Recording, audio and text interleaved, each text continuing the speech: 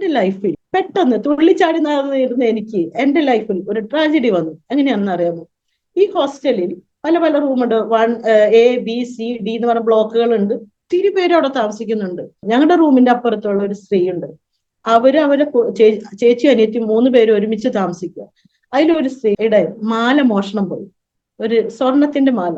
കുറച്ച് ദിവസം കഴിഞ്ഞപ്പോൾ അവർ വീണ്ടും ഞങ്ങളുടെ റൂമിൽ വന്ന് പറഞ്ഞു, നിങ്ങൾ രണ്ടുപേരും ഞങ്ങളുടെ റൂമിലേക്ക് ഒന്ന് വരണം.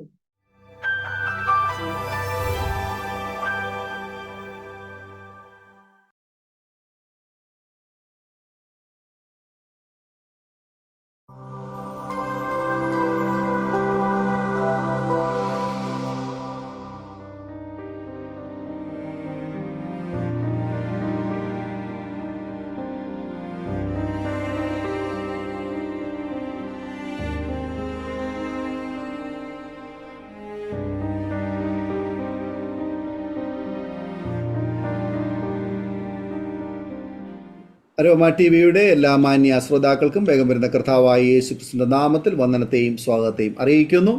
അനുഗ്രഹീതവും മനോഹരവുമായ നല്ല നിമിഷങ്ങൾക്കായി, നല്ല ദിവസത്തിനായി കർത്താവിന് സ്തോത്രം ചെയ്യുന്നു. പ്രേക്ഷകരോടൊപ്പം വീണ്ടും അനുഗ്രഹിക്കപ്പെട്ട ഒരു സാക്ഷ്യവുമായി കടന്നു വരുന്നതിൽ സ്വർഗത്തിലെ ദൈവം കൃപ ചെയ്തത് ഓർത്ത് ഞാൻ ദൈവത്തിന് നന്ദി പറയുന്നു. ഇന്ന് നമ്മൾ ക്ഷണം സ്വീകരിച്ച് നമ്മോടൊപ്പം ജോയിൻ ചെയ്തിരിക്കുന്നത് കർത്താവിൻ്റെ ദാസി സിസ്റ്റർ അനിത ശശിയാണ്. തൻ്റെ ജീവിതത്തിൽ ദൈവം ചെയ്ത ഉപകാരങ്ങൾ, നടത്തിയ വിധങ്ങൾ, ദൈവകൃപയിലായിരിക്കാൻ ദൈവം കൊണ്ടുവന്നതായ ആ വഴികളെക്കുറിച്ച് നമ്മോടൊപ്പം പങ്കുവയ്ക്കുകയാണ്. ആകയാൽ ശ്രദ്ധയോടെ സ്കിപ്പ് ചെയ്യാതെ അവസാനം വരെ ഈ വീഡിയോ പ്രാർത്ഥനയോടെ കാണുകയും കേൾക്കുകയും ചെയ്യാം. പ്രിയപ്പെട്ടവർക്ക് അപ്പോൾ തന്നെ ഷെയർ ചെയ്ത് കൊടുക്കുകയും ചെയ്യാം. നാം എല്ലാവരും പ്രാർത്ഥനയോടെ ആയിരിക്കുമ്പോൾ കർത്താവിൻ്റെ ദാസി പ്രിയ അനിത ശശിയെ തികഞ്ഞ സ്നേഹത്തോടും ആദരവോടും കൂടി അരോമ ടിവിയുടെ പ്രേക്ഷകരോടൊപ്പം സമയം ചെലവഴിക്കുന്നതിനായിട്ട് ഞങ്ങൾ സ്വാഗതം ചെയ്തുകൊള്ളുന്നു. പ്രൈസ് ലോർഡ് സിസ്റ്ററെ. Praise Lord pastor ji. ഞാൻ അനിത ശശി. ഞാൻ ജോയിൻ ചെയ്തിരിക്കുന്നത് തൃശ്ശൂർ ജില്ലയിൽ നിന്ന് മുക്കാട്ടുകര എന്ന് പറയും ഈ സ്ഥലത്ത്. അവിടെ നിന്നാണ്. എൻ്റെ ഭർത്താവ് പാസ്റ്റർ VA ശശി. എനിക്കൊരു മകളുണ്ട്, റുഹാമ, ചെന്നൈയിൽ പഠിക്കുന്നു. ആദ്യം തന്നെ ഞാൻ സർവശക്തനായ എൻ്റെ പിതാവുണ്ട്, എനിക്ക് എപ്പോഴും എന്നെ സ്നേഹിക്കുന്ന ആ പിതാവിനോട് ഭയങ്കര താങ്ക് യു പറയാം, നന്ദി. പിന്നെ എന്നെ ഏറ്റവും കൂടുതൽ സ്നേഹിക്കുന്ന എൻ്റെ കർത്താവ്, ഞാൻ കാത്തിരിക്കുന്ന എൻ്റെ കർത്താവ് യേശുവിനോട് നന്ദി പറയുന്നു. എന്നെ അവന് വേണ്ടി കാത്തിരിക്കാൻ വേണ്ടി ഒരുക്കുന്ന പരിശുദ്ധാത്മാവ്, ഞാൻ എപ്പോഴും സംസാരിച്ചു കൊണ്ടിരിക്കുന്ന വ്യക്തി, നന്ദി പറയുന്നു. പിന്നെ ഇങ്ങനെ ഒരു അവസരം ഒരുക്കി തന്ന പ്രിയ ഡാനിയൽ ജോൺ പാസ്റ്ററിനെ ഞാൻ വളരെ നന്ദി. അദ്ദേഹത്തിന്റെ പുറകിൽ ഇതിൽ പ്രവർത്തിക്കുന്ന എല്ലാ ടീം അംഗങ്ങളെയും ഒരിക്കൽ കൂടെ ദൈവം ധാരാളമായി അനുഗ്രഹിക്കട്ടെ എന്ന് ആത്മാർത്ഥമായി പ്രാർത്ഥിച്ച് നന്ദി പറയുന്നു. ആദ്യമേ തന്നെ ഒരു കാര്യം പറയട്ടെ, എനിക്ക് തന്നെ ദൈവത്തിന്റെ പ്രസൻസ് വരുമ്പോൾ എന്റെ കണ്ണ് നിറയുണ്ടോ, അത് തെറ്റിദ്ധരിക്കരുത്. അതെനിക്ക് പണ്ട് തൊട്ടേ ഉള്ളതാണ്. പലരും അത് തെറ്റിദ്ധരിച്ചിട്ടുണ്ട്. അതുകൊണ്ടാണ് ഞാൻ ആദ്യമേ തന്നെ അത് പറഞ്ഞത്. പിന്നെ 1-2 കാര്യം കൂടെ കോമൺ ആയിട്ടൊന്ന് പറയാൻ ആഗ്രഹിക്കുന്നു. ദൈവം എന്നെ പഠിപ്പിച്ച ഒരു കാര്യമാണ്. അപ്പൊ നമ്മൾ ടെസ്റ്റിമണി ഷെയർ ചെയ്യാൻ വന്നിരിക്കുന്നു. ഒരു ടെസ്റ്റിമണി എന്ന് പറയുന്നത് ഒരു വൃക്ഷത്തിന്റെ വേരുകൾ പോലെയാണെന്ന് ദൈവം പഠിപ്പിച്ചു തന്നിട്ടുണ്ട്. അപ്പൊ ഞാൻ എൻ്റെ ജീവിതത്തിൽ, നമ്മൾ ഓരോരുത്തരുടെ ജീവിതത്തിൽ ഓരോ കാര്യം പറയുമ്പോൾ, അനുഭവങ്ങൾ ഷെയർ ചെയ്യുമ്പോൾ ഓരോ വേരുകൾ നമ്മൾ മുറിച്ച് വെക്കുന്നു. അപ്പൊ നമ്മൾ തീർച്ചയായും ഉള്ള വേര് മുഴുവനും മുറിച്ച് കഴിഞ്ഞാൽ വൃക്ഷം ഉണങ്ങിപ്പോകും. അപ്പൊ അതുകൊണ്ട് തന്നെ ഒരു വേര് മുറിച്ചു കഴിഞ്ഞാൽ മുറിക്കുന്നതിന് മുൻപ് തന്നെ നമ്മൾ പ്രാർത്ഥിക്കണം പുതിയ വേരിന് വേണ്ടി. അത് എന്നെ കേൾക്കുന്ന പ്രിയ സഹോദരങ്ങൾ ഒരു അറിവിന് വേണ്ടി ഞാൻ പറഞ്ഞു എന്നുള്ളൂ, അറിയാത്തവർക്ക് വേണ്ടി. അതുകൊണ്ട് എല്ലാ വേരുകളും നമുക്ക് മുറിക്കാൻ പറ്റില്ല. അപ്പൊ ദൈവാത്മാവ് പ്രേരിപ്പിക്കുന്ന ഗൈഡ് ചെയ്യുന്ന ചില വേരുകൾ ആണ് നമ്മൾ മുറിക്കാൻ പോകുന്നത്, അല്ലെ? പിന്നെ എൻ്റെ സാക്ഷ്യങ്ങള് ബാല്യകാലത്തിൽ വെച്ച് നോക്കുകയാണെങ്കിൽ, എൻ്റെ ബാല്യകാലം എന്ന് പറഞ്ഞു കഴിഞ്ഞാൽ, ഞാനൊരു കമ്മ്യൂണിസ്റ്റ് പാർട്ടിയിൽ വിശ്വസിക്കുന്ന എൻ്റെ മാതാപിതാക്കള്, അവർക്ക് ജനിച്ചൊരു മകളാണ്. ഞങ്ങളുടെ കുടുംബം ഒരു പാർട്ടി ഓഫീസ് പോലെ എന്ന് പറയാം. ഞാനൊക്കെ ജനിച്ചു വരും, ഞങ്ങൾ നേരം വെളുക്കുമ്പോൾ കാണുന്നത് പാർട്ടിയിലെ ആളുകളൊക്കെ ആയിരിക്കും. എൻ്റെ അച്ഛൻ, അമ്മ, ഞങ്ങൾ 4 മക്കളാണ്. എൻ്റെ അച്ഛൻ ഫുൾ ടൈം ഇന്നത്തെ രാഷ്ട്രീയം പോലെയല്ല. ഇന്ന് എനിക്ക് 58 വയസ്സുണ്ടല്ലോ. അപ്പൊ അന്നത്തെ ആ 58 വർഷം മുന്നത്തെ കാര്യം നോക്കുക. എൻ്റെ അച്ഛൻ മറ്റുള്ളവർക്ക് വേണ്ടി ജീവിച്ച ഒരു വ്യക്തി, പക്ഷെ ഒത്തിരി മാതൃകയുള്ള ഒരു വ്യക്തിയായിരുന്നു. എനിക്ക് ഒത്തിരി പഠിക്കാൻ അദ്ദേഹത്തിൽ നിന്ന് കിട്ടിയിട്ടുണ്ട്. സ്നേഹം മാത്രമേ ഉള്ളൂ, ശത്രുത്വം ഒന്നുമില്ല. പിന്നെ ഞങ്ങൾ ഒത്തിരി സ്നേഹിച്ച ഒരു പിതാവ്. എൻ്റെ അമ്മ എന്ന് പറഞ്ഞാൽ എനിക്ക് അതിശയിപ്പിക്കുന്ന പോലെ ഒരു അമ്മ എനിക്ക് കിട്ടിയിട്ടുണ്ട്. കാരണം എൻ്റെ അമ്മ ഈ ഫുൾ ടൈം രാഷ്ട്രീയമായ ഒരു ഭർത്താവിനെ ഒരിക്കൽ പോലും അങ്ങനെ വല്ലപ്പോഴൊക്കെ ചെറുതായി കുറ്റം പറയുന്നല്ലാതെ അമ്മ ഫുൾ സപ്പോർട്ടായിരുന്നു എൻ്റെ അച്ഛൻ. അപ്പൊ അമ്മയുടെ വീട്ടുകാര് ദയ കൊണ്ടൊക്കെയാണ് ഞങ്ങള് ബാല്യകാലം പഠിപ്പൊക്കെ നടന്നു. കാരണം എൻ്റെ അമ്മയ്ക്ക് ആങ്ങളമാരില്ലാത്തത് കൊണ്ടും എൻ്റെ അമ്മ മൂത്ത മകളായതുകൊണ്ടും അവരുടെ പേരൻസിന് അത്യാവശ്യം കൃഷിയും കാര്യങ്ങളും ഇത്തിരി ഒക്കെ ഉള്ളത് കൊണ്ട് അപ്പൊ ഇൻകം ഒക്കെ അങ്ങനെ ഉണ്ടായതുകൊണ്ട് ഞങ്ങൾക്ക് പുസ്തകം വാങ്ങാനും പല കാര്യങ്ങൾക്കൊക്കെ തരുമായിരുന്നു. കൂടെ കൂടെ അച്ഛനെ പറ്റി അവർ ഇങ്ങനെ കുറ്റപ്പെടുത്തൊക്കെ ചെയ്യുമായിരുന്നെങ്കിലും ഞങ്ങളുടെ കാര്യങ്ങൾ ഇങ്ങനെ കടന്നു പോകുമായിരുന്നു. ഞങ്ങൾ ദൈവത്തിന്റെ കൃപ കൊണ്ടെന്ന് പറയാം 4 പേരും പഠിക്കാൻ കുഴപ്പമില്ലാതെ പഠിച്ചുകൊണ്ടിരുന്നു. അതിൽ ഏറ്റവും ബ്രില്യന്റ് ഞാൻ 3ാമത്തെ ആളാണ്. എൻ്റെ മൂത്തത് 2 ചേട്ടന്മാരുണ്ട്. അതിലത്തെ 2ാമത്തെ ചേട്ടൻ എല്ലാം ബ്രില്യന്റ്. അപ്പൊ ഞങ്ങൾക്കൊക്കെ ഭയങ്കര പ്രതീക്ഷയായിരുന്നു ആള്. അപ്പൊ ഞങ്ങളുടെ കുടുംബം ഒരു രാഷ്ട്രീയം എന്ന് പറഞ്ഞ പാർട്ടി ഒരു ജാഥയ്ക്ക് അത് അങ്ങനെയൊക്കെ പോലെ വിളിച്ചു പറയാനൊക്കെ പോലും എപ്പോഴും എൻ്റെ അച്ഛൻ അതിന് അമ്മ അതിലിറങ്ങി, മൂത്ത ബ്രദർ ഇറങ്ങി, 2ാമത്തെ ബ്രദർ ഇറങ്ങി, ഞാനും അതിൽ പങ്കെടുത്തിട്ടുണ്ട്. എന്നൊരു അച്ഛൻ പറയായിരുന്നു, ഒരു നേതാവിന്റെ പേര് ഞാൻ പറയാൻ ആഗ്രഹിക്കുന്നില്ല, ഒരു സ്ത്രീ നേതാവ്, അതുപോലെ എൻ്റെ മകളെ ആക്കും എന്ന് പറയായിരുന്നു. അപ്പൊ ഞാൻ സ്കൂളിലൊക്കെ എൻ്റെ മൈൻഡിലും ഇങ്ങനെ ഒരു രാഷ്ട്രീയത്തിന്റെ ഒരു ഇതുകളൊക്കെ ഉണ്ടായിരുന്നു. ഉറക്കെ എൻ്റെ ഫുൾ സൗണ്ടില് എനിക്ക് വിളിച്ചു പറയാൻ കഴിവുള്ളതുകൊണ്ട് വല്ലോടത്ത് സമ്മേളനം ജാഥക്ക് പറഞ്ഞ അനിതയെ വിളിക്കും, മോളെ വിളിക്ക്, ഞാൻ അതിന് തയ്യാറായി. എനിക്ക് നല്ല മെമ്മറി പവർ ഉണ്ട്, എനിക്ക് നോക്കിയൊന്നും വായിക്കണ്ട, ഒക്കെ ഇങ്ങനെ കാണാപ്പാടം പഠിച്ചു വെച്ച് ഉറക്കെ ഫുൾ സൗണ്ടിൽ ചെയ്യുമായിരുന്നു. ഇതായിരുന്നു. കൂടുതൽ അധികം ഞാൻ പറയാൻ ആഗ്രഹിക്കുന്നില്ല. അതിലൊരു ഇൻസിഡന്റ് ഞാൻ പറഞ്ഞു തരാം. ഇനി ആദ്യം തന്നെ എന്റെ സാക്ഷ്യത്തിലേക്ക് ഇറങ്ങാൻ മുന്നേ ഒരു കാര്യം ഞാൻ വിട്ടുപോയി പറയാൻ. അതായത് ഇന്ന് ഞാൻ എൻ്റെ സാക്ഷ്യങ്ങള് ദൈവത്തിന്റെ വചനം നമ്മളെല്ലാവരും വചനം അറിയുന്നവർക്കറിയാം, ലോകസ്ഥാപനത്തിന് മുൻപ് തന്നെ നമ്മൾ തെരഞ്ഞെടുത്തു. അപ്പൊ ലോകസ്ഥാപനത്തിന് മുന്നേ തെരഞ്ഞെടുത്തു എന്നുള്ള സത്യം നമുക്ക് അന്നൊന്നും അറിയില്ലായിരുന്നല്ലോ, ഇപ്പൊ നമുക്കറിയാം. അപ്പൊ ഞാൻ ആ വെളിച്ചത്തിലാണ് എൻ്റെ സാക്ഷ്യം പറയാൻ ആഗ്രഹിക്കുന്നത്. അപ്പൊ ലോകസ്ഥാപനത്തിന് മുൻപ് തെരഞ്ഞെടുത്ത ഒരു വ്യക്തിക്ക് ആ വ്യക്തിയെ ഈ ലോകത്തിൽ നിന്ന് മാറ്റിക്കളയാൻ എപ്പോഴും ഒരു അന്ധകാര ശക്തി ശ്രമിച്ചുകൊണ്ടിരിക്കും. അന്നൊന്നും നമുക്കറിയില്ലായിരുന്നു. ഈ സത്യത്തിലാണ് ഞാൻ എൻ്റെതായ ഒരു വാക്ക് പോലും ഉയരുതെന്ന് ആഗ്രഹിക്കുന്നു. ഞാൻ യേശു എൻ്റെ ഭർത്താവ് എന്ന് തന്നെയാണ് വിളിക്കുക, എൻ്റെ ജീവനാണ്. അപ്പൊ എൻ്റെ ആ ഭർത്താവിനെ ഉയർത്താനാണ് ഞാൻ വന്നിരിക്കുന്നത്. അദ്ദേഹം പഠിപ്പിച്ചു തന്ന പല കാര്യങ്ങൾ. അപ്പോ ചെറുപ്പത്തിലുണ്ടായ ഒരു ഇൻസിഡന്റ് ആണ് അത്. കുറച്ച് വർഷങ്ങൾക്ക് ശേഷം ദൈവത്തിൽ വന്നതിന് ശേഷം ദൈവം എന്നെ അത് ഓർമ്മിപ്പിക്കും. എന്താണെന്ന് ഞാൻ പറഞ്ഞു തരാം. ഞങ്ങളുടെ വീട്ടിൽ അന്ന് കമ്മ്യൂണിസ്റ്റും കോൺഗ്രസും ഒക്കെ ഭയങ്കര ഫൈറ്റിംഗ് നടക്കുന്ന സമയം, ഇന്നത്തെ പോലെ അല്ല. RSS BJP ഒക്കെ വളരെ കുറച്ച്. അപ്പൊ നമ്മുടെ വീട്ടില് എൻ്റെ അച്ഛൻ, ഈ നിങ്ങൾ കേട്ടിട്ടുണ്ടോ നിങ്ങൾക്ക് അറിയോന്ന് അറിയില്ല, എനിക്കറിയില്ല അതൊക്കെ, ഈ പാവപ്പെട്ടവർക്ക് വീടൊന്നും ഇല്ലാത്ത പുറമ്പോക്കിൽ താമസിക്കുന്ന പാവപ്പെട്ട ജനങ്ങളുണ്ടല്ലോ, അവർക്ക് ഈ ഭൂമി, മുതലാളിമാരുടെ ഭൂമി ഇങ്ങനെ വെറുതെ കിടക്കുന്ന ഭൂമി ഉണ്ടോ, അതിന് ഇവര് കയ്യേറി എടുത്ത്, അങ്ങനെ പോലീസൊക്കെ വരും, അടിയൊക്കെ കൊള്ളണം. കുറച്ചു നാൾ കഴിയുമ്പോൾ ആ മുതലാളി ആ ഭൂമി പാവപ്പെട്ടവർക്ക് കൊടുക്കും. ഓക്കെ, പിന്നെ അവർക്ക് വീട് വയ്ക്കാൻ കൊടുക്കും. ഇങ്ങനെ എൻ്റെ അച്ഛൻ പല പ്രാവശ്യം പോലീസിന്റെ അടി കൊണ്ടിട്ടുണ്ട്, ജയിലിൽ പോയിട്ടുണ്ട്, പലതും സംഭവിച്ചിട്ടുണ്ട്. ഇതൊക്കെ ഞങ്ങൾ കണ്ട് വളർന്നവരാണ്. അപ്പൊ ഒരു പ്രാവശ്യം എൻ്റെ അച്ഛൻ ജയിലില്, എൻ്റെ 2ാമത്തെ ബ്രദർ എന്ന് പറഞ്ഞാൽ, ഞാൻ പറഞ്ഞ ബ്രില്യന്റ് ആണ്. അന്ന് ആള് വളരെ ധൈര്യശാലിയും വളരെ ഫിസിക്കലി ഒക്കെ ബോഡിയൊക്കെ നല്ലതും. ആരെങ്കിലും എന്തെങ്കിലും പറഞ്ഞാൽ തിരിച്ച് ആളെ ഉപദ്രവിക്കാതെ വരില്ല. വെറുതെ വഴക്കാളിയല്ല, പക്ഷെ ആള് ഇങ്ങനെ തല്ല് കൊണ്ടുവരില്ല. അപ്പൊ അന്നൊരു ദിവസം ആ ബ്രദർ ഇതുപോലെ ജാഥ എന്തോ സമരം വന്നപ്പോ വഴക്കിട്ടു. പുള്ളി രാത്രിയായപ്പോ പുള്ളിയെ കാണാനില്ല. മൂത്ത ബ്രദറിന് വിഷമായി, ഈ ആളെ എവിടെ ഒളിച്ചിരിക്കുന്നു എന്ന് അറിയാൻ പോയി. അതായത് ഞങ്ങളുടെ വീട്ടിൽ അമ്മയും ഞാനും എൻ്റെ ഇളയ അനിയത്തിയും, എന്നെക്കാളും 5-6 വയസ്സ് 5-5.5 വയസ്സ് താഴെ ഉണ്ടാവുള്ളൂ. അവൾ പാല് കുടിക്കുന്ന പ്രായം. രാത്രിയെ ഞങ്ങളുടെ ഓപ്പോസിറ്റ് പാർട്ടി അവര് ബഹളം ഉണ്ടാക്കി വന്നു. ഓടിട്ട ചെറിയ വീടാ, കല്ലേറ് തുടങ്ങി, ബഹളം ഉണ്ടായി. ഞാനിങ്ങനെ കരഞ്ഞുകൊണ്ടിരുന്നു. എൻ്റെ അമ്മ നല്ല ധൈര്യശാലി അമ്മയാണ്. എൻ്റെ അമ്മ കുഞ്ഞുവാവയെ ഇങ്ങനെ പിടിച്ചിട്ടുണ്ട്, എന്നെ ചേർത്ത് നിർത്തി.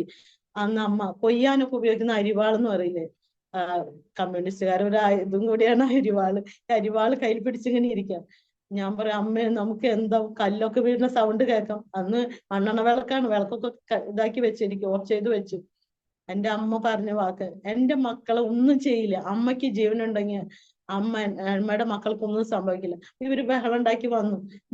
പിന്നെ എപ്പോഴും ഞാൻ കിടന്നുറങ്ങി. നേരം വെളുത്തപ്പോ ഞാൻ കണ്ടു ഞങ്ങളുടെ മുറ്റത്തുള്ള ഈ മൈലാഞ്ചി ചെടി, ചെമ്പരത്തി ചെത്തി, ഇങ്ങനത്തെ ചെടികളെല്ലാം വാഴയൊക്കെ വെട്ടി മുറിച്ചിട്ടിരിക്കുന്നു. ഈ ഇൻസിഡന്റ് ഞാൻ എന്തുകൊണ്ട് ഇപ്പൊ പറയാൻ കാരണം എന്ന് വെച്ചാൽ, കുറെ വർഷങ്ങൾക്ക് ശേഷം ദൈവം ഈ സത്യം മനസ്സിലാക്കി തന്നു. ദൈവം ഒരാളെ തെരഞ്ഞെടുത്താൽ ആ വ്യക്തിയെ ഈ ലോകത്തുനിന്ന് മാറ്റാൻ, അല്ലെങ്കിൽ ഈ ശത്രു ഇങ്ങനെ ശ്രമിച്ചുകൊണ്ടിരിക്കുന്നതിന്റെ ഒരു തെളിവാണത്. എന്നോട് ചോദിക്കായിരുന്നു, നീ തോന്നുന്നുണ്ടോ നിന്റെ അമ്മയുടെ ധൈര്യം കൊണ്ടാണോ നിന്റെ അമ്മയും നിങ്ങൾ 2 മക്കളും രക്ഷപ്പെട്ടത്? അല്ലെങ്കിൽ നിങ്ങളുടെ വീട് ഇത്ര കുഞ്ഞൊരു വീട്, ഒരു ചെറിയൊരു ഡോറൊന്ന് ഒരാളൊന്ന് കാലുകൊണ്ട് ചവിട്ടിയാൽ പൊളിയുന്ന ഒരു ഡോറ്, അല്ലെങ്കിൽ റൂഫ് പൊളിച്ച് വരാം, ഇതൊക്കെ ചെയ്യാൻ പറ്റും. പക്ഷെ നിങ്ങൾ ആരാ പ്രൊട്ടക്ട് ചെയ്തത്? ഞാനാണ് നിങ്ങളെ പ്രൊട്ടക്ട് ചെയ്തത്. കാരണം എനിക്ക് നിങ്ങളെ ആവശ്യം ഉണ്ടായിരുന്നു. അതാ ഞാൻ പറഞ്ഞത്. അപ്പൊ ഞാൻ അന്ന് ഈ സത്യം ഇതിന്റെ വെളിച്ചത്തിൽ പറയാൻ കാരണം, ചെറുപ്പത്തിലപ്പോ എനിക്ക് ഇടയ്ക്കിടയ്ക്ക് അസുഖങ്ങൾ വരും. എന്നാൽ എന്നിലൊരു പ്രത്യേക ദൈവം തന്നത്, ഞാൻ ഒരുപാട് സ്വപ്നങ്ങൾ കാണും. ഇങ്ങനെ ഒരു തരം സ്വപ്നം വേർഡായിട്ട് ഇങ്ങനെ ഞാൻ രാത്രി ഉറങ്ങിക്കഴിഞ്ഞാൽ എന്റെ അടുത്തേക്ക് ഒരു സാധനം ഉരുണ്ട് വരുമായിരുന്നു. ഞാൻ പേടിച്ച് കരയുമ്പോ അമ്മ പറയുന്നത് കേട്ടിട്ടുണ്ട്. ഞങ്ങളുടെ ഒരു 1 റൂം സെറ്റ് ഇന്നത്തെ നിലയിൽ പറയാം, ഒരു ഹോളും ഒരു ബെഡ്റൂം ഒരു കിച്ചൺ എത്രയേ ഉള്ളൂ. ഞങ്ങള് പറഞ്ഞില്ലേ, ഞങ്ങൾ വളരെ ഐക്യ സ്നേഹമുള്ള ഒരു കുടുംബമാണ്. എല്ലാം തുറന്നു പറയാം അങ്ങോട്ട്. അമ്മ നേരം വെളുക്കുമ്പോൾ അച്ഛനോട് പറയും, എന്റെ മോള് ഇന്നലെ ഉറങ്ങിയില്ല, ഞാൻ കൊണ്ടുപോയി അവളൊരു സ്ഥലത്ത് കൊണ്ടുപോയി. അച്ഛൻ അതിലൊന്നും വിശ്വാസമില്ല, എങ്കിലും അമ്മ പറയുന്നതിൽ ഓക്കെ എന്ന് പറഞ്ഞ് നൂല് കെട്ടാന്ന് പറയും, ജപിച്ച് കെട്ടുന്നതിലത്ത് കെട്ടി 2 ദിവസം ഓക്കെ. പക്ഷെ ഇത് ഈ ഉരുണ്ടു വരുന്ന സാധനം എന്താണെന്ന് നിങ്ങൾക്കറിയാം. ഞാൻ കണ്ടെത്തിയത് എന്താണെന്ന് അറിയുമോ? ഞാനൊരു 6ാം ക്ലാസ്സിലാണ് പഠിക്കുമ്പോൾ, ഞാൻ പഠിക്കാത്തിരി കുഴപ്പമില്ലാത്തതുകൊണ്ട് ക്ലാസ്സിൽ ഒരു ലീഡർ ആക്കിയപ്പോൾ ഒരു ദിവസം ടീച്ചർ പറഞ്ഞു, സ്റ്റാഫ് റൂമിൽ പോയിട്ട് അവൾ ചൂരൽവടിന്റെ അടുത്ത് കൊണ്ടുവരും. അവിടെ ചെന്നപ്പോണ്ട് അവിടെ ഒരു ഗ്ലോബ്, ഇന്ന് ഗ്ലോബ് എന്നാണെന്ന് എനിക്കറിയില്ല, അതിരിക്കുന്നു. ഓ, ഞാൻ പെട്ടെന്ന് എനിക്ക് സ്ട്രൈക്ക്, ഇതിന്റെ വലുതാണല്ലോ എൻ്റെ അടുത്തേക്ക് വന്നേ. അതും എൻ്റെ ഒരു വിഷനാണ്. ഈ ഗ്ലോബ് സംബന്ധമായി ദൈവം എപ്പോഴും, ഇപ്പൊ ഞാൻ മാപ്പൊക്കെ വെച്ച് നമ്മുടെ രാജ്യങ്ങൾക്ക് വേണ്ടി പ്രാർത്ഥിക്കുന്നു. അന്ന് തൊട്ടേ ദൈവം എൻ്റെ അടുത്ത് അതിങ്ങനെ കാണിക്കുമായിരുന്നു. പിന്നെ എനിക്ക് വേറൊരു കാര്യം, ഞങ്ങൾ തന്നെ പാവപ്പെട്ട രീതിയിൽ ജീവിക്കുന്നവരെ, ഞങ്ങൾ സാധാരണ ഒരു ആൾക്കാര്, ഒരു കൂലിപ്പണി ചെയ്യുന്ന മാതാപിതാക്കൾ എന്ന് കൂട്ടിക്കോ, അത്രേ പറയാനുള്ളൂ. ഞങ്ങളെക്കാളും കഷ്ടം അനുഭവിക്കുന്നവരെ കണ്ടാൽ എനിക്ക് വളരെ ദുഃഖം. തലയിൽ ഭാരം വെച്ച് കൊണ്ടുപോകുന്നവരെ കണ്ടാൽ എനിക്ക് ഭയങ്കര വിഷമം. എന്നെ എല്ലാവരും കളിയാക്കും, എന്റെ അനിയത്തി, എന്റെ കസിനുകളൊക്കെ ചിലർ കളിയാക്കും, ഇവള് വല്ല മദർ തെരേസയാണോ, മറ്റുള്ളവരുടെ ദുഃഖം കാണുമ്പോൾ എന്തുകൊണ്ട്. അതിപ്പോഴും ഉണ്ട് കേട്ടോ ആ സ്വഭാവം. ഇതൊക്കെ ചില കാര്യങ്ങൾ. പിന്നെ ഞങ്ങൾ പള്ളി സ്കൂളിലാണ് പഠിച്ചുകൊണ്ടിരുന്നത് 10ാം ക്ലാസ് വരെ.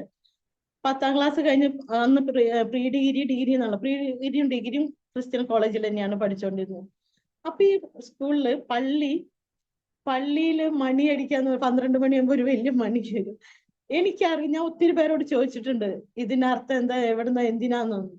ആരും എനിക്ക് ആൻസർ ഒന്നും പറഞ്ഞു. പക്ഷെ എൻ്റെ ഉള്ളിൽ ആരും പറയാ ഇത് സ്വർഗം നരകം എന്നൊക്കെ കേട്ടിട്ടുണ്ട്, ആ സ്വർഗത്തിൽ നിന്നാ വരുന്നത് പറഞ്ഞ് എന്തോ ആ പള്ളിയായിട്ട് ഒരു അട്രാക്ഷൻ എനിക്കുണ്ടാവും. ആരും കാണാതെ ആ പള്ളിയുടെ ഉള്ളിൽ പോയി ആ കുരിശിൽ കിടക്കുന്ന രൂപമൊക്കെ നോക്കിയിട്ടുണ്ട്. പക്ഷെ അതിന്റെ അർത്ഥമൊന്നും ആരും പറഞ്ഞു തന്നിട്ടില്ല. ഒരു കുട്ടി പറഞ്ഞു അവിടെ ഒരു പുസ്തകം നിവർത്തി വെച്ചിരിക്കുന്നു. അപ്പൊ ഡിക്ഷണറി ആണല്ലോ വലുത്. ഞാൻ ആദ്യമായിട്ട് കണ്ടതിന് ചേട്ടന്മാർ വലുതായപ്പോ ഡിക്ഷണറി വന്നപ്പോഴാണ് അതൊരു വലിയ പുസ്തകം കണ്ടത്. അതുപോലത്തെ ഒരു പുസ്തകം ആ പള്ളിയിൽ തുറന്നു വെച്ചിരിക്കുമ്പോ കണ്ടിട്ടുണ്ട്. അപ്പൊ അവര് പറഞ്ഞു, ഈ പുസ്തകത്തിന്റെ പേജ് എന്ന് തീരുന്നു, ഇവരിങ്ങനെ ഓരോ ദിവസം മറിച്ച് വെക്കും, ഇത്ര തീർന്നു കഴിയുമ്പോൾ ലോകം അവസാനിക്കും. അപ്പൊ ഞാൻ അത് നോക്കാൻ വേണ്ടി ഇടയ്ക്ക് പോകും, അവസാനിക്കാറായോ. അപ്പൊ ഞാൻ ചിലപ്പോ പേജ് കുറെ ബാക്കിയുണ്ടാവും, ചില ദിവസം കുറച്ചുണ്ടാവുള്ള. പക്ഷെ ബൈബിൾ പഠിച്ചു തുടങ്ങിയപ്പോഴാണല്ലോ അറിഞ്ഞത് ഇത് ബൈബിളിൽ ഒരു ചാപ്റ്റർ അനുസരിച്ചാണ് തുറക്കുന്നത്. ഇങ്ങനെയുള്ള ചില കാര്യങ്ങളുമായിട്ട് ഒരു പള്ളിയും ബൈബിളായിട്ട് ഒരു കണക്ഷൻ ഉള്ളിൻ്റെ ഉള്ളിൽ സൂക്ഷിച്ചു. കാരണം ഞാൻ ആരോട് ചോദിച്ചിട്ടും ആൻസർ ഒന്നും വലിയ കാര്യത്തായിട്ടില്ല. എന്നാൽ ഞാൻ പറഞ്ഞല്ലോ, എൻ്റെ അച്ഛൻ അമ്പലത്തിലൊന്നും പോയിരുന്നില്ല, പക്ഷെ എൻ്റെ അമ്മ പോവായിരുന്നു, ഞങ്ങളെ പറഞ്ഞു വയ്ക്കുമായിരുന്നു. പക്ഷെ എൻ്റെ അച്ഛൻ ചെയ്തിരുന്ന ചില വർക്കുകൾ എന്നെ അട്രാക്ട് ചെയ്തിട്ടുണ്ട്. മാസത്തിൽ ഒരു പ്രാവശ്യമോ അല്ലെങ്കിൽ 2 മാസത്തുമ്പോൾ ഒരു പ്രാവശ്യമോ ഞങ്ങളുടെ അവിടെ സെന്ററിൽ പോയിട്ട്, അന്ന് അങ്ങാടി എന്നൊക്കെ പറയാം, അവിടെ സെന്റർ മാർക്കറ്റ് പ്ലേസിൽ പോയിട്ട് ഭിക്ഷ യാചിക്കുന്നവരെ വിളിച്ചു കൊണ്ടുവന്നു. ഞങ്ങൾക്ക് തന്നെ, ഞാൻ പറഞ്ഞല്ലോ, ഞങ്ങളുടെ തന്നെ കാര്യം വളരെ ദയനീയാണെങ്കിലും അതിലുള്ളതിൽ അവർക്ക് ഇലയിട്ട് കൊടുത്ത് ചോറ് കൊടുക്കുന്ന ഒരു പതിവ് അച്ഛൻ ചെയ്തിരുന്നു. പിന്നെ ചെയ്തിരുന്ന ഒരു കാര്യം എന്താണെന്നറിയുമോ? ഞങ്ങളൊക്കെ സ്കൂളിൽ പോയി കഴിഞ്ഞാൽ അച്ഛനൊരു റൗണ്ട് ചുറ്റലുണ്ട് ആ ഭാഗത്തുള്ള വീടുകളിൽ, ഏതെങ്കിലും കുട്ടികൾ സ്കൂളിൽ പോവാതിരുന്നിട്ടുണ്ടോ എന്നത്. അപ്പൊ അവർക്ക് അറിയാം എന്താ പോവാതിരുന്ന, പുസ്തകമില്ല.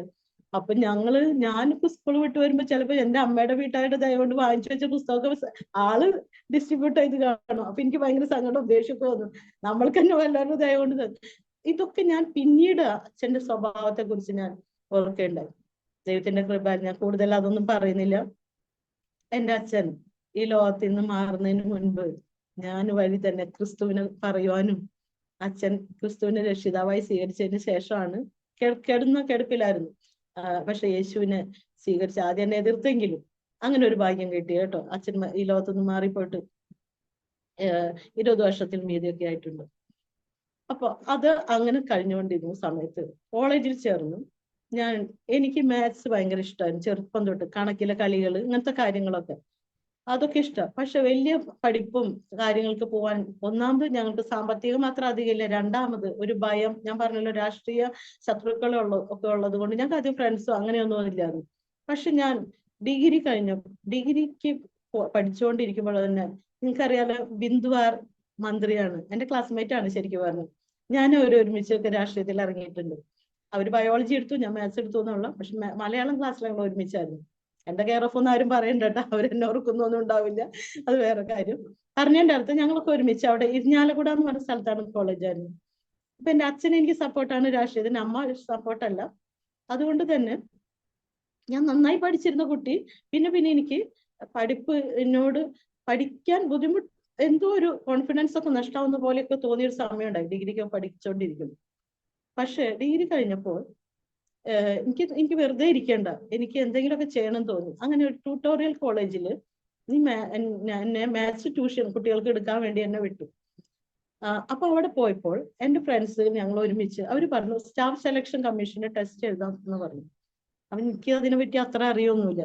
കാരണം എനിക്കെല്ലാം പറഞ്ഞു തന്നിരുന്ന എന്റെ രണ്ടാമത്തെ ബ്രദർ ആ സമയത്ത് ഗുജറാത്തില്, അദ്ദേഹം മെക്കാനിക്കൽ എഞ്ചിനീയർ ആയിരുന്നു. അത് കഴിഞ്ഞിട്ട് അദ്ദേഹം അങ്ങോട്ട് പഠനം കഴിഞ്ഞിട്ട് അദ്ദേഹം പോളിടെക്നിക്കിലാണ് പഠിച്ചത്. അത് കഴിഞ്ഞിട്ട് അദ്ദേഹം അങ്ങോട്ട് പോയതുകൊണ്ട് അദ്ദേഹമാണ് എല്ലാ വിവരങ്ങളും എനിക്ക് പറഞ്ഞൊക്കെ തന്നിരുന്നത്. പിന്നെ പറഞ്ഞു തരാൻ അധികം ആൾക്കാരൊന്നുമില്ല. അപ്പൊ ഞാൻ ഇതൊന്നും അധികം അറിയില്ല. പക്ഷെ എന്റെ ഫ്രണ്ട്സ് പറഞ്ഞു ഇങ്ങനെ ടെസ്റ്റ് എഴുതാമെന്ന്. അത് ദൈവത്തിന്റെ ഒരു പ്ലാൻ ആയിരുന്നു. 1987 ഞാൻ ഡിഗ്രി കംപ്ലീറ്റ് ചെയ്തത്. ആ 87-88 ഇടയിൽ ഞാൻ ഈ സ്റ്റാഫ് സെലക്ഷൻ കമ്മീഷൻ ടെസ്റ്റ് എഴുതാൻ പോയി. തൃശ്ശൂർ ടൗണിലേക്ക് പറയും. ഇപ്പൊ ഞാൻ താമസിക്കുന്നത് തൃശ്ശൂർ ടൗൺ ആണ്. പക്ഷെ അന്ന് ഞങ്ങൾ താമസിക്കുന്നത് കാട്ടൂർ എന്ന് പറഞ്ഞ സ്ഥലമാണ് എന്റെ ഹോം ടൗൺ. അവിടുന്ന് തൃശ്ശൂർക്ക് വരെ എപ്പോഴാന്ന് അറിയുമോ, വല്ലവരുടെ കല്യാണമൊക്കെ ഉണ്ടാകുമ്പോൾ സ്വർണം വാങ്ങാനോ അങ്ങനത്തെ കാര്യങ്ങൾക്കൊക്കെ മാത്രം വരുന്ന സ്ഥലമാണ് തൃശ്ശൂർ. അല്ലെങ്കിൽ കോളേജിൽ നിന്ന് വല്ല ടൂർ വരാം. തൃശ്ശൂർ പോകാന്ന് പറഞ്ഞാൽ പെൺകുട്ടികൾ ഒറ്റയ്ക്ക് ഇടയില്ല. ഞങ്ങൾക്ക് എന്തോ ഒരു വലിയ ദൂരേക്ക് പോകുന്നത് പോലെ. അപ്പൊ പറഞ്ഞു തൃശ്ശൂർ ടെസ്റ്റ് എഴുതാൻ പോണം. അപ്പൊ ടെസ്റ്റ് എഴുതിയാലില്ലെങ്കിൽ തൃശ്ശൂരൊക്കെ ഒന്ന് കാണാലോ. അങ്ങനെ ഞങ്ങൾ ഒരു 14 പേര് ഒരുമിച്ചാണ് അന്ന് ടെസ്റ്റ് എഴുതാൻ വന്നത്. ടീച്ചർമാരെന്ന് പറയാം, ടൈപ്പ് ഷോർട്ട് ആയിട്ട് പഠിപ്പിക്കുന്നവരുണ്ട്, എന്നെ പോലെ ട്യൂട്ടോറിയൽ പഠിപ്പിക്കും. ഞങ്ങൾ ഒരുമിച്ച് വന്നു. അപ്പൊ നിങ്ങൾക്കറിയാം, അന്ന് ആ ടെസ്റ്റ് ചെയ്താൽ വന്നപ്പോ ഒത്തിരി പേര് കുട്ടികളൊക്കെ ആയിട്ടുള്ളവരുണ്ട്, ഭർത്താവിനൊക്കെ കൂട്ടിയിട്ടൊക്കെ വന്നു. അവർ പറഞ്ഞു ഇത് ഇപ്പോഴൊന്നും കിട്ടില്ല, കുറെ എഴുതിയാലേ കിട്ടുള്ളൂ. പക്ഷെ അന്നത്തെ ആ ടെസ്റ്റ് എല്ലാവരും എന്റെ ഒരു പെട്ടെന്ന് എഴുതി തീർന്നു. ഞാനിങ്ങനെ നോക്കിയപ്പോ എല്ലാവരും ഭയങ്കര സീരിയസ് ആയിട്ട് എഴുതുക, എന്റെ മാത്രം കഴിഞ്ഞോ, എനിക്കിനി വല്ല പേപ്പർ മിസ്സായി പോയോ എന്നിങ്ങനെ ചിന്തിച്ചു. പക്ഷെ നിങ്ങൾക്ക് അറിയാമോ, അത് ദൈവത്തിന്റെ ഒരു പ്ലാൻ ആയിരുന്നു. ഞാൻ ആ ടെസ്റ്റിൽ പാസ്സായി. ഞങ്ങൾ 14 പേര് എഴുതാൻ പോയില് അത് ഏറ്റവും തമാശ വേറെ ഒന്നും ഉണ്ടായി. എഴുതി കഴിഞ്ഞ് വീട്ടിൽ വന്നപ്പോഴോ ഭയങ്കര വിശപ്പൊക്കെ. ഹോൾ ടിക്കറ്റ് അന്നത്തെ പോലെ ഇങ്ങനെ റൈറ്റിംഗ് പാഡ് ഒന്നും ഇല്ല. വീട്ടിൽ രാഷ്ട്രീയക്കാരായിരുന്നു കുറെ പുസ്തകങ്ങൾ മാഗസീൻ ഉണ്ട്. ഏതോ ഒരു മാഗസീൻ്റെ ഉള്ളിൽ വെച്ചിട്ട് ഹോൾ ടിക്കറ്റ് കൊണ്ടുപോയി. വന്നപ്പോ ഭയങ്കര വിശപ്പോട് കൂടെ വന്നു. അതൊക്കെ അവിടെ ഇട്ടോ. നമ്മളോട് എന്താ പറഞ്ഞ ഓരോരുത്തർ കുറെ പ്രാവശ്യം എഴുതിയാലേ കിട്ടുള്ളൂ. അപ്പൊ ഇതൊന്നും കിട്ടാൻ പോകുന്നില്ല എന്ന് കരുതി അവിടെ ഇട്ടു. ഭക്ഷണമൊക്കെ കഴിച്ചു അങ്ങനെ കഴിഞ്ഞ് നമ്മളത് മറന്നു. കുറച്ച് നാൾ കഴിഞ്ഞപ്പോൾ എനിക്കൊരു ലെറ്റർ വരാം, നീ ഇതിൽ പാസ്സായോ, അടുത്തൊരു ടെസ്റ്റും കൂടി ഉണ്ട്, ഹോൾ ടിക്കറ്റ് കൊണ്ടുവരാൻ. ഹോൾ ടിക്കറ്റ് തപ്പിട്ട് കിട്ടിയില്ല, സത്യം പറഞ്ഞ് കിട്ടിയില്ല. എവിടെയോ മിസ്സായി പോയി, നമ്മൾ എഴുതി വെച്ചില്ല നമ്പർ. പിന്നെ വീണ്ടും തിരുവനന്തപുരത്ത് പട്ടത്താണ് അതിന്റെ ഓഫീസ്. അവിടെ പോയി അന്വേഷിച്ചിട്ടൊക്കെ കണ്ടുപിടിച്ചു. അടുത്ത ടെസ്റ്റും കൂടി പാസ്സായി. അങ്ങനെയാണ് എനിക്ക് സെൻട്രൽ ഗവൺമെന്റിന്റെ ജോലി കിട്ടിയത്. അതൊരു ഉത്സവം പോലെയായിരുന്നു. നാടെങ്ങും അറിഞ്ഞു, അയ്യോ ഇവൾക്ക് സെൻട്രൽ ഗവൺമെന്റ് ജോലി കിട്ടി, എന്നെ സെൻഡ് ഓഫ് വായിക്കാൻ ഒത്തിരി പേരെല്ലാം വന്നു. ഭയങ്കര ഒന്നാമതൊരു നേതാവ്, പാർട്ടിക്കാർ, വീട്ടിലെപ്പോഴും ആൾക്കാർ, ഇവർക്കൊക്കെ അതിശയായി. അയ്യോ ഇവള് ഭയങ്കര ഭാഗ്യം, ഇവൾക്ക് ഭയങ്കര ബുദ്ധി, ഇവിടെ എഴുതി ഞങ്ങൾ ഇത്ര പ്രാവശ്യം എഴുതിയിട്ട് കിട്ടിയില്ലല്ലോ, നീ എങ്ങനെ പഠിച്ചു? ഞാൻ ഒന്നും പഠിച്ചില്ല, കണക്കിൽ എന്തൊക്കെയോ കളികൾ എനിക്ക് ചെറുപ്പം തൊട്ട് അറിയാലോ, അതാ വിചാരിച്ചു ഞാൻ. പക്ഷെ അത് ദൈവത്തിന്റെ പ്ലാൻ. ഞാൻ പറഞ്ഞല്ലോ, ലോകസ്ഥാപനത്തിന് മുന്നേ ദൈവം കൊണ്ട് നമ്മൾ തെരഞ്ഞെടുത്തു. ഇനി ഞാൻ ഒരു കാര്യം പറയട്ടെ. ഇപ്പൊ എനിക്കൊരു മോളുണ്ട്, ടുഹാമൻ. എന്റെ മോളാളുടെ ഫ്രണ്ട്സുകളൊക്കെ കൂടെ നിൽക്കാൻ നോക്കി. ഫ്രണ്ട്സുകൾ കൂടെ നിൽക്കുമ്പോൾ എനിക്ക് അവളോടൊരു സ്വകാര്യം പറയണമെങ്കിൽ ഞാൻ എന്ത് ചെയ്യും? എന്റെ മോളെ ഞാൻ എങ്ങനെയെങ്കിലും ഒരു ആക്ഷൻ കണ്ട് സ്വകാര്യം, അവളെ എന്നെ സെപ്പറേറ്റ് ആക്കി എന്റെ എനിക്ക് വിളിക്കും അല്ലെ, എന്നിട്ട് ഞാൻ സ്വകാര്യം പറയും. ഇതുപോലെ തന്നെ എന്റെ കർത്താവിന് എന്നെ വേണമായിരുന്നു. എന്റെ കർത്താവിന് എന്നോട് ചില സ്വകാര്യങ്ങൾ പറയാനുണ്ടായിരുന്നു.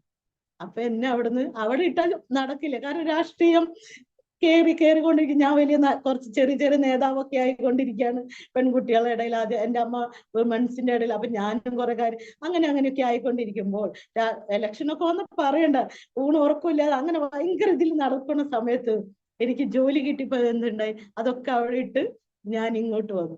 എന്നെ കൊണ്ടുവന്നു, ഞാൻ വന്നു എന്ന് പറയില്ല. ഡൽഹിയിലേക്ക് വരെ വളരെ വിഷമമുണ്ട്. ഡൽഹിയെ കുറിച്ച് നമ്മൾ ഈ ന്യൂസ് പേപ്പർ രാഷ്ട്രീയമാണല്ലോ ഒക്കെ കുറെ വായിച്ച് ഭീകരത നിറഞ്ഞ സ്ഥലം. പക്ഷെ ജോലി കളയാനും പറ്റില്ല, കൊണ്ടുവന്നു. ഇവിടെ വന്നപ്പോ ഞങ്ങളുടെ അയൽപക്കത്തുള്ള ഫാമിലി ഉണ്ട്. അപ്പൊ എന്റെ അച്ഛനൊക്കെ അന്വേഷിച്ചു, അവരെ കൂടെ നിൽക്കാന്നൊക്കെ വിചാരിച്ചു. അത് അധികം നാൾ നിൽക്കാൻ പറ്റിയില്ല. അങ്ങനെ ഇരിക്കുമ്പോൾ വർക്കിംഗ് വിമൻ, ഡൽഹി കണ്ടിട്ടുള്ളവർക്ക് അറിയാം, വർക്കിംഗ് വിമൻസ് ഹോസ്റ്റൽ എന്ന് പറഞ്ഞാൽ കർസൺ റോഡ് എന്ന് പറയും. അതായത് ഇന്ത്യ ഗേറ്റിന്റെ അടുത്ത് പട്യാല ഹൗസ് അവിടെ കോട്ട് ഇതൊക്കെ ഉണ്ട്. അതിന്റെ അടുത്ത് ഒരു വർക്കിംഗ് വിമൻസ് ഹോസ്റ്റൽ ഉണ്ട്.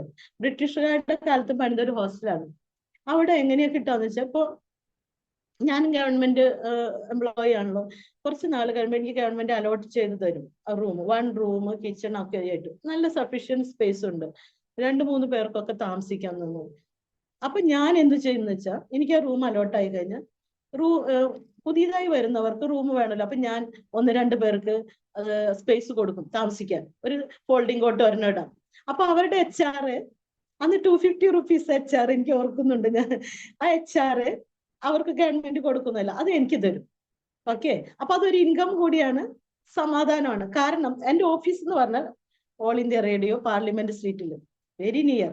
നമുക്ക് ആ ഹോസ്റ്റലിൽ നിന്ന് 10-15 മിനിറ്റ് കൊണ്ട് ഞാൻ ഓഫീസിലെത്തും. എല്ലാം കൊണ്ട് സൗകര്യം വളരെ. അപ്പൊ അവിടെ ഗവൺമെന്റ് ജോലിക്കാർ വളരെ കുറച്ചുള്ളൂ. ഞങ്ങൾക്കൊക്കെ ഭയങ്കര ഡിമാൻഡ്. ബാക്കി എല്ലാ കുട്ടികളും ഒത്തിരി പേര് പ്രൈവറ്റായി ജോലി ചെയ്യുന്നവര്, വളരെ തുച്ഛമായ ശമ്പളമൊക്കെ വാങ്ങിക്കുന്നവരാണ്. അപ്പൊ എനിക്ക് ഭയങ്കര ജോയിൻ ചെയ്ത് വന്നപ്പോ തന്നെ ഓഫീസിലുള്ളവര് അനിത നീ ഇത്രയും ചെറുപ്പത്തിൽ, അപ്പൊ എന്റെ 21 ഏജ് കഴിഞ്ഞ് 22nd ഏജ് ആയിട്ടുള്ളൂ, 22ാമത്തെ വയസ്സിൽ ഞാൻ ജോയിൻ ചെയ്യാണ്.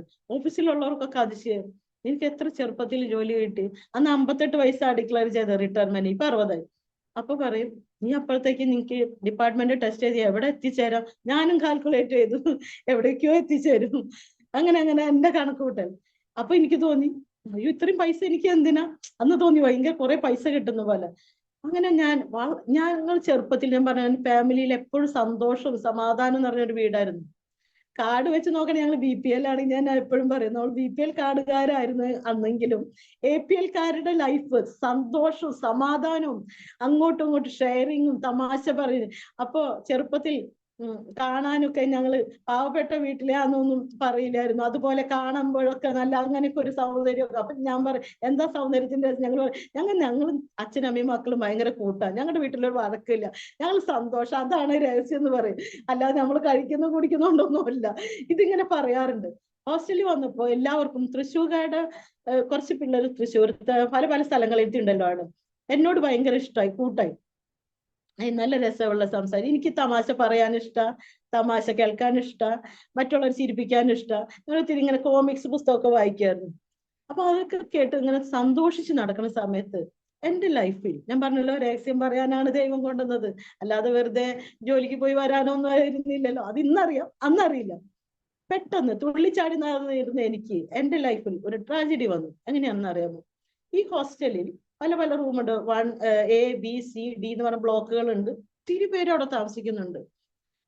നല്ല സൗകര്യമുള്ള സ്ഥലമാണല്ലോ, ഒത്തിരി പേര് താമസിക്കുന്നുണ്ട്. അതിലൊരു റൂമിൽ എന്റെ റൂംമേറ്റ് ഒരു പെന്തുകോസുകാരിയായിരുന്നു. എന്റെ റൂമിൽ ആക്ച്വലി എനിക്ക് അലോട്ട്മെന്റ് ആയ റൂം ആയിരുന്നില്ല, വേറൊരു ചേച്ചിക്കാണ് അവർ തന്ന റൂമായിരുന്നു. അപ്പൊ എന്നെയും ഒരു പെന്തുകോസുകാരി സിസ്റ്ററും അതിലുണ്ടായിരുന്നു. അവരിൽ നിന്നാണ് ഞാൻ ആദ്യമായിട്ട് പെന്തിക്കോസുകാരി അവരുടെ പ്രാർത്ഥന. പള്ളിക്ക് സൺഡേ രാവിലെ പോയാൽ 4 മണിക്ക് വരും. ഞാനൊക്കെ അതിശയിച്ചു പോയിട്ടുണ്ട്, നിങ്ങൾ എന്താ പ്രാർത്ഥന എന്താന്നൊക്കെ കളിയാക്കിയിട്ടുണ്ട്. മറ്റുള്ളവരൊക്കെ പോയി വന്നിട്ടാ ബ്രേക്ക്ഫാസ്റ്റ് കഴിക്കുന്നത്, നിങ്ങൾക്ക് ബ്രേക്ക്ഫാസ്റ്റ് വേണ്ട, ഒന്നും വേണ്ട, രാവിലെ പോയ 4 മണിക്ക് വരെ. ഞാൻ ആദ്യമായിട്ട് കാണുന്ന ഇങ്ങനത്തെ ഗ്രൂപ്പ് എന്ന് പറയും. അവരുടെ കൂടെ താമസിക്കാനുള്ള ഭാഗ്യം കിട്ടി. അവര് ഒന്നിച്ച് അവരെ കൂട്ടുകാർ ഒരുമിച്ച് പാടുന്നു പ്രാർത്ഥിക്കുന്നു ഒക്കെ ഞാൻ അനുഭവിച്ചിട്ടുണ്ട്. ഇടയ്ക്കൊക്കെ പാട്ടൊക്കെ എനിക്ക് ഇഷ്ടം, ക്രിസ്ത്യൻ കോളേജിലായിരുന്നുകൊണ്ട് പാട്ടുകളൊക്കെ കേൾക്കാൻ ഇഷ്ടം. അങ്ങനെ ഇരിക്കുമ്പോൾ ഞങ്ങളുടെ റൂമിന്റെ അപ്പുറത്തുള്ള ഒരു സ്ത്രീയുണ്ട്. അവരെ ചേച്ചി അനിയത്തി 3 പേര് ഒരുമിച്ച് താമസിക്കുക. അതിലൊരു സ്ത്രീയുടെ മാല മോഷണം പോയി. ഒരു സ്വർണത്തിന്റെ മാല. എനിക്ക് പണ്ടും സ്വർണത്തോട് ഒരു ഷോക്കും ഇല്ല, വസ്ത്രത്തോടുണ്ട്, പക്ഷെ സ്വർണത്തോട് ഒരിക്കലും ഇല്ല, ഇല്ലായ്മയിലും ഇല്ലായിരുന്നു ഒട്ടും. പക്ഷെ ഇവരൊരു ദിവസം പറഞ്ഞു, അത് മോഷണം പോകുന്നതിന് മുൻപ് വന്നിട്ട് പറഞ്ഞു, ഞങ്ങളൊക്കെ ഞാൻ പുതിയ മാല വാങ്ങിച്ചു എന്ന് പറഞ്ഞ് കാണിച്ചത് എനിക്ക് ഓർക്കുന്നുണ്ട്. ഒരാഴ്ച കഴിഞ്ഞപ്പോ പറഞ്ഞു അത് മോഷണം പോയി. അപ്പോഴും നമുക്കൊന്നും തോന്നിയില്ല, നമ്മൾ അതിലൊരു ഭാഗമല്ലല്ലോ. എങ്കിലും ഒരാൾ വരുന്നു പറയുമ്പോ ഇന്നത് കാണാതെ പോയി എന്ന് പറയും, അയ്യോ എവിടെ പോയി, ഇതിന്റെ ഉള്ളിലും കള്ളനുണ്ടോ എന്നൊക്കെ ഒരു തോന്നൽ വന്നു. കുറച്ച് ദിവസം കഴിഞ്ഞപ്പോൾ അവർ വീണ്ടും ഞങ്ങളുടെ റൂമിൽ വന്ന് പറഞ്ഞു, നിങ്ങൾ രണ്ടുപേരും ഞങ്ങളുടെ റൂമിലേക്ക് ഒന്ന് വരണം. ഞങ്ങൾ ഊണൊക്കെ കഴിച്ച് ഞങ്ങൾ വിചാരിച്ചു കിട്ടി കാണും, എന്തായാലും ഒന്ന് പോയി നോക്കാം. നോക്കിയപ്പോ അവര് പറഞ്ഞു കിട്ടിയിട്ടൊന്നുമില്ല, ഞങ്ങൾ പോലീസിനൊക്കെ വിളിച്ചിട്ടുണ്ട്, പോലീസ് വരും, അന്വേഷിക്കും. പക്ഷെ ഞങ്ങൾ ഇന്ന് ഒരു പണ്ഡിറ്റിന്റെ അടുത്ത് പോയി, അവര് നിങ്ങളുടെ റൂം നമ്പറാണ് അയാൾ പറഞ്ഞത്.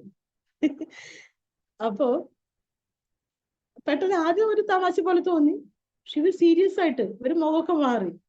അപ്പൊ എന്റെ കൂടെയുള്ള ആള് എന്തായാലും ഓർണമെന്റ്സ് ഇടാത്ത ആള്, നമ്മള് ഓർണമെന്റ്സ് ഒക്കെ ഇടുന്ന ആളുകൾ അധികം ഒന്നും ഇട്ടിട്ടില്ലെങ്കിലും തന്നെ.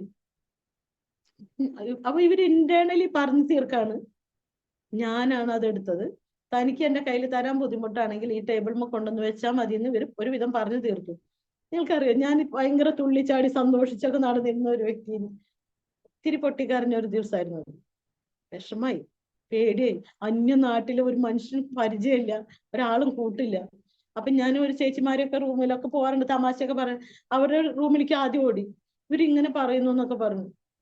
ആദ്യം അവരൊക്കെ സപ്പോർട്ട് ചെയ്തു. ഞാൻ ചുരുക്കി പറയട്ടെ, കുറച്ച് നാൾ കഴിഞ്ഞപ്പോൾ ആ ഹോസ്റ്റൽ മൊത്തം എനിക്ക് അഗൈൻസ്റ്റ് ആയി.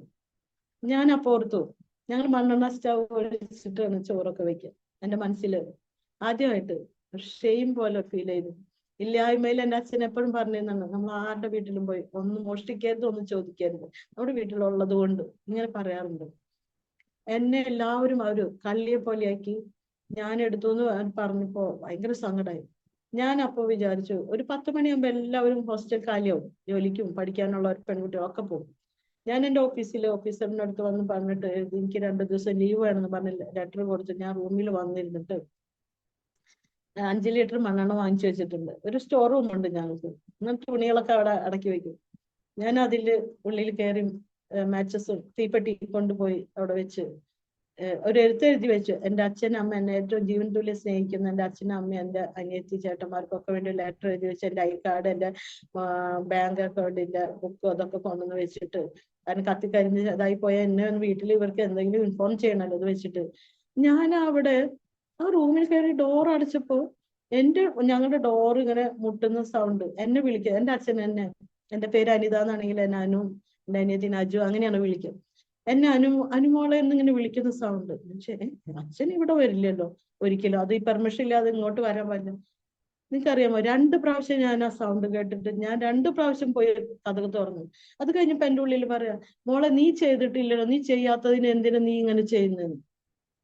അത് എൻ്റെ ലൈഫിൽ പെട്ടെന്ന് എൻ്റെ ഉള്ളിൽ ഇങ്ങനെ എന്തോ ഇങ്ങനെ നിറഞ്ഞ് ഇങ്ങനെ വരാ, നീ ചെയ്തിട്ടില്ലല്ലോ, മറ്റുള്ളവർ പറയുന്നത് കേട്ട് നീ എന്തിനാ നിന്റെ ജീവൻ അവസാനിപ്പിക്കുന്നതെന്ന് ഒരു ധൈര്യമാണ്, ഒരു തരം ഫീലിംഗ് എനിക്ക് വന്ന്. ഞാൻ പെട്ടെന്ന് ഞാനൊരു ഫോളിഷ് കാര്യമാണല്ലോ ചെയ്യുന്നത് വിചാരിച്ച് ഇതൊക്കെ എടുത്തു വെച്ച് പിന്നെ ഞാൻ അങ്ങനെ അന്നത്തെ ദിവസം സ്പെൻഡ് ചെയ്ത് പിറ്റേ ദിവസം ഓഫീസിൽ പോയി. അങ്ങനെ ഒരു സംഭവം ഉണ്ടായിപ്പോ എനിക്കറിയില്ല അത് ആരാണെന്നൊന്നും. കുറച്ച് ദിവസം കഴിയുമ്പോ എനിക്ക് സത്യം പറഞ്ഞാൽ അതുവരെ ഉണ്ടായിരുന്ന ഫ്രണ്ട്സിനോ ആളുകളോടൊക്കെ ദേഷ്യമായി ഉള്ളില്. ആരോടും മിണ്ടാൻ എനിക്ക് ഇഷ്ടമില്ലാതായി. എന്നെ എല്ലാവരും തെറ്റിദ്ധരിച്ചല്ലോ.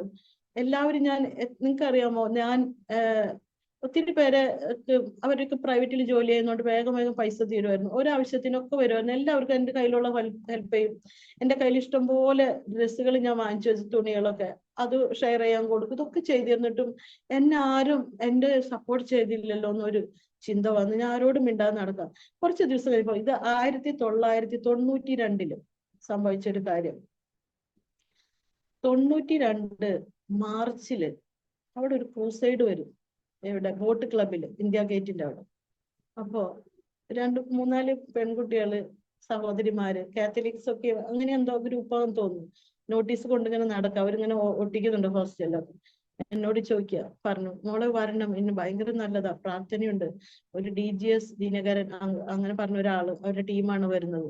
അപ്പൊ ഞാൻ പറയും ക്രൂസൈഡ് എന്താ, ക്രോസ് എന്ന് കേട്ടിട്ടുണ്ട്, ക്രൂസൈഡ് ഞാൻ കേട്ടില്ല. അപ്പൊ ഞാൻ എടുത്ത വഴിക്ക് ചോദിച്ചു, ഇതുപോലെ ക്രിസ്ത്യാനികളുടെ ആണോ? അതെ. അന്ന് ഞാൻ ഒട്ടും വരില്ല, പ്ലീസ്, എനിക്ക് ഇഷ്ടമില്ല എന്ന് പറഞ്ഞു. ഇങ്ങനെ പറഞ്ഞത് എനിക്കെല്ലാം ഓർമ്മയുണ്ട്. പക്ഷെ നിങ്ങൾക്ക് അറിയാമോ, ആ ക്രൂസൈഡിന്റെ ദിവസം ഒരു കാര്യം എന്റെ ലൈഫിൽ സംഭവിച്ചു. ഞാനിങ്ങനെ രാവിലെ ഓഫീസിൽ നിന്ന്, ഞാൻ പറഞ്ഞ ഒരു 10-15 മിനിറ്റ് എടുക്കുള്ള ഡ്രസ്സൊക്കെ ചേഞ്ച് ചെയ്ത് എന്റെ ഓഫീസ് ബാഗൊക്കെ ആയിട്ട് ഞാൻ ബസ് സ്റ്റോപ്പിൽ ചെന്ന് നിന്നത് എനിക്ക് നല്ല ഓർമ്മയുണ്ട്. പിന്നെ ഞാൻ ഓർമ്മ വരുമ്പോൾ ഞാൻ എവിടെയാണെന്നറിയാമോ, ആ ക്രൂസൈഡ് നടക്കുന്ന ടെന്റിൽ, ആ പന്തലില് ഞാൻ എഴുന്നേറ്റ് നിന്ന് ഇങ്ങനെ കരയാ, കൈ രണ്ടും ഉയർത്തിപ്പിടിച്ച് കരഞ്ഞുകൊണ്ടിരിക്കുക. എന്റെ തലയിൽ ആരോഗ്യ കൈ വെച്ചിട്ട് ഇങ്ങനെ പ്രാർത്ഥിക്കുന്നുണ്ട്. ഞാൻ കരയാ. കുറച്ചു കഴിഞ്ഞപ്പോ എനിക്ക് പരിസരബോധം വന്നു. പക്ഷെ ഞാൻ എവിടെ, ഇത്ര ആളുകളുടെ കൂട്ടത്തിൽ ഞാൻ എങ്ങനെ എത്തി, എനിക്കൊന്നും അറിയണില്ല. പിന്നെ എനിക്ക് ബോധം വന്നപ്പോ ഞാൻ, അയ്യോ എന്റെ ഹോസ്റ്റലിലുള്ളവരൊക്കെ കണ്ടിട്ടുണ്ടാവും, അവിടുന്ന് വല്ലവരും വന്നിട്ടുണ്ടാവും. വേഗം, അത് ഇത്തിരി ദൂരേ ഉള്ളൂ ഞങ്ങൾക്ക്. ഇന്നത്തെ പോലെയല്ല ഇന്ത്യ ഗേറ്റ്. ഇന്നൊക്കെ ഫെൻസിങ് ഒക്കെ ഇട്ട് ഭയങ്കര സ്ട്രിക്റ്റ് ആക്കി. അന്ന് അങ്ങനെയല്ല, ഏതിലെ ഷോർട്ട് കട്ട് ഉണ്ട് ഇങ്ങനെ വരാനൊക്കെ ആയിട്ട്. ഞാൻ വേഗം ഹോസ്റ്റലിൽ ഓടിയെത്തി. കുറെ കഴിഞ്ഞപ്പോ എന്റെ ഡോറിൽ ആരോ മുട്ടി. നോക്കിയപ്പോ എനിക്ക് ആ നോട്ടീസ് തരാൻ വന്ന ചേച്ചിമാര്, അവർ റൂമിൽ കടക്കലും എന്നെ പൊക്കി ഇങ്ങനെ എടുത്തു. ഞാൻ വളരെ ഒരു പെൻസിൽ പോലെ ഇരിക്കുന്ന ഒരു പെൺകുട്ടിയായിരുന്നു. എന്നെ പൊക്കിയെടുത്തു. എന്നോട് പറഞ്ഞു, പ്ലീസ് പറ, എങ്ങനെ അഭിഷേകം പ്രാപിച്ചു, എങ്ങനെ ഇത് സംഭവിച്ചു, എത്ര ദിവസം ഉപവസിച്ചു? ഞാൻ, എന്ത് ഈ അഭിഷേകം, എന്ത് ഉപവാസം, ഞാനിതൊന്നും അറിഞ്ഞിട്ടില്ല. ഇല്ലല്ല, നോണ പറയരുത്, ഞങ്ങളിന്ന് കണ്ടു കുട്ടി ഇന്ന് അവിടെ എത്ര ഉറക്കിയായിരുന്നു, പ്രാർത്ഥിച്ചു, അന്യഭാഷ പറയുന്നു, എല്ലാം. ദൈവമേ, അഭിഷേകം ഞങ്ങൾക്ക് വേണം. ഒന്നും അറിയില്ല പ്രിയരെ. ഞാൻ ഒരു കാര്യം പറയാം, അന്ന് തൊട്ട് എന്റെ ലൈഫ് ഒരു ചേഞ്ച് എന്റെ ഉള്ളിൽ. ഏറ്റവും ആദ്യം ഞാൻ തോന്നിയത് എന്താണെന്നറിയാമോ, എന്നെ മാലക്കേസിൽ കുരുക്കിയവരോട് ഒക്കെ എനിക്ക് ഇങ്ങനെ ക്ഷമിക്കാനുള്ള ഹൃദയം. എനിക്ക് അവരെ, ഞാൻ ഏത് നേരം ഇങ്ങനെ ശപിച്ചുകൊണ്ടിരിക്കുകയാണ്, ഇവരൊന്ന് ചത്തുപോയാൽ മതി. സത്യം പറയല, എനിക്ക് ഇവിടെ നമ്മൾ പറയുന്നതിന്റെ ഉള്ള കാര്യമായിട്ടാ ഞാൻ പറയും, നമുക്ക് ഫോർമാലിറ്റികളൊന്നുമില്ല പറയാം. ഞാൻ അങ്ങനെ പ്രാർത്ഥിച്ചുകൊണ്ടിരുന്നത്, ഞാൻ വിശ്വസിച്ച ഒരു ദൈവം ഉണ്ടല്ലോ, ദൈവമേ അവരൊന്ന് ചത്തുപോക്കോട്ടെ, ഞാൻ ഈ ഹോസ്റ്റലിൽ പോകണല്ലോ, പിന്നെ എന്നെ അത്രയ്ക്ക് വേദനിപ്പിച്ചല്ലോ എന്നൊക്കെ പ്രാർത്ഥിച്ചിട്ടുണ്ട്. പക്ഷെ അന്ന് ഒരു വിഷൻ എനിക്ക് കാണിച്ചു തന്ന ദൈവം, അതെനിക്ക് നല്ല ഓർമ്മയുണ്ട്. ഞാനൊരു ഒരു 3 വയസ്സൊക്കെ ഉള്ള ഒരു കുഞ്ഞു കൊച്ചിനെ പോലെ കുഞ്ഞു ഫ്രോക്ക് ഇട്ടിട്ട് ഞാനൊരു വലിയൊരു മനുഷ്യന്റെ ഒരു വിരല്, ആ വിരല് വളരെ വലിപ്പമുള്ള വിരൽ, എന്റെ കുഞ്ഞു കൈക്കൊന്നും അത് ഒതുങ്ങുന്നില്ല. അപ്പൊ എന്നെ ഇങ്ങനെ പിടിച്ചിട്ട് അതുവരെ ഞാൻ എന്റെ ഓർമ്മ വെച്ച നാൾ മുതൽ അതുവരെയുള്ള ഓരോ കാര്യങ്ങൾ ഇങ്ങനെ കാണിച്ചു തരാം എനിക്ക്. അപ്പൊ ഇതൊക്കെ എന്റെ ഇതിലുണ്ടല്ലോ, ഇവരൊക്കെ ഈ ഫാമിലിയൊക്കെ, അവരോടൊക്കെ ഞാൻ ക്ഷമിച്ചു. എനിക്ക് നല്ല സന്തോഷം. കടലാസ് പോലെ ഞാൻ ഭയങ്കര പണ്ടത്തെ പോലെ തുള്ളിച്ചാടി സന്തോഷം. എനിക്കൊന്ന് വീട്ടിലെത്തിയാൽ മതി, എന്റെ അച്ഛനും അമ്മേനെ ഒന്ന് കെട്ടിപ്പിടിച്ചാൽ മതി, എന്റെ അനിയത്തിനൊക്കെ ഇതൊക്കെ ഒന്ന് പറഞ്ഞാൽ മതി എന്നൊക്കെ ഉണ്ട്. പക്ഷെ എനിക്ക് പോകാൻ പറ്റില്ലല്ലോ ഇങ്ങനെ ഇരിക്കുന്ന സമയത്ത്. പക്ഷെ ഒരു കാര്യം ഞാൻ മറന്നുപോയി. ക്രൂസൈഡ് കഴിഞ്ഞ് അവര് പോയി, അവരെ അഡ്രസ്സോ പേരോ ഒന്നും എനിക്കില്ല. എനിക്ക് ഇവരെ കോണ്ടാക്ട് ചെയ്യാനും വിട്ടു ഒരു കാര്യങ്ങളും. ഇന്നത്തെ പോലെ മീഡിയ ഒന്നും ഇല്ലല്ലോ. പക്ഷെ നിങ്ങൾക്കറിയാമോ, ഒരു ഉറക്കം കഴിഞ്ഞാൽ, ഒരു ഉറക്കമൊന്നും കഴിയണ്ട, ഒരു 12-1 o'clock ഒക്കെ ആയാൽ മതി, എനിക്ക് അപ്പം ഉറക്കം തീരും. എന്നെ ആരും എഴുന്നേൽപ്പിക്കും. ഇപ്പൊ ഞങ്ങളുടെ കിച്ചണില് ഈ പറഞ്ഞ ബ്രിട്ടീഷുകാർ പണിതൊക്കെ ഒരു റൂമോ, നല്ല ഹൈറ്റ് ഒക്കെ ഉള്ള റൂഫും സ്പേസ് ഒക്കെ ഉണ്ട്. അവിടെ കുറച്ച് ഫർണിച്ചറൊക്കെ ഉണ്ട്. അവിടെ ഒരു ഫർണിച്ചർ ഉണ്ട്, ഒരു കസേര പോലെ. അതുകൊണ്ട് ഞാൻ ഇങ്ങനെ ഇരിക്കുമ്പോ വേറൊരു ഇതുകൊണ്ട് നെയ്ത ഒരു ഫർണിച്ചർ ഉണ്ട്, അത് അതിൻ്റെ അടുത്തിരിക്കും. അപ്പൊ ഞാൻ ഇരിക്കുമ്പോ ഒരാള് എന്നെ വിളിച്ചെഴുന്നേൽപ്പിച്ച ആൾ അതിലിരിക്കും. പിന്നെ എന്തോ സംസാരിക്കുന്നതെന്ന് എനിക്ക് തന്നെ അറിഞ്ഞൂടോ, വെറുതെ ഇന്നൊരു വർത്താനം പറയും. ഇതെന്റെ പതിവായി. അപ്പൊ എനിക്ക് പിന്നെ എന്തായിന്ന് അറിയുമോ, എന്റെ റൂംമേറ്റ് ഒന്ന് വേഗം ഉറങ്ങിയാൽ മതി എന്നായി. എനിക്ക് എല്ലാവരും ഒന്ന് ഉറങ്ങി ലൈറ്റ് ഓഫ് ചെയ്താൽ മതി, ഈ ആളോട് ഒന്ന് സംസാരിക്കുന്നതായിരുന്നു. ഒരു ദിവസം ഒരു ആന്റി വന്നിട്ട്, ക്രിസ്ത്യൻ കാത്തലിക്സ് ആണ്, ഒരു നോർത്ത് ഇന്ത്യൻ ആണ്. അധികം ഹിന്ദി ഒന്നും അറിയില്ല, എന്നാൽ പറഞ്ഞാൽ മനസ്സിലാവും. എന്നോട് പറയും എനിക്ക് വേണ്ടി പ്രാർത്ഥിക്കണം. അപ്പൊ എനിക്കൊരു ഇഷ്ടം, എന്നോട് പറയുന്നവർ പ്രാർത്ഥിക്കാൻ ഞാനാരാ, അപ്പൊ എന്ത് പ്രാർത്ഥിക്കണം? അപ്പൊ ഞാൻ ഈ ആളോട് പറയാം, ഇന്ന് വന്ന് പറഞ്ഞില്ലേ ആന്റി, അവരെ എന്തൊക്കെ മനസ്സിൽ വിചാരിച്ചു എനിക്ക് അറിയില്ല കേട്ടോ, അവർക്ക് എന്തോ ഇഷ്ടം കാര്യം ഒന്നും ചെയ്തു കൊടുക്കണേ. പിറ്റേ ദിവസം ഒരു അയ്യോ എനിക്ക് ദൈവം എന്നെ ഉത്തരം തന്നു. ഇങ്ങനെ ഒരാളുണ്ടോ? ഇങ്ങനെയായി ഒരു ദിവസം. അതിൽ എന്നെ എടുത്തു പോക്കി എന്ന് പറഞ്ഞ ചേച്ചി എന്നോട് ഒരു ദിവസം വന്നിട്ട് പറഞ്ഞു, മോളെ എന്റെ ഒരു ആഗ്രഹമാണ്, 5 മണിക്ക് ഞാൻ ഇന്ന് വരെ എഴുന്നേറ്റിട്ടില്ല, ഞാൻ 5 മണിക്ക് എഴുന്നേൽക്കാൻ വേണ്ടി പ്രാർത്ഥിക്കുന്നു. അങ്ങനെ ഞാൻ ആളോട് പറഞ്ഞു, ആ ചേച്ചീനെ ഒന്ന് 5 മണിക്ക് വിളിച്ചെഴുന്നേൽപ്പിക്കും. ആ കക്ഷി പിറ്റേ ദിവസം ഒരു 6:30-7 മണിയായപ്പോ ഓടി വന്നിരിക്കും. എന്നതിലെ ഈശോയിന്ന് അങ്ങനെ പറയാം, ഈശോ എന്നെ എഴുന്നേൽപ്പിച്ചു 5 മണിക്ക്. അപ്പൊ ഞാൻ ചിന്തിച്ചു, ഈശോ, യേശു, അദ്ദേഹം അപ്പൊ ഞാൻ പറഞ്ഞാൽ കേൾക്കുന്നുണ്ടല്ലേ. ഇത് എൻ്റെ ഒരു സ്റ്റാർട്ടിങ് ആയിരുന്നു. അങ്ങനെ അവിടെ നിന്ന് എൻ്റെ ലൈഫ് സ്റ്റാർട്ടായി ഓരോ കാര്യങ്ങളും. അങ്ങനെ ആയി കുറച്ച്. അപ്പൊ ഇവര് കമ്മ്യൂണിക്കേഷൻ ചെയ്യാനൊന്നുമില്ല, കുറച്ച് ഇങ്ങനത്തെ കാര്യങ്ങൾ മാത്രമായിരുന്നു. ഇത് 1992 മാർച്ചിൽ സംഭവിച്ചപ്പോൾ ഏപ്രിലില് എൻ്റെ ഇന്നത്തെ ഭർത്താവ് അന്ന് എന്നെ പെണ്ണ് കാണാൻ വരാണ്. എൻ്റെ അച്ഛൻ പേരൻസിന്റെ ലെറ്റർ, മോളെ ട്രാൻസ്ഫറിന് ട്രൈ ചെയ്തിട്ട് കിട്ടുന്നില്ല, അവിടെ ജോലിയുള്ള പയ്യനെ ഞങ്ങൾ വിചാരിക്കുകയാണ്, നിന്നെ കാണാൻ വരുന്നു പറഞ്ഞ എൻ്റെ ഹസ്ബൻഡിന്റെ ചേട്ടൻ, അങ്ങനെ കുറെ പേര് ഫസ്റ്റിൽ കാണാൻ വന്നു. അങ്ങനെ ഏപ്രിലിൽ എന്നെ കാണാൻ വരുന്നു. സെപ്റ്റംബറിൽ എൻ്റെ കല്യാണമായി.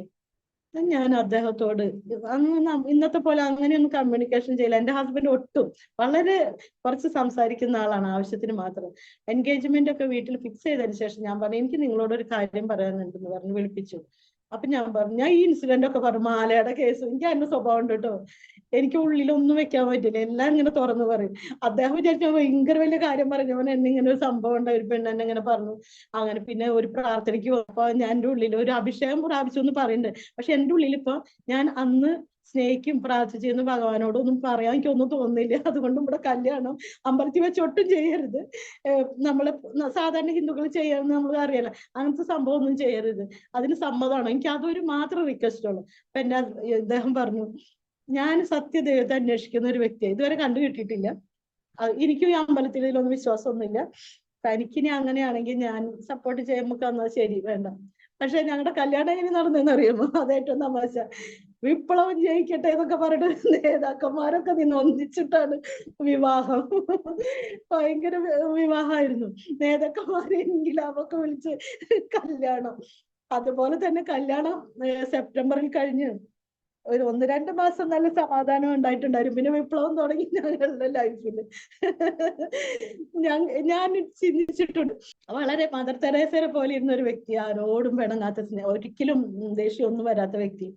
ഏറ്റവും കൂടുതൽ ദേഷ്യപ്പെട്ടത് വഴക്കിട്ടത് എൻ്റെ ഭർത്താവിനോടായിരിക്കും. ഞങ്ങൾ രണ്ടുപേരും കല്യാണം കഴിയാൻ കാത്തിരുന്ന പോലെ. അപ്പൊ കല്യാണം വന്നപ്പോ എല്ലാവരും പറഞ്ഞു, എൻ്റെ ഹസ്ബൻഡ് ഒത്തിരി നല്ല മനുഷ്യനാണ്. അദ്ദേഹത്തിന് അദ്ദേഹം 4 വയസ്സുള്ളപ്പോ അദ്ദേഹത്തിന്റെ അച്ഛൻ മരിച്ചു. അമ്മ 5-6 മക്കള് വളരെ സ്ട്രിക്റ്റിൽ വളർത്തി, വളരെ പാവപ്പെട്ട വീട്ടിൽ നിന്ന് വളർന്നു, വളരെ സ്ട്രിക്റ്റിൽ വളർന്നത്, ഒരു ദോഷങ്ങളൊന്നും തന്നെയില്ല. മാത്രമല്ല ഒരു എഞ്ചിനീയറാണ്. അതുമാത്രമല്ല ഒരു പൈസ പോലും അന്ന് ഒരു വിശ്വാസം ഒന്നില്ലെങ്കിൽ പോലും പല മാതൃകയാക്കേണ്ട ഒത്തിരി ഗുണങ്ങളുണ്ട്. ഒരു പൈസ പോലും ഡൈവറി ഒന്നും വാങ്ങാതെ, സ്ത്രീധനൊന്നും വാങ്ങാതെ, നേരെ ഓപ്പോസിറ്റ് ആണ് എന്നോട് പറഞ്ഞു, വീട്ടിൽ നിന്ന് ഒരു സ്ത്രീധനൊന്നും വാങ്ങരുത്, തനിക്ക് ആവശ്യമുള്ള സ്വർണ്ണമൊക്കെ ഞാൻ വാങ്ങിച്ചു തരാന്ന് പറഞ്ഞ് എനിക്ക് അങ്ങനെ വാങ്ങിക്കൊണ്ടുവന്ന് എന്നെ കല്യാണം കഴിച്ച ഒരു വ്യക്തിയാണ് അദ്ദേഹം. പക്ഷെ കല്യാണം കഴിഞ്ഞപ്പോ അദ്ദേഹം വിചാരിച്ചു എനിക്ക് നല്ലൊരു ലൈഫ് തുടങ്ങാൻ പറ്റുന്നു. പക്ഷെ ഞങ്ങൾ രണ്ടുപേരും അഡ്ജസ്റ്റ് ആവില്ല എന്തായാലും. ഞങ്ങൾ എന്നും അദ്ദേഹത്തിന് ഒത്തിരി 100% അല്ല 150% ജോലിയോട് ആത്മാർത്ഥത ചെയ്യുന്ന വ്യക്തി. അതുകൊണ്ട് ഇദ്ദേഹം എഞ്ചിനീയർ ആയതുകൊണ്ട് സൈറ്റിലേക്ക് ഇങ്ങനെ പോകണം. അപ്പൊ ഇന്നിപ്പോ ഡെറാഡൂണിൽ പോയി വന്ന അടുത്ത ദിവസം പറയും നീ ഋഷികേശിൽ പോ, അടുത്ത ദിവസം പറയും ജയ്പൂർ പോ, അടുത്ത ദിവസം പറയും വേറെ സ്ഥലം, ഇങ്ങനെ ഓൾ ഓവർ ഇന്ത്യ ഇങ്ങനെ പറഞ്ഞു വിട്ടോണ്ടിരിക്കും. എനിക്ക് ദേഷ്യമായി തുടങ്ങി. ഞാനും 24 വയസ്സ് കഴിഞ്ഞ് 25 വയസ്സാവുന്നു. നമ്മൾ ഹോസ്റ്റലിൽ നിന്ന് ഒരു റൂം എടുത്ത് താമസിക്കുന്നു, ഒറ്റയ്ക്ക്. ഭയാനകമായ രാത്രികളും പകലുകളും ഒക്കെ പല സംഭവങ്ങളും ഉണ്ടായി. അതൊന്നും ഞാൻ ഇവിടെ എക്സ്പ്ലെയിൻ ചെയ്യുന്നില്ല. കള്ളം വന്നു, എന്തോ ഭാഗ്യത്തിന് രക്ഷപ്പെട്ടു, ഇതൊക്കെ ഉണ്ടായിട്ടുണ്ട്. എനിക്ക് ഇദ്ദേഹത്തോട് കുറേശ്ശെ നീരസം. അന്ന് അദ്ദേഹം ഒരിക്കൽ പോലും എനിക്ക് എത്ര ശമ്പളമുണ്ട്, എന്റെ പൈസ എത്രയാണെന്നൊന്നും ചോദിച്ചിട്ടില്ല. എല്ലാം കൊണ്ട് എനിക്ക് സ്വാതന്ത്ര്യമുണ്ട്. പക്ഷെ ഈ ഒരു കാര്യത്തിൽ എനിക്ക് ഇദ്ദേഹത്തോട്, ഇദ്ദേഹം എന്തിനെ കല്യാണം കഴിച്ച എന്നെ സ്നേഹമില്ല.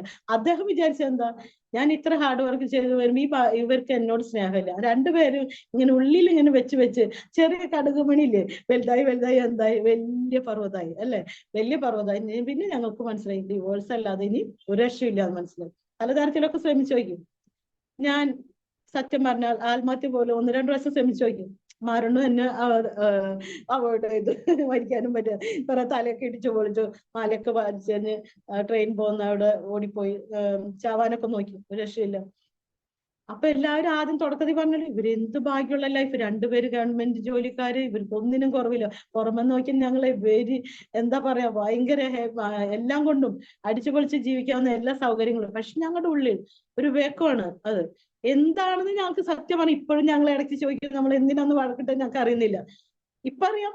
ഞാൻ പറഞ്ഞല്ലോ തുടക്കത്തില്, ഒരു വ്യക്തിയെ, അത് മറക്കരുത് നമ്മൾ, ഒരു വ്യക്തിയെ ലോകസ്ഥാപനത്തിന് മുന്നേ ദൈവം തെരഞ്ഞെടുത്താൽ ആ വ്യക്തി ഈ ലോകത്തിൽ നിൽക്കുന്നത് ഇഷ്ടപ്പെടാത്ത ഒരു ശക്തിയുണ്ട്. അത് അന്ന് നമുക്കറിയില്ലായിരുന്നു. ആ ശക്തി ഞങ്ങളെ അകറ്റിക്കൊണ്ടിരുന്നു. ചെറിയ ചെറിയ കാര്യങ്ങൾക്ക് അകറ്റിക്കൊണ്ടിരുന്നു. പക്ഷെ ദൈവത്തിന്റെ കൃപ കൊണ്ട് എനിക്കൊരു നല്ലൊരു അമ്മായിമ്മ എന്ന് പറയാൻ ഇഷ്ടമല്ല, നല്ലൊരു അമ്മയെ കിട്ടി. അപ്പൊ എന്റെ ഭർത്താവ് ഒഫീഷ്യൽ പോവാന്ന് പറഞ്ഞ് കേരളത്തിൽ പോയി. ആക്ച്വലി അമ്മോട് ഇത് പറഞ്ഞിട്ട് എന്നെ ഉപേക്ഷിക്കാനാണ്. എന്റെ അമ്മ എന്താ പറഞ്ഞെന്ന് അറിയാമോ? ഞാനത് ബോവസ് രൂത്തിന്റെ ഇതിലെ പോലെ, നവോമി രൂത്ത് പോലെ എനിക്ക് അങ്ങനത്തെ ഒരു അമ്മായിമ്മേനെ കിട്ടി. എന്റെ അമ്മ പറഞ്ഞു, മോനെ അതെന്തായാലും ഈ വീട്ടിൽ നടക്കില്ല, മോന് ഇഷ്ടമില്ലെങ്കിൽ ആ മോളെ എന്റെ വീട്ടിൽ എന്റെ അടുത്ത് കൊണ്ട് നിർത്തും. അങ്ങനത്തെ ഏത് അമ്മയെ കിട്ടും? ഞാൻ ദൈവത്തോട് നന്ദി പറയും. അപ്പൊ അതുകൊണ്ട് ഡിവോഴ്സ്, അമ്മ പറഞ്ഞത് അനുസരിക്കുന്ന മോനായതുകൊണ്ട് അത് ചെയ്തില്ല. പക്ഷെ ഇങ്ങനെ ഇഷ്ടമില്ലാതെ ഒരു വീട്ടിൽ, ഒരു റൂമിൽ, ഒരു കട്ടിലിൽ പരസ്പര സ്നേഹവും സന്തോഷവും ഇല്ലാതൊക്കെ ജീവിച്ചിട്ടുണ്ട്. ഞാനിത് പറയുന്നത് എന്തിനാണെന്നറിയാമോ? ആരെങ്കിലും ഈ ചാനലിലൂടെ ഒരു പക്ഷെ നിങ്ങളോ നിങ്ങളുടെ സർക്കിളുള്ള ആരെങ്കിലും ആ അനുഭവത്തിലൂടെ പോകുന്നുണ്ടായിരിക്കും. കാരണം ഞാൻ പോയത്, ഞാൻ ടേസ്റ്റ് ചെയ്തുകൊണ്ടാണ് ഞാൻ പറയുന്നത്. എല്ലാം എനിക്കുണ്ടെങ്കിലും ഒന്നുമില്ലാത്ത പോലത്തെ ഒരു അവസ്ഥ ഉണ്ടായിരുന്നു. ആരോട് പറയണം, എവിടെ പോവും? ഒരിക്കൽ മെന്റലി ഞാൻ ഭ്രാന്ത് പോലെ മാനസിക നില തെറ്റിയിട്ട് ഞാൻ രാത്രി ഇടുന്ന ഗൗൺ ഇട്ടിട്ട് ഞാൻ ഇദ്ദേഹത്തിന്റെ ഓഫീസിലേക്ക് ഓടിപ്പോയിന്ന് പറഞ്ഞു കേട്ടിട്ടുണ്ട്. അത്രയ്ക്ക് ഞാൻ, അപ്പൊ എന്നെ കണ്ടവർക്കെല്ലാം, എന്റെ വീട്ടിലുള്ളവരെല്ലാം കരച്ചിലായി. എത്ര സുന്ദരിയായി നല്ല തുള്ളിച്ചാടി സന്തോഷം നടന്ന പെൺകുട്ടി 1-2 കൊല്ലം കൊണ്ട് ഇവൾക്ക് എന്ത് പറ്റി, എന്താ പറ്റിയെന്ന്, എന്താ പ്രതിവിധി എന്നും ആർക്കറിയാം. അന്ന് ഞങ്ങളുടെ ഈ ഭാഗത്തൊന്നും സത്യം പറയാലോ പ്രാർത്ഥന, പെന്തക്കോസ് അതൊന്നും ഞങ്ങളുടെ ഏരിയയിൽ ഒന്നുമില്ല കേട്ടോ. ഞങ്ങളുടെ പഞ്ചായത്തിൽ നിന്ന് സത്യം പറഞ്ഞാൽ ഞാനായിരിക്കും ആദ്യമായിട്ട് യേശുവിനെ ഇങ്ങനെ ഒരു ഈ വിശ്വാസിയായിട്ട് വന്നത് കേട്ടോ. അത് ഞാൻ, എന്നോടൊരു സഹോദരൻ ഗൾഫിൽ പോയി വന്നാൽ സഹോദരൻ പറഞ്ഞൊരു സാക്ഷിയാണ്. അപ്പോ ഞങ്ങളുടെ ലൈഫ് ഇങ്ങനെ പോയിക്കൊണ്ടിരിക്കുമ്പോ അതിനൊരു പ്രതിവിധി ഇല്ലേ വിചാരിച്ചുകൊണ്ടിരുന്നു. ആരോട് പറയും? അങ്ങനെ ഇടയ്ക്കൊക്കെ വീണ് കിട്ടുന്ന ലോട്ടറി അടിക്കുന്ന പോലെ ഒരു സന്തോഷം, വല്ലപ്പോഴും കൊച്ചു സന്തോഷം ചിലപ്പോൾ കിട്ടും. അപ്പൊ അതുകൊണ്ട് ഡിവോഴ്സ് എന്ന് പറഞ്ഞ് ഇങ്ങനെ നിൽക്കുന്ന സമയത്തായിരിക്കും അന്ന് ശരി ക്ഷമിക്കാം വിചാരിച്ചു. നിങ്ങൾക്കറിയാമോ എന്റെ ലൈഫിൽ വേറൊരു സംഭവം ഉണ്ട്. ഞങ്ങളുടെ ഓഫീസിൽ നോർത്ത് ഈസ്റ്റിൽ നിന്ന് ജോയിൻ ചെയ്ത ഒരു സഹോദരി, മണിപ്പൂരിൽ നിന്ന്. അപ്പൊ എന്റെ കൂട്ടുകാരി മലയാളി, ഞങ്ങളെല്ലാം ഫ്രണ്ട്സുകൾ ഒരുമിച്ചാണ് ഭക്ഷണം കഴിക്കും. അപ്പൊ എന്റെ ഒരു അഡ്മിനിലുള്ള ഒരു കൂട്ടുകാരി പറഞ്ഞു, ഇന്ന് മണിപ്പൂരിൽ നിന്ന് ഒരു സിസ്റ്റർ സിസ്റ്റർ എന്നല്ല, മണിപ്പൂരിൽ നിന്ന് ഒരു പെൺകുട്ടി ജോയിൻ ചെയ്തു. ഇംഗ്ലീഷും അറിയില്ല, ഹിന്ദിയും അറിയില്ല, ഒരു ഭാഷയും അറിയില്ല. അവരോട് സംസാരിക്കാൻ ആർക്കും ഇഷ്ടമില്ല. അവർ ഏത് സെക്ഷനിൽ പോസ്റ്റ് ചെയ്യുമെന്ന് വിചാരിച്ച ഓഫീസർ ഭയങ്കര തലവേദനയാണ്. അവർക്ക് ഒരു ഭാഷ അറിയാതെ എങ്ങനെ അവർ ജോയിൻ വന്നു എന്ന് അറിയില്ല എന്ന് പറഞ്ഞപ്പോ എന്റെ ഉള്ളിൽ ആരോ പറയാ, നീ പോയി അവളെ ഹെൽപ്പ് ചെയ്യുന്നു. എന്റെ ഉള്ളില് പറയാ, സത്യം കണ്ട, ദൈവം സംസാരിക്കുന്ന നമുക്ക് അറിയില്ല കേട്ടോ. ഞാൻ വിചാരിച്ചു ഇതാരെ പറഞ്ഞു, ഞാൻ എന്ത് സഹായിക്കുവല്ലോ. ഓക്കെ, എനിക്കൊരു സ്വഭാവം ഉണ്ട്, എന്തെങ്കിലും അതും പിന്നെ ഞാൻ വെയിറ്റ് ചെയ്യില്ല കേട്ടാ. ഇന്നും അങ്ങനെയാ. കർത്താവ് എന്തെങ്കിലും പറഞ്ഞാൽ ഞാൻ എന്ത് പണി ചെയ്തോട്ടെ അത് അവിടെ ഇട്ടിട്ട് ഞാൻ ചെയ്യുന്ന സ്വഭാവം ഉണ്ട്. ഞാൻ എഴുന്നേറ്റു ഒരു സെക്ഷൻ, ഞങ്ങളുടെ ഓഫീസ് എന്ന് പറഞ്ഞാൽ വലിയ, അന്ന് ആകാശവാണിയും ദൂരദർശനും ഒന്നിച്ചായിരുന്നു ഓഫീസ്. വലിയ ഓഫീസ് ബിൽഡിംഗ് ആണ് പാർലമെന്റിന്റെ അടുത്ത്. അപ്പൊ ഇവരുടെ സെക്ഷൻ, എന്റെ കൂട്ടുകാരോട് ചോദിച്ചു ഏത് സെക്ഷനിൽ ഏത് ഫ്ലോറിൽ എവിടെയാണ് ഇവർ ഇരിക്കുന്നത്. അപ്പൊ എന്നോട് ചോദിച്ചു, തനിക്ക് എന്തിനാ, താനെന്ത് ചെയ്യാനാ അവരെ കണ്ടിട്ട്? ഞാൻ പറയും അതൊന്നും നീ അറിയണ്ട, എനിക്ക് ജസ്റ്റ് ഒന്ന് കണ്ടിട്ട് വരാം. ഞാൻ പോയി അവരെ അടുത്ത്, ഞാൻ വെറുതെ ചിരിച്ചു. അപ്പൊ അവര് ചിരിച്ചു. പാവം, എനിക്ക് അവര് ഇരിപ്പ് കണ്ട വിഷമം തോന്നി. പിറ്റേ ദിവസം ഹായ്, ഓക്കെ, ഹലോ, ഇങ്ങനെയൊക്കെ ഓരോ ദിവസം കുറച്ച്. നിങ്ങൾക്കറിയാമോ എന്റെ ഏറ്റവും ബെസ്റ്റ് ഫ്രണ്ട്, എന്റെ സ്പിരിച്വൽ മദർ ആണ് അവർ, മണിപ്പൂർ സിസ്റ്റർ. ഞാനിന്ന് ഓർക്കുമ്പോ ദൈവത്തോട് വളരെ നന്ദിയുണ്ട്.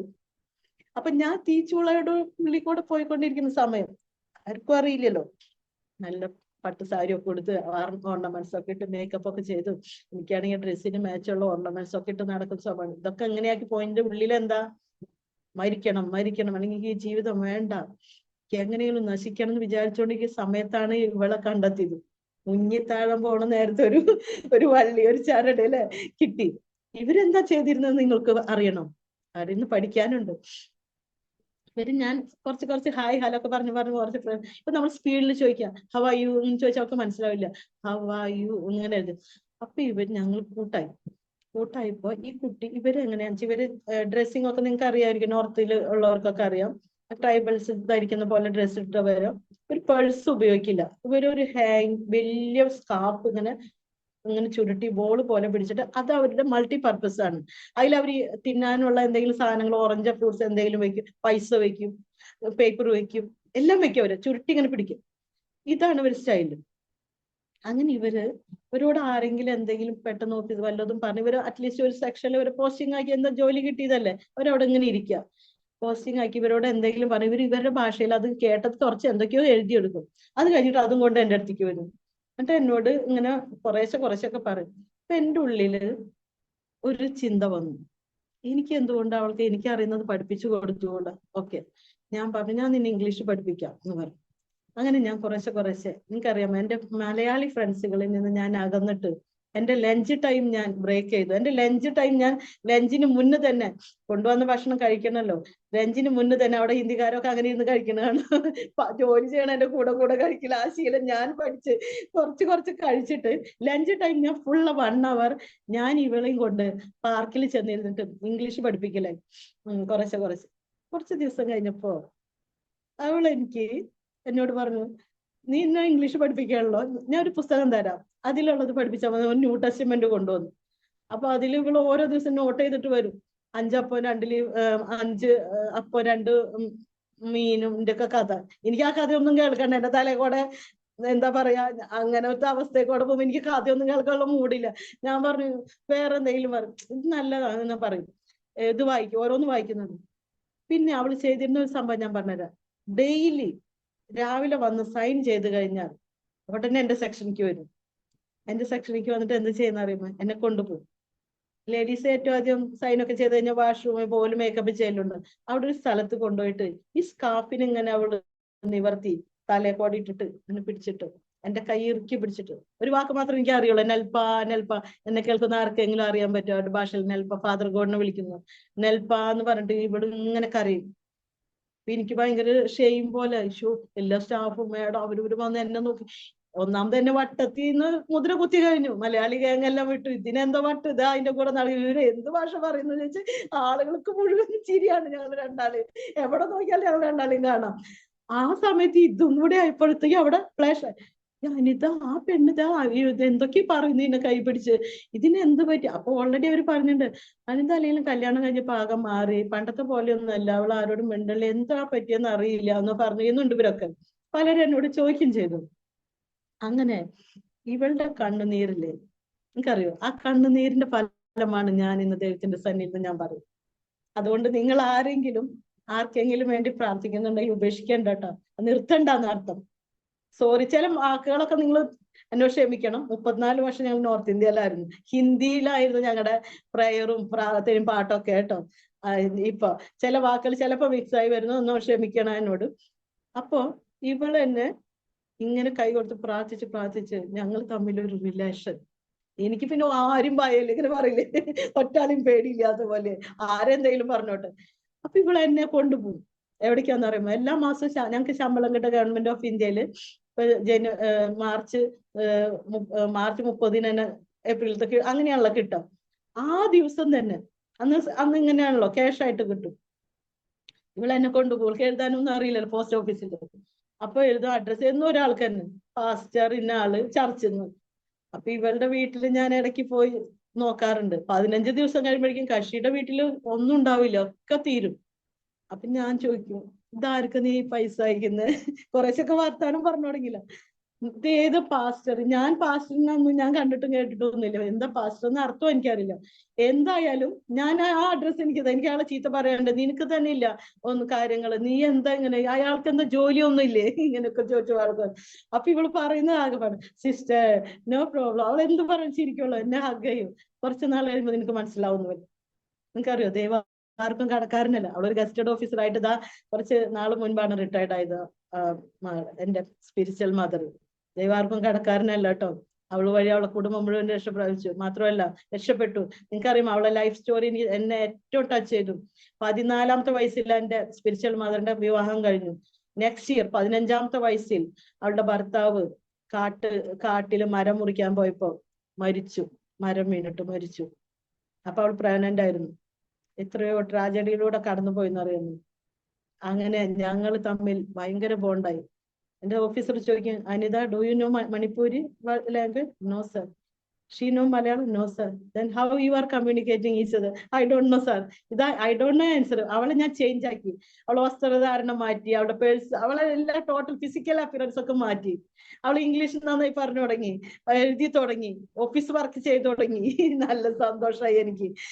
അപ്പൊ അങ്ങനെ ഒരില്ല. അപ്പൊ അവൾ എനിക്ക് ചെയ്തു തന്ന ഉപകാരം എന്താണെന്നറിയാമോ? ഒരു ചർച്ച് ഇൻട്രൊഡ്യൂസ് ചെയ്തു തന്നു മലയാളികളുടെ ദൂരെ. അപ്പൊ എനിക്ക് പിന്നെ ഹസ്ബൻഡ് എവിടെ പോയാലും എനിക്ക് കുഴപ്പമില്ലാണ്, പോയിക്കോട്ടെ എന്നായി. പിന്നെ എനിക്ക് ചർച്ചിൽ പോവാലോ. അങ്ങനെ ഞാൻ ചർച്ചിൽ പോയി കുറച്ച് ഇപ്പോ എനിക്ക് അവിടെ എല്ലാവരും കർത്താവെ വേഗം വരണ്ട, ഞാൻ ഉറക്കോളിട്ട് പറയാ അവിടെ വരണ്ട കർത്താവ്. ഞാൻ പറഞ്ഞല്ലോ, എനിക്ക് എല്ലാം ഇങ്ങനെ തുറന്നു പോയി. ഇപ്പൊ വരണ്ട കർത്താവ്, എന്റെ ഭർത്താവ് രക്ഷിക്കപ്പെട്ടിട്ടില്ല. ഇതെന്റെ ഒരു ഇതായിരുന്നു. എല്ലാവരും ചിരിക്കുമ്പോഴേക്ക് എന്താ പാട്ട്, എല്ലാവരും വരണേന്ന് പറയുമ്പോ ഇപ്പൊ വരണ്ട എന്റെ പ്രാർത്ഥനയായിരുന്നു. അങ്ങനെ ഞാൻ സ്നാനപ്പെട്ട് 2 ആഴ്ച കഴിഞ്ഞപ്പോഴത്തേക്കും എനിക്ക് ട്രാൻസ്ഫറായി നാട്ടിലേക്ക്. ഇതിനിടയിൽ ഒരു സംഭവിച്ചത് ഞാൻ പറഞ്ഞു തരാം. ഒരു ദിവസം അപ്പൊ ഇദ്ദേഹം ലേറ്റ് ആയിട്ട് വരായിരുന്നു. ഞാൻ എൻ്റെ ഓഫീസറിനോട് പറഞ്ഞു, ഞാൻ ലേറ്റ് ആയിട്ട് ഇന്ന് വരുള്ളൂ എന്ന് പറഞ്ഞിട്ട് ഞാൻ ലേറ്റ് ആയുള്ള ഒരു ബസ്സിൽ പോകുമ്പോൾ ആ ബസ്സിൽ ഒരു ചേച്ചി, ഞങ്ങൾ താമസിക്കുന്ന ആർക്കേപുരം എന്ന് പറഞ്ഞ സ്ഥലത്തായിരുന്നു, അവിടെ വെച്ച് ആ ബസ്സിൽ കയറിയപ്പോ എന്നെ കണ്ടിട്ട്, മോളെ നിന്നെ ഞങ്ങളൊക്കെ അന്വേഷിക്കുകയായിരുന്നു, അതാ ഹോസ്റ്റലിൽ ഉണ്ടായിരുന്നത്. എന്ന് വെച്ചാൽ എന്ത് പറ്റി ചേച്ചി, മോൾക്കറിയോ നിന്നെ അന്ന് മാല എടുത്തു എന്ന് പറഞ്ഞ് നിന്നെ പറ്റിച്ചില്ലേ ഒരു സ്ത്രീ, അവര് തമ്മിൽ തല്ലുകൂടിയിട്ട് അവര് വിളിച്ചു പറഞ്ഞു, എന്താ ഡ്യൂപ്ലിക്കേറ്റ് സാധനമായിരുന്നു, ഞാൻ ഗവൺമെന്റ് ജോലിയുള്ളതാണ്, എനിക്ക് ഹിന്ദി അധികം അറിയില്ല, ഭാഷയൊന്നും അറിയില്ല, ഇവളോട് ഇങ്ങനെ പറഞ്ഞാൽ ഇവള് അത് പുതിയത് മേടിച്ചു കൊടുക്കുന്നു. അവർ 3 പേരും കൂടി ഒത്തിട്ട് ചെയ്ത പരിപാടിയായിരുന്നു. അപ്പൊ എനിക്കത് വിഷമായി കേട്ടപ്പോ. എന്താന്ന് വെച്ചാൽ അവരുടെ ഹസ്ബൻഡ് മരിച്ചു എന്ന് എന്തൊക്കെ പറഞ്ഞു. അപ്പൊ അതെനിക്ക് ഭയങ്കര വിഷമായി. പക്ഷെ സന്തോഷമായി, സത്യം അറിഞ്ഞല്ലോ.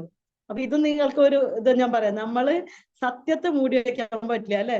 അന്ന് എനിക്ക് ഭയങ്കര സന്തോഷം. ഒന്ന് ആലോചിച്ച് നോക്ക്, അതിന്റെ 2 ആഴ്ച എനിക്ക് ട്രാൻസ്ഫർ ആയി വരാണ്. ദൈവം കറക്റ്റ് സമയത്ത് എന്നെ അത് കേൾപ്പിച്ചു എന്നുള്ളതാ. അന്ന് മൊബൈലും കാര്യങ്ങളും ഒന്നുമില്ല. ഞാൻ ലേറ്റായി ആ ബസ്സിൽ പോവാനും അവര് ആ ബസ്സിൽ കയറാനും ഇടയായി. ഞാൻ ആ സത്യം അറിഞ്ഞു. ഭയങ്കര സന്തോഷം ഉണ്ടായി ആ കാര്യം, സത്യം അറിഞ്ഞല്ലോ. അല്ലെങ്കിലും ഞാൻ എടുത്തിട്ടില്ല എന്നുള്ള സത്യമാണ്. പക്ഷെ ഹോസ്റ്റലിലുള്ളവരെല്ലാവരും എന്നെ തിരക്കുന്നു എന്ന് പറഞ്ഞു. ആ കുട്ടി പാവം എത്ര കരഞ്ഞു എന്നൊക്കെ പറഞ്ഞു. അപ്പൊ നിങ്ങൾ ആരെങ്കിലും അങ്ങനെ സത്യത്തിന് വേണ്ടി അങ്ങനെ ഇതാക്കുകയാണെങ്കിൽ നിങ്ങൾ വിഷമിക്കേണ്ട കേട്ടോ, നിങ്ങൾക്ക് സത്യം എന്തായാലും വെളിപ്പെടും. ഓക്കെ. അപ്പൊ എനിക്ക് ട്രാൻസ്ഫർ ആയി, നാട്ടിലേക്ക് ട്രാൻസ്ഫർ ആയി വന്നപ്പോൾ ഞാൻ പറഞ്ഞല്ലോ, ഞാൻ എന്നെ തന്നെ ഉയർത്താൻ ഒരു സ്ഥലത്തും ആഗ്രഹിക്കുന്നില്ല. ഞാൻ ലോകസ്ഥാപനത്തിന് മുന്നിൽ തെരഞ്ഞെടുത്തു. അപ്പൊ എൻ്റെ ഉള്ളിൽ കുറേശ്ശെ കാര്യങ്ങൾ, എനിക്ക് ഇതൊക്കെ അറിയണം നന്നായി. ഇത് ഇങ്ങനെ സാധാരണ ക്രിസ്ത്യൻ ആവണ്ടെന്നൊരു തോന്നൽ എവിടെയോ എൻ്റെ ഉള്ളിലുണ്ട്. സാധാരണ ഇങ്ങനെ ക്രിസ്ത്യൻ പ്രാർത്ഥനയ്ക്ക് പോകുന്നു, എനിക്ക് അതൊന്നും പോരാ. എനിക്ക് എല്ലാവരെക്കാളും കുറച്ച് എല്ലാ കാര്യത്തിലും ഞാൻ എപ്പോഴും ഒരു യുണീക്ക് ആവാൻ ആഗ്രഹിക്കുന്ന ഒരു വ്യക്തിയാണ്. ഒരു എക്സ്ട്രാ ഓർഡിനറി ആയിട്ട് എനിക്ക് ഒരു അങ്ങനത്തെ ഒരു ചിന്ത എനിക്ക് എപ്പോഴും ഉണ്ട്. ആരും ഇഷ്ടപ്പെടാത്തതിന് ഞാൻ ചിലപ്പോൾ ഇഷ്ടപ്പെട്ടെന്ന് വരും. ആരും ഇല്ലെങ്കിലും ഞാൻ അവിടെ നിൽക്കും ധൈര്യത്തിൽ. ഇങ്ങനൊക്കെ സ്വഭാവം എനിക്കുണ്ട്. നാട്ടിൽ വന്നപ്പോ എന്നോട് പറഞ്ഞു, കോഴിക്കോടാണോ ട്രാൻസ്ഫർ, നീ ഒട്ടും പോകണ്ട, നീ ഇപ്പൊ വിശ്വാസിയായതല്ലേ, അവിടെ എല്ലാം മുസ്ലിം വിശ്വാസത്തിലുള്ളവരാണ് അധികം, അങ്ങനെ സഹോദരങ്ങളാ, നിന്റെ വിശ്വാസം ഇനി എല്ലാം ഇല്ലാതെ പോകുന്നു. ഇത് പറയുമ്പോ നിങ്ങൾ ഇത് ഒരു പാടാണ് നമുക്ക്. അങ്ങനെയൊന്നും ആരും മുൻവിധിയോട് കൂടി ഒന്നും ചെയ്ത്, ദൈവത്തിനൊരു ഉദ്ദേശം ഉണ്ട് അവിടെ.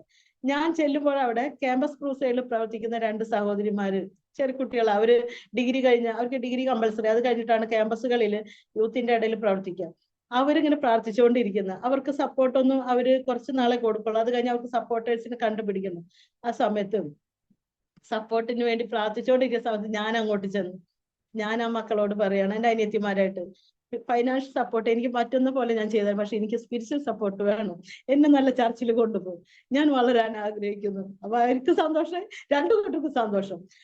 അങ്ങനെ എൻ്റെ ലൈഫ് അവിടെ വെച്ച് ഞാൻ ഇത് വീണ്ടും എല്ലാവർക്കും കൂടിയിട്ട് ഞാൻ പറയുന്ന ഒരു കാര്യം, അവിടെ ഒരു ചർച്ചിൽ ഞാൻ പോയ സമയത്ത്, അപ്പൊ എന്റെ ഭർത്താവും ഞാനും അപ്പോഴും സത്യം പറഞ്ഞാൽ എപ്പോ വേണമെങ്കിലും എന്ത് സംഭവിക്കാന്നുള്ള പോലെ അതിനൊന്നും കൂടെ വിഷമായി. കാര്യം തല്ലുകൂടൊക്കെ ആണെങ്കിൽ ട്രാൻസ്ഫർ ആയി പോയപ്പോ സങ്കടമായി എന്ന് തോന്നുന്നു. എനിക്കും സങ്കടമായി, അതുകൊണ്ട് പക്ഷെ ട്രാൻസ്ഫർ ആയി. അപ്പോ ഞാൻ സ്നാനപ്പെട്ടെങ്കിലും ഓർണമെന്റ്സ് ഒക്കെ ഇടുന്ന കാരണം എന്റെ പൊട്ട് അങ്ങനെ സാധനങ്ങളൊക്കെ ഉപേക്ഷിച്ചു. കാരണം അതൊരു തെറ്റായ സംഭവം സത്യം ഞാൻ മനസ്സിലാക്കി. പക്ഷെ ഓർണമെന്റ്സ് എനിക്ക് ഊരാൻ പറ്റില്ല, കാരണം എനിക്ക് നാട്ടിലെ എൻ്റെ ഇൻലോസ് ഒക്കെ എല്ലാവരും മുന്നിൽ എനിക്ക് നിൽക്കണമായിരുന്നു. മാത്രമല്ല അതിലൊന്നും അതിനെക്കുറിച്ച് ഞാനിപ്പോ പറയാൻ ആഗ്രഹിക്കുന്നത്, ഞാൻ അങ്ങനത്തെ കാര്യങ്ങളൊന്നും ബോധർ ചെയ്യുന്ന വ്യക്തിയല്ല കേട്ടോ. അതൊക്കെ പരിശുദ്ധാത്മാ ഓരോരുത്തർ ഗൈഡൻസ്. പക്ഷെ ഞാൻ അത് പറയാൻ കാരണമുണ്ട്. എന്താന്ന് വെച്ചാൽ, ഞാനൊരു സഭയിൽ പോയി ഇതുപോലെ സ്നാനപ്പെട്ട് വന്നതല്ലേ, എനിക്ക് തിരുവത്താഴം എടുക്കാൻ ഭയങ്കര ആകാംക്ഷ. എനിക്ക് ഒന്നാമത് ഞാൻ ഒരു വ്യക്തി ശനിയാഴ്ച ഉറങ്ങയില്ല, ഞായറാഴ്ചത്തെ കാര്യം ആലോചിച്ച് നാളെ ഏത് പാട്ടായിരിക്കും, ഏത് വചനായിരിക്കും, എന്തൊക്കെ പ്രബോധനമായിരിക്കും, ഇതൊക്കെ ഭയങ്കര ചിന്തയായിരിക്കും. ഞാൻ അങ്ങനത്തെ ഒരു വ്യക്തിയാണ്. എനിക്കൊന്ന് നേരം വെളുത്താൽ മതി, ആ ചർച്ചിലൊന്ന് ചെന്നിരുന്നാൽ മതി, പാട്ടുകൾ പഠിക്കാനും ആ ഓരോരുത്തർ പറയുന്ന കേൾക്കാനും ഒക്കെ. A to Z എഴുതിയെടുത്തൊക്കെ വീട്ടിൽ വന്ന് എഴുതിയെടുത്ത് വെറുതെ വെക്കല്ല. ലഞ്ച് പോലും മറന്നിട്ടുണ്ട് ഞങ്ങൾ വീട്ടിൽ വന്ന് അതിങ്ങനെ പഠിച്ചും പറഞ്ഞു. അയ്യോ 4 മണി 5 മണിയൊക്കെ ആവും പിന്നെ ഓർത്ത് വരും. അങ്ങനത്തെ ഒരു വ്യക്തിയായിരുന്നു. അന്ന് സഭയില് ഹോസ്പിറ്റൽ മിനിസ്റ്റർ ചെയ്യുന്ന ഒരു ബ്രദർ വന്നിട്ട് സാക്ഷ്യം പറഞ്ഞു, ഞങ്ങൾ ഹോസ്പിറ്റൽ കുറച്ച് കുഷ്ഠരോഗികൾക്ക് സഹായിക്കാൻ ആഗ്രഹിക്കുന്നു എന്നൊക്കെ പറഞ്ഞു. അപ്പൊ ഞാൻ ഓർത്ത് ഓക്കെ, എനിക്ക് പറ്റാവുന്ന പോലെ സഹായിക്കാം എന്നൊക്കെ വിചാരിച്ചാന്ന് ഞാൻ തീരുമാനിച്ചു. 10 പേര് ഞാൻ സഹായിക്കാം എന്നൊക്കെ വിചാരിച്ചിരുന്നു. ഇരുപത്താഴം കഴിഞ്ഞപ്പോ ചില ആന്റിമാര് വന്ന് എന്നെ വളരെയധികം ഇങ്ങനെ ദേഷ്യപ്പെട്ടു. എന്നോട്, നിങ്ങൾ എവിടെ നിന്ന് വന്നു, നിങ്ങൾ ഇതിനെ കൈനീട്ടി ഇതിന്ന് എടുത്തേന്നൊക്കെ പറഞ്ഞു. ഞങ്ങൾ ഭയങ്കര, പക്ഷെ എനിക്ക് മനസ്സിലായില്ല. ഞാൻ സ്നാനപ്പെട്ടു, പക്ഷെ ഞങ്ങൾ ഇവിടെ ഓർണമെന്റ്സ് ഇട്ടവർക്കൊന്നും ഇവിടെ അനുവാദമില്ല എന്നൊക്കെ പറഞ്ഞു. എന്തോ അതെന്നെ ഭയങ്കരമായിട്ട് വേദനിപ്പിച്ചു. പിന്നെ ഇനി ഈ സഭയിൽ പോകുന്നില്ല, ഇനി ഇതൊന്നും ഇങ്ങനെയൊന്നും അല്ലാതെ എന്റെ ഭർത്താവ് രക്ഷപ്പെടാത്തോടത്തോളം കാലം എനിക്ക് ഇങ്ങനെ നടന്നേ പറ്റൂ, ഞാൻ എന്ത് ചെയ്യും, ഇങ്ങനെയൊക്കെ ഭയങ്കര ഇതായി. ഞാൻ പിന്നെ ആ ചർച്ചയിൽ പോയില്ല. പക്ഷെ ഞാൻ എടുത്ത തീരുമാനം പ്രകാരം ഞാൻ അത് അവിടെ എത്തിച്ചു. ഞാൻ അത് കേൾക്കുന്നവരോട് നിങ്ങളോട് പറയുന്ന ഒരു കാര്യമാണ്, നമ്മൾ ആരും അങ്ങനത്തെ ഇങ്ങനെയുള്ള ചെറിയ കാര്യങ്ങളില്ലേ, ആ കാര്യങ്ങൾ കൊണ്ട് നമ്മൾ ആരും നമുക്ക് കിട്ടുന്ന ചാൻസ് ജഡ്ജ്മെന്റ് ചെയ്ത് കളയരുത്. കിട്ടുന്ന ചാൻസ് ഒരു വ്യക്തിനെ എൻകറേജ് ചെയ്ത് അവരെ ദൈവത്തിലേക്ക് കൊണ്ടുവരാൻ ശ്രമിക്കാം. ഇതിന്റെ ഇടയിൽ ഞാൻ രക്ഷിക്കപ്പെട്ട് സ്നാനപ്പെട്ട കാര്യം ഒന്ന് നിങ്ങളോടൊന്ന് പറയാൻ ആഗ്രഹിക്കുന്നു. ഞാൻ പറഞ്ഞല്ലോ, എന്നെ മണിപ്പൂരി സിസ്റ്റർ എനിക്ക് ചർച്ച് കാണിച്ചു തന്നു. അത് ഡൽഹിയിലുള്ള ഒരു ചർച്ചിൽ പോയിക്കൊണ്ടിരുന്നു. അവിടെ ചെന്നപ്പോ ആ സഭയിലാണ് ഞാൻ അവിടെ പോയി രക്ഷിക്കപ്പെടാന്ന് പറഞ്ഞ യേശുവിനെ രക്ഷിതാവായി സ്വീകരിച്ചത്. ആക്ച്വലി ഞാൻ പറഞ്ഞല്ലോ, നമ്മൾ അഭിഷേകം പ്രാപിച്ചിട്ടുണ്ട്, ദൈവമായിട്ടുള്ള ഒരു ഇതിലേക്ക് വന്നിട്ടുണ്ടെങ്കിലും വാസ്തവമായി എനിക്ക് ക്രിസ്തുവിനെ സാക്ഷീകരിക്കണം, എനിക്ക് ജലത്തിൽ സ്നാനപ്പെടണമെന്ന് തീരുമാനിച്ചത് ആ സഭയിൽ വെച്ചിട്ടാണ്. അപ്പൊ അവിടുത്തെ പാസ്റ്റർ എന്നെ പിതാവിന്റെ പുത്രന്റെ പരിശുദ്ധാത്മാവിന്റെ നാമത്തിൽ സ്നാനപ്പെടാൻ അനുവദിച്ചു. എന്റെ ഭർത്താവിനോട് ചോദിച്ചു ഞാൻ കുറെ പ്രാവശ്യം, 1-2 പ്രാവശ്യം. അദ്ദേഹം പറഞ്ഞു ഇപ്പൊ വേണ്ട വേണ്ട എന്നിങ്ങനെ പറഞ്ഞുകൊണ്ടിരുന്നു. പക്ഷെ ഞാൻ ആ സമയത്ത് എനിക്ക് സ്നാനപ്പെടണം. പിന്നെ അദ്ദേഹം പറഞ്ഞു ഞാൻ പിന്നെ ചെയ്യാം, നീ ഇപ്പൊ ചെയ്യണ്ട ഇങ്ങനെയൊക്കെ പറഞ്ഞപ്പോ പിന്നെ ഞാൻ പിന്നെ ഒരു ദിവസം പറഞ്ഞു, ഇടയ്ക്ക് പറഞ്ഞു ചെയ്തോ, പിന്നെ പറഞ്ഞു അന്ന് ശരി, നിനക്ക് അങ്ങനെ ഇഷ്ടമായി തോന്നുകയാണെങ്കിൽ, അത് ശരിയാണെന്ന് തോന്നുകയാണെങ്കിൽ നീ സ്നാനപ്പെട്ടേക്ക് ഇങ്ങനെ പറഞ്ഞു. അപ്പൊ എനിക്ക് സന്തോഷം. അങ്ങനെയാണ് ഞാൻ സ്നാനപ്പെട്ടത്. സ്നാനപ്പെട്ട് ഒരാഴ്ച അവിടെ നിന്നുള്ളൂ. നെക്സ്റ്റ് ആഴ്ച ആയപ്പോഴത്തേക്ക് എനിക്ക് ട്രാൻസ്ഫറിന്റെ ഓർഡർ വന്നു. അപ്പൊ ട്രാൻസ്ഫറിന്റെ ഓർഡർ വന്നത് കോഴിക്കോട്ടേക്ക്. അങ്ങനെയാണ് ഞാൻ കോഴിക്കോട് വന്നത്. മനസ്സിലായോ? അപ്പൊ ഞാൻ രക്ഷിക്കപ്പെട്ടു, സ്നാനപ്പെട്ടു, അങ്ങനെയാണ് കോഴിക്കോട് വന്നെങ്കിലും പിന്നെ ആ സഭയിൽ ചെന്നപ്പോഴത്തേക്കും അപ്പൊ ഓർണമെന്റ്സ് ഇടാത്ത ഗ്രൂപ്പ് ആയതുകൊണ്ടായിരുന്നല്ലോ, ഞാൻ ഓർണമെന്റ്സ് ഇട്ടുകൊണ്ട് അവർക്ക് മനസ്സിലായില്ല.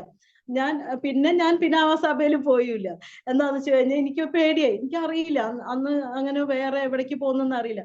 എന്നാൽ കുറച്ച് നാള് ഈ മക്കളുണ്ടല്ലോ ക്യാമ്പസ് ക്രൂസൈഡിൽ, അവർക്ക് എങ്ങനെയാന്ന് വെച്ചാൽ ഓരോ ആഴ്ച ഓരോ സ്ഥലങ്ങളിൽ ചർച്ചകളിലേക്ക് പോകണം, പല മീറ്റിങ്ങുകൾ അവർ വെക്കും. അപ്പൊ അതിനൊക്കെ ഞാൻ സപ്പോർട്ട് കൊടുക്കും. അവരുടെ കൂടെ ഞാൻ ഓരോ മീറ്റിങ്ങുകൾ പോകും. പ്രത്യേകിച്ച് അവർ ഒത്തിരി ഹെൽപ്പ് ചെയ്യുന്നുണ്ടായിരുന്നു. വിധവകൾ മാത്രം താമസിക്കുന്ന സ്ഥലം, പിന്നെ YWCA അങ്ങനത്തെ മീറ്റിങ്ങുകളിലൊക്കെ ഞാൻ ഇങ്ങനെ ഓരോ കാര്യങ്ങൾ അറ്റൻഡ് ചെയ്യാനും മീറ്റിങ്ങുകൾ അറ്റൻഡ് ചെയ്യാനൊക്കെ പഠിച്ച് എനിക്ക് ദൈവമായിട്ടുള്ള ഇങ്ങനെ പ്രാർത്ഥനയും കാര്യങ്ങളിലും ഇങ്ങനെ മുഴുകിക്കൊണ്ടിരിക്കുമ്പോൾ എന്നെ സംബന്ധിച്ച് ഞാൻ കോഴിക്കോട് ഒരു ഹോസ്റ്റലിൽ തന്നെയാ അവിടെയും വർക്കിംഗ് വിമൻസ് ഹോസ്റ്റലിൽ തന്നെയാ താമസിച്ചുകൊണ്ടിരുന്നത്. ആ താമസിക്കുമ്പോ രാത്രി ഇങ്ങനെ അവിടെ മെസ്സൊക്കെ ഉള്ളതുകൊണ്ട് നമുക്ക് വലിയ ജോലിയൊന്നും ഇല്ലല്ലോ. 10 മണി ലൈറ്റ് ഓഫ് ചെയ്താ നേരം വെളുക്കുന്നവരെ ഒരു സ്ഥലത്ത് ചെന്നിരുന്ന് പ്രാർത്ഥിക്കും.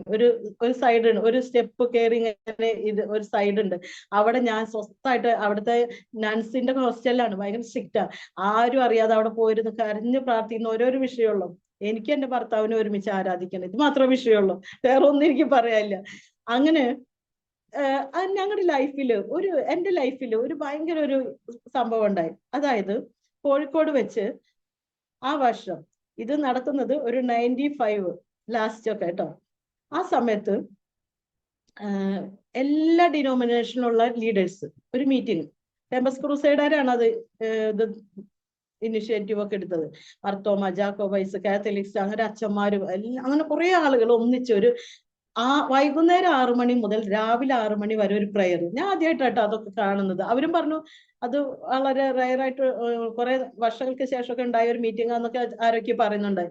എല്ലാവരും കൂടെ ഒരു വലിയ ഹാളിൽ, എന്നിട്ട് ലാസ്റ്റ് എല്ലാവരും എഴുന്നേറ്റ് നിന്ന്, അതായത് ഒരു വെളുപ്പിന് 6 മണി വരെ ആ പ്രയറാണ്. ഒരു 4 മണിയൊക്കെ ആയപ്പോ എല്ലാവരും കൂടെ എഴുന്നേറ്റ് നിന്ന് കൈ കോർത്ത് പിടിച്ച് നിന്നിട്ട് ഓരോരുത്തരുടെ വിഷയം പറയും, പ്രാർത്ഥിക്കും.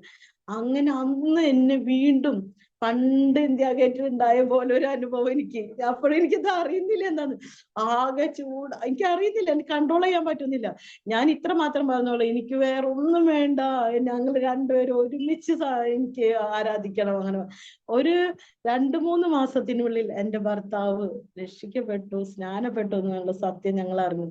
അങ്ങനെ ഞങ്ങള് ഒരുമിച്ച്, പിന്നെ അദ്ദേഹം ലീവ് എടുത്ത് വന്നു, പിന്നെ ഞാൻ ലീവ് എടുത്ത് അങ്ങോട്ട് പോകലും അങ്ങനെയൊക്കെയായി. ഞങ്ങൾക്ക് തോന്നി, അയ്യോ നമ്മൾ ഇത്ര വർഷം വേസ്റ്റ് ചെയ്തുല്ലോ, ഞങ്ങൾ ലൈഫ് വെറുതെ തല്ലുകൂടി കളഞ്ഞല്ലോ, അങ്ങനെയൊക്കെ കുറ്റം. എനിക്ക് എന്റെ തെറ്റ് മനസ്സിലായി, അദ്ദേഹത്തിന് അദ്ദേഹം തെറ്റ് പറഞ്ഞു, ഞാൻ നല്ലൊരു ഭാര്യ ആവണം എന്നുള്ള തോന്നൽ വന്നു. ഇത്ര നാൾ അദ്ദേഹത്തിനല്ലേ കുറ്റം പറഞ്ഞുകൊണ്ടിരുന്നത്, പിന്നെ തിരിച്ചായി ഞാൻ തന്നെയാണ് കുറ്റക്കാരി എന്നുള്ള സത്യം എനിക്ക് മനസ്സിലായി. അങ്ങനെ ഞങ്ങള് ഒരു ദിവസം, അപ്പോൾ ജോലി എന്റെ കോഴിക്കോട് ചെയ്തുകൊണ്ടിരിക്കുന്നുണ്ട്, ലീവ് എടുത്തിട്ട് ഞാൻ ഡൽഹിയിലേക്ക് പോയി. അപ്പൊ എന്റെ ഉള്ളിൽ ഇടയ്ക്കിടയ്ക്ക് ആരോ പറയുന്നുണ്ട്, നീ എനിക്ക് വേണ്ടി വേർതിരിച്ചവളെ, ഞാൻ പറയുന്ന ജോലി നീ ചെയ്യണം എന്ന് ഇങ്ങനെ ആരോ പറയുന്നുണ്ട്. അത് ഞാൻ അത്ര കേട്ടിട്ടും കേൾക്കാത്ത പോലെ നടക്കുന്നുണ്ടായിരുന്നു. കാരണം ജോലി വിട്ട് കളയാൻ ഒരു വിഷമം, പൈസ, കാരണം സാലറി കിട്ടിയാൽ എനിക്ക് ഭയങ്കര ഇഷ്ടമാണ്, 2 വീട്ടിലും വേഗം പോകും. എല്ലാവർക്കും, ഞാൻ ഒന്നും സമ്പാദിക്കണ വ്യക്തിയല്ല, എല്ലാവർക്കും ഇഷ്ടമുള്ള സാധനങ്ങൾ വാങ്ങിച്ചു കൊടുക്കുന്നു. പ്രത്യേകിച്ച് എൻ്റെ അമ്മ, 2 അമ്മമാരും ഞാൻ ജീവന തുല്യം സ്നേഹിക്കുന്നു, അവർക്ക് ഇഷ്ടമുള്ള വാങ്ങി കൊടുക്കുന്നു, 2 വീട്ടിൽ പോകുന്നു, ഇതൊക്കെ ഞാൻ ചെയ്യുന്നുണ്ടായിരുന്നു. അങ്ങനെ ഞാൻ ലീവ് എടുത്ത് ഡൽഹിയിലേക്ക് പോയ സമയത്ത് ഞങ്ങൾക്ക് ഒരു ആക്സിഡന്റ് ഉണ്ടായി. ഞാനും എൻ്റെ ഭർത്താവും ബൈക്കിലായിരുന്നു. ഞങ്ങളുടെ മുന്നിലുണ്ടായിരുന്ന ഒരു മാരുതി കാറ് ഹൈ സ്പീഡ് തന്നെയായിരുന്നു, 90 അങ്ങനെയൊക്കെ സ്പീഡിൽ പോകും. ഞങ്ങളും അതേ സ്പീഡിൽ പോകുമ്പോ അവര് സഡൻ ബ്രേക്ക് ഇട്ടു, ഞങ്ങളുടെ വണ്ടി അവന്റെ മേല് കയറി. ഞങ്ങൾ രണ്ടുപേരും ആ റോഡിൽ ഇങ്ങനെ വീണ് കിടക്കുക. പക്ഷെ ഈ സിനിമയിലൊക്കെ കാണുന്ന പോലെ എല്ലാ വാഹനങ്ങളും പെട്ടെന്ന് ഇങ്ങനെ സഡൻ ബ്രേക്ക് ഇട്ട്, ഞങ്ങൾക്ക് ഒന്നും പറ്റില്ല. ഞാൻ വിന്റർ സീസൺ ആയിരുന്നു, ഞാൻ ഷോളൊക്കെ, വൂളന്റെ ഷോളൊക്കെ ഇങ്ങനെ പൊതിച്ചിട്ടുണ്ടായിരുന്നു. എനിക്ക് അതുകൊണ്ട് എഴുന്നേൽക്കാൻ പറ്റാണ്ട് വന്നു, പക്ഷെ ഒന്നും പറ്റിയില്ല. അപ്പൊ അന്ന് രാത്രി ഞാൻ ഇങ്ങനെ എന്നോട് പറയാം, ഞാൻ നിന്നോട് കുറെ നാളായില്ലേ പറയുന്നത്, നീ എനിക്ക് വേണ്ടി സമർപ്പിക്കുക, നീ എങ്ങനെയായിരുന്നു എന്ന് നീ ചിന്തിച്ചിട്ടുണ്ടോ? നീ ഭ്രാന്തിയെ പോലെ ഓടി നടക്കാൻ, സ്വസ്ഥതയില്ലാതെ, സമാധാനം ഇല്ലാതെ, അതുപോലെ അനേകരുണ്ട്, എനിക്ക് അവരുടെ അടുത്തേക്ക് നിന്നെ എനിക്ക് പറഞ്ഞയക്കണം, ഇങ്ങനെ പറയുന്നുണ്ട് ഉള്ളിൽ. അപ്പൊ പിന്നെ ഞാൻ അത് കേൾക്കാത്ത പോലെ തന്നെ നിന്നു. അപ്പൊ ഞാൻ 3 മാസത്തെ ലീവ് വീണ്ടും എക്സ്റ്റെൻഡ് ചെയ്തിട്ട് അവിടെ നിന്നിട്ട് ഞങ്ങള് വരുന്നതിന്റെ കുറച്ച് ദിവസം മുൻപ് എന്റെ കാലിൽ ഒരു വലിയൊരു പരു പോലെ ഒരു സാധനം ഉണ്ടായി. അപ്പൊ എന്റെ ഭർത്താവ് പോണ ചർച്ചിലെ പാസ്റ്ററൊക്കെ വന്ന് എനിക്ക് വേണ്ടി പ്രാർത്ഥിക്കുകയൊക്കെ ചെയ്തു. അപ്പൊ ഞാൻ എത്രയും വേഗം പ്രാർത്ഥിക്കണം, എനിക്ക് ഇനി ഒരാഴ്ചയും കൂടെയുള്ള എന്റെ ലീവ് തീരാൻ, എനിക്ക് തിരിച്ചു വരണം എന്നൊക്കെ പറഞ്ഞു. പക്ഷെ എന്റെ കാലിലത്തെ വളരെ വലുതായിക്കൊണ്ട് ഇത് നടക്കാൻ പറ്റാണ്ടായി. ഒരു ദിവസം എന്നോട് എന്റെ ഉള്ളിൽ ഇങ്ങനെ പറയാ, നീ മരുന്നൊന്നും കഴിക്കണ്ട, ഇന്ന് നീ എന്നെ പരീക്ഷിക്കണം, ഞാൻ നിന്നോട് കുറെ ദിവസമായില്ലേ പറയുന്നത്, നീ ഇന്ന് മരുന്ന് കഴിക്കണ്ട, ഞാൻ നിന്നെ സൗഖ്യമാക്കും. അപ്പൊ ഞാൻ ഡിസിഷൻ എടുത്തു, കർത്താവേ അന്ന് നീ അങ്ങനെ തന്നെ അത് പറയുന്നുണ്ടെങ്കിൽ ഞാൻ മരുന്ന് കഴിക്കില്ല, എന്നെ സൗഖ്യമാക്കണം. അന്ന് രാത്രി എന്റെ കർത്താവ് എന്റെ കാലിൽ തൊട്ടു. ഞാൻ അപ്പൊ ഇങ്ങനെ പില്ലോ ഇങ്ങനെ വെച്ച് എന്റെ കാല് ഉയർത്തി വെച്ച് ഞങ്ങൾക്ക് എടുക്കായിരുന്നു. ഒരു ഉറക്കം കഴിഞ്ഞപ്പോ ഞാൻ അയ്യോ എന്ന് പറഞ്ഞു തന്നിട്ട് എന്റെ ഭർത്താവ് വിചാരിച്ചു എന്ത് പറ്റിയോ നോക്കിയപ്പോ എന്റെ കാല് അത് പൊട്ടി, അതെല്ലാം അതിലെ വെള്ളം പോയി, ഞാൻ സൗഖ്യമായി. പിറ്റേ ദിവസം ചർച്ചില് പ്രയറിന് പോയി. അവർക്കൊക്കെ അതിശയായി. അന്ന് ഞാൻ അവിടെ ചർച്ചിൽ വെച്ച് എന്റെ ഡിസിഷൻ എടുത്തു.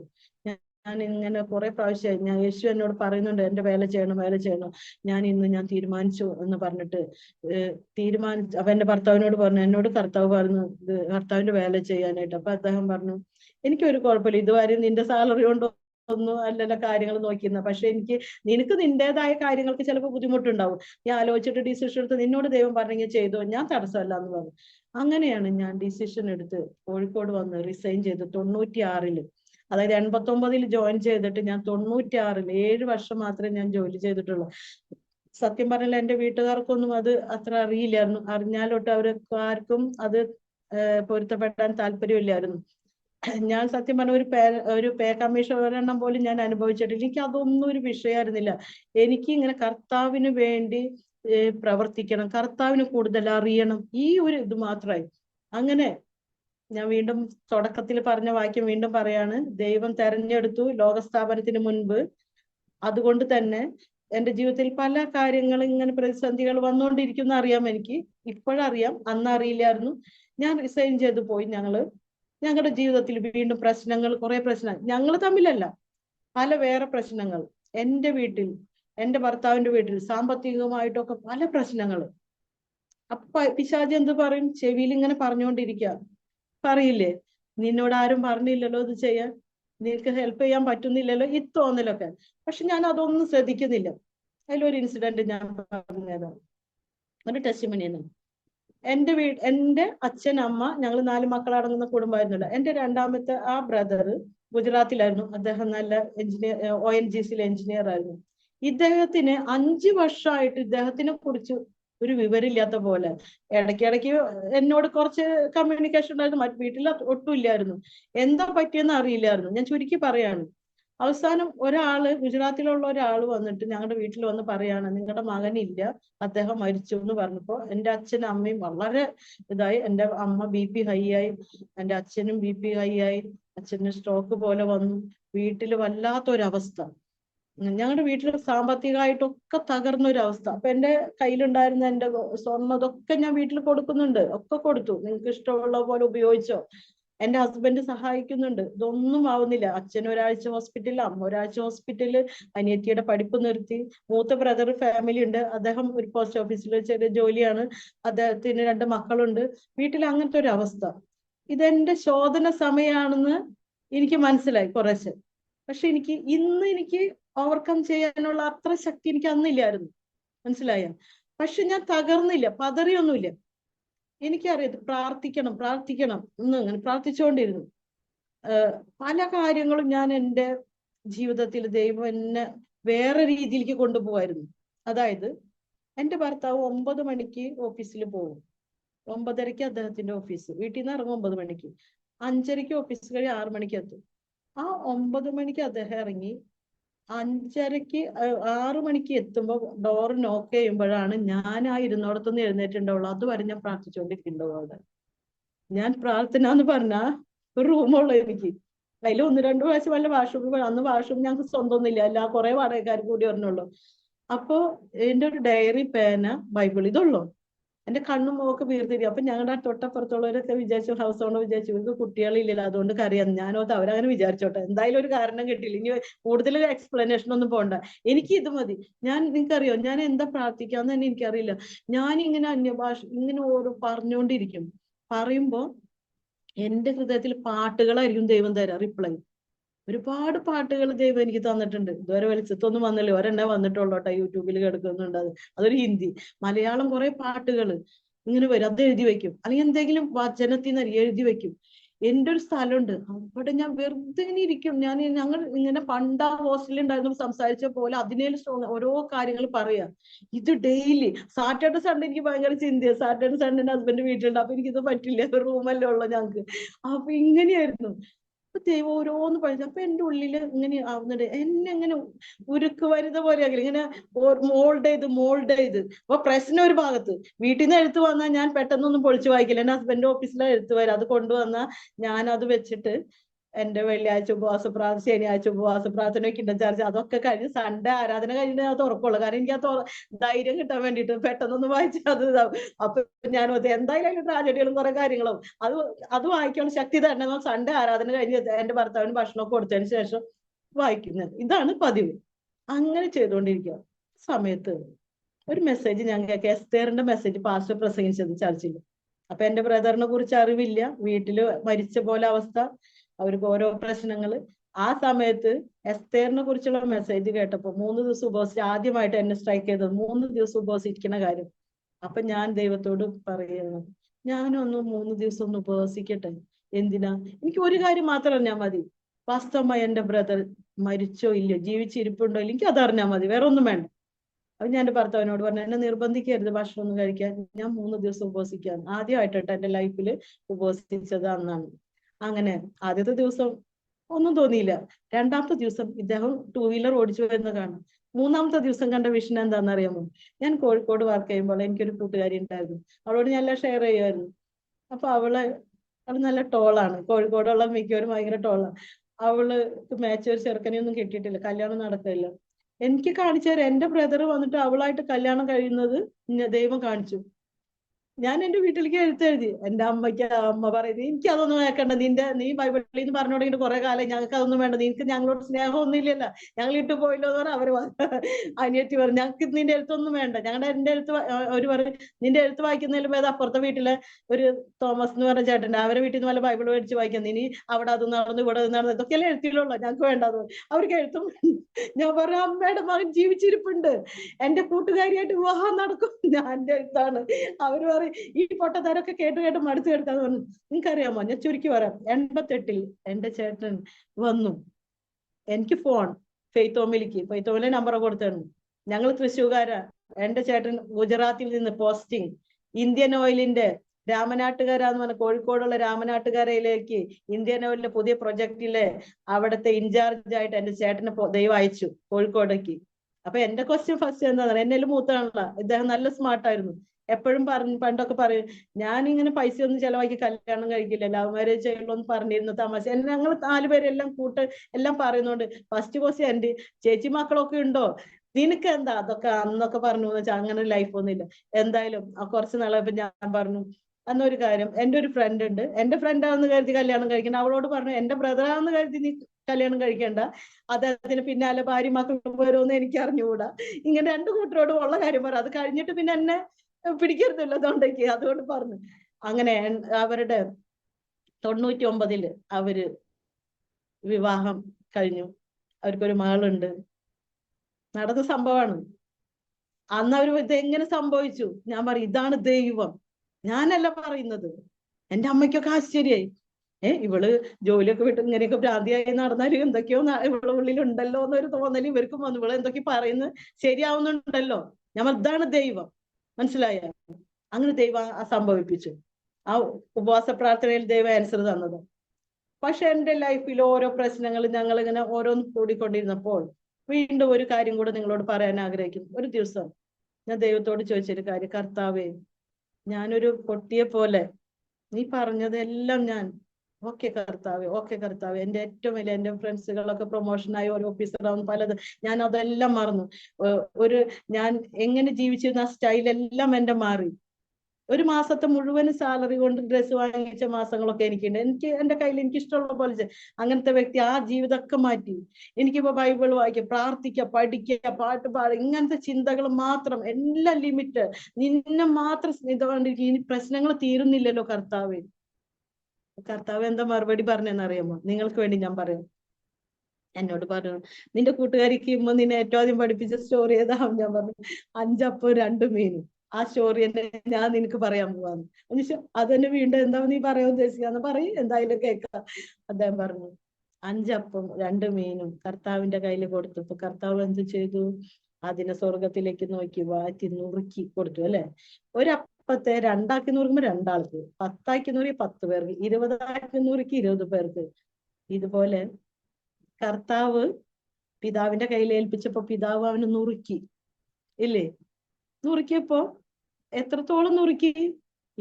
ഇതുവരെയുള്ള എല്ലാ ജനങ്ങൾക്കും വേണ്ടി നുറുക്കി, ഇനിയും ജനിക്കാനുള്ളവർക്ക് വേണ്ടി നുറുക്കി. അപ്പൊ നീ എന്നോട് പറഞ്ഞില്ലേ കർത്താവേ ഞാൻ എന്നെ സമർപ്പിക്കുന്നു, നിനക്ക് ഇഷ്ടമുള്ള പോലെ ചെയ്യാൻ. എനിക്ക് ഇഷ്ടപ്പെട്ടു നിന്നെ, അപ്പൊ ഞാൻ നിന്നെ നുറുക്കി. നീ എന്തിനാ കരയുന്നേ? എന്നോട് ചോദിക്ക. നീ എന്തിനാ കരയുന്നേ? നീ എന്തിനാ വിഷമിക്കുന്നേ? എനിക്ക് നിന്നെ ഇഷ്ടമായി. നമുക്കൊരാളൊരു സാധനം നമുക്ക് ഇഷ്ടമാകുമ്പോഴാണ് അല്ലെ അത് ഉപയോഗിക്കാം. ദൈവം പറയും എനിക്ക് നിന്നെ ഇഷ്ടമായി, എനിക്ക് വേണം നിന്നെ, ഞാൻ അതുകൊണ്ട് നുറുക്കി. അന്ന് തൊട്ട് എന്റെ പ്രാർത്ഥന ചെയ്യുന്നു. ഞാൻ പിന്നത്തെ പ്രാർത്ഥന, എന്നെ നുറുക്ക് കർത്താവ്, ഇനി നുറുക്കിക്കോ, കുറെ പേർക്ക് വേണ്ടി നുറുക്കിക്കോ. എന്റെ പ്രാർത്ഥന അന്ന് മുതൽ എന്നെ നുറുക്കാൻ വേണ്ടി ഞാൻ പ്രാർത്ഥിച്ചു, നുറുക്കിക്കൊണ്ടിരുന്നു പലതരത്തിലും. വിവാഹം കഴിഞ്ഞു 12 വർഷം ഞങ്ങൾക്ക് മക്കളില്ലായിരുന്നു. പലതരത്തില് നിരാശ, പലതരത്തില് കളിയാക്കല്, പല കാര്യങ്ങളുണ്ടായി. പക്ഷെ പരിശുദ്ധാത്മാവ് ഇങ്ങനെ ഇടപെട്ടുകൊണ്ടിരുന്നു. ഞാൻ പറഞ്ഞാൽ എനിക്കൊരു ധൈര്യമുണ്ട്. വേറൊരു ഇൻസിഡന്റും കൂടി നിങ്ങളോട് പറയണം. എനിക്ക് ആ സമയത്ത് ഞങ്ങളുടെ ഞങ്ങള് അവിടെ IPC സഭയിലാണ് ഞാൻ റിസൈൻ ചെയ്ത് ശേഷം സ്റ്റാർട്ട് ചെയ്ത് IPC സഭയിലായിരുന്നു. നല്ല വലിയ സഭ, സ്ട്രോങ് സഭ, യൗവനക്കാരൊക്കെ നല്ലൊരു പാസ്റ്റർ ആന്റിയൊക്കെ. ഫെയ്ത്ത് ഹോമിന്റെ അടുത്താണ് ഞങ്ങൾ താമസിക്കുന്നത്. ആ ഫെയ്ത്ത് ഹോമിന്റെ അടുത്ത് താമസിക്കുക എന്റെ ഓഫീസാണ് പിന്നെ ഫെയ്ത്ത് ഹോം കേട്ടോ. രാവിലെ എന്റെ ഭർത്താവ് പോയാൽ പിന്നെ എന്റെ ജോലി എന്താണെന്ന് അറിയാമോ? ഞാൻ പറഞ്ഞ കുറെ നാൾ എനിക്ക് ഇങ്ങനെ പ്രാർത്ഥനയായിരുന്നു. പിന്നെ ഓരോ കാര്യങ്ങൾ ദൈവം എന്നെ പഠിപ്പിച്ചു. എന്നോട് പറഞ്ഞു അവിടെ അവിടെ പോയി അവിടെ പാത്രം കഴുകണോ, തുണി കഴുകണോ, എല്ലാം സഹായിക്കും ഞാൻ. എന്റെ വീട് പോലെ കട്ടൻ കഴുകണോ ഒക്കെ ചെയ്യും. എനിക്ക് അതിനൊന്നും ഒരു മടിയില്ല, എല്ലാം ചെയ്തിട്ട് വരും. വൈകിട്ട് ആ പാസ്റ്ററും ആന്റിയും വിസിറ്റിങ്ങിന് പോകും. കുറെ 100-200 മെമ്പേഴ്സ് ഒക്കെ ചർച്ച. വിസിറ്റിങ്ങിന് പോകുമ്പോൾ മക്കളെ ഞങ്ങളുടെ വീട്ടിലാക്കിയിട്ടും, അപ്പൊ ഞാൻ മാത്സ് സ്റ്റുഡന്റ് ആയിരുന്നുകൊണ്ട് ഇവർക്ക് മാത്സ് ട്യൂഷൻ എടുത്തു കൊടുക്കും. അങ്ങനെ ചെയ്യും. എനിക്ക് അവർ ഹിന്ദിയൊക്കെ പഠിപ്പിച്ചു തരും. ഞങ്ങള് 2-3 വർഷം സത്യം പറഞ്ഞ വൈകിട്ട് എങ്ങും ഫ്രണ്ട്സിന്റെ അടുത്ത് ഒന്നും ഞങ്ങൾക്ക് പോവില്ല. ഞങ്ങൾക്ക് ബൈബിൾ ക്വിസ്, ബൈബിൾ റെഫറൻസ്, ഇതൊക്കെ കളികളും മാത്സ് പഠിക്കലും ഇതൊക്കെയാണ് ഞങ്ങളുടെ. ഈ മക്കള് ഭയങ്കര കൂട്ടാ. ഞങ്ങള് ഫുഡ് കഴിക്കും. അങ്ങനെ ഞങ്ങൾ പോയിക്കൊണ്ടിരിക്കുന്ന സമയത്ത് ചർച്ചിലത്തെ മറ്റ് ചെറിയ ചെറിയ കുട്ടികൾക്ക് സഹോദരിമാരെല്ലാം ഞങ്ങളായിട്ട് ഭയങ്കര കൂട്ടായി. ആര് ചർച്ചിൽ വന്നാലും എല്ലാവരും ഞങ്ങളുടെ അടുത്തേക്ക് വരും. ചർച്ചിൽ ഏത് ഗസ്റ്റ് പാസ്റ്റർ വന്നാലും ഞാൻ അവിടെ ഉണ്ട്. ഞങ്ങളുടെ വീട്ടിൽ നിന്ന് ഒരു നേരം ഭക്ഷണം കഴിച്ചിരിക്കണം. അങ്ങനെയൊക്കെ ആക്കി എനിക്ക്. പിന്നെ ഞങ്ങളുടെ വീട്ടിൽ വിളിപ്പിക്കും. ഞങ്ങളുടെ വീട്ടിൽ ആര് വന്നാലും ഞങ്ങളിങ്ങനെ ചിന്തിക്കും. എന്റെ ഹസ്ബൻഡ് നല്ലൊരു ഓഫീസിലായിരുന്നു, ഹുഡ്കോ എന്ന് പറയും, ഹൗസിംഗ് അർബൻ ഡെവലപ്മെന്റ്. അദ്ദേഹത്തിന് പല ഗിഫ്റ്റ് എന്ന് വെച്ച് കഴിഞ്ഞാൽ അത് അവിടെ എല്ലാ എംപ്ലോയീസിനും കൊടുക്കുന്നതാണ് കേട്ടോ. കിട്ടിക്കഴിഞ്ഞാൽ ഞങ്ങൾ യൂസ് ചെയ്യില്ല. ഞങ്ങൾ അത് കൊണ്ടുവച്ച് കർത്താവ് ഇതിന് യോഗ്യരായ ഒരു വ്യക്തി ചിലപ്പോൾ ഞങ്ങളുടെ വീട്ടിലേക്ക് വരും. അത് നിങ്ങൾ ശ്രദ്ധിച്ചു, അന്ന് ആരെങ്കിലും വന്നിരിക്കുക, ദേവദാസനോ ദേവദാസിയോ ദൈവവേല ചെയ്യുന്നവര്. അപ്പൊ ഞാൻ വന്നു കഴിഞ്ഞാൽ ഞങ്ങൾക്ക് ചിന്ത പുതിയത് എന്തോ ഉള്ളത് നമുക്ക് കൊടുക്കാൻ. ഇതിങ്ങനെ ഞങ്ങൾ രണ്ടാൾക്കും ഒരു ദൈവട്ട ഒരു സ്പിരിറ്റ് ആയിരുന്നു. മനസ്സിലായ? അത് ഞങ്ങൾക്ക് നല്ല സന്തോഷമായിരുന്നു. പലരും അത് ടെസ്റ്റിമണി പറഞ്ഞിട്ടോ, അയ്യോ ഞാൻ ഇന്ന സാധനത്തിന് വേണ്ടി പ്രാർത്ഥിച്ചിരിക്കായിരുന്നു എന്നൊക്കെ പറഞ്ഞിട്ടുണ്ട്. അതുപോലെ കൊടുക്കുക. അങ്ങനെ പോയിരിക്കുന്ന സമയത്ത് ഒരു മോള് അവളുടെ റിലേറ്റീവിന്റെ വീട്ടിൽ വന്ന് പഠിക്കാൻ വന്നതാ. ആ കുട്ടി ഞങ്ങളുടെ വീട്ടില് പ്രാർത്ഥനയ്ക്ക് വരുമ്പോ ഹോസ്റ്റലിൽ തിരിച്ചു പോകുമ്പോ ഞാൻ ഫുഡൊക്കെ പാക്ക് ചെയ്ത് കൊടുത്തു വിടും. ഒരു ദിവസം അതിന്റെ റിലേറ്റീവ് വന്ന് ഞങ്ങളുടെ വീട്ടിൽ വന്ന് പറഞ്ഞു ആ മോളെ കാണാനില്ല. ആ കുട്ടി ഹോസ്റ്റലിൽ എഴുതി വെച്ചു അനിതാന്റിയുടെ വീട്ടിൽ പോവാന്ന് പറഞ്ഞ് എഴുതി വെച്ചു. സത്യം പറഞ്ഞ ഞങ്ങളുടെ വീട്ടിൽ വന്നിട്ട് തന്നെ 3-4 ദിവസമായി. അതൊരു ഭയങ്കര സംഭവമായി. ഭയങ്കര സംഭവമല്ലേ? 19-20 വയസ്സുള്ള പെൺകുട്ടി വന്നിട്ട് അതിനെ കാണാനില്ല. എന്നെ തകർക്കാൻ പിശാചി ചെയ്യുന്ന പ്ലാൻ ആട്ടോ.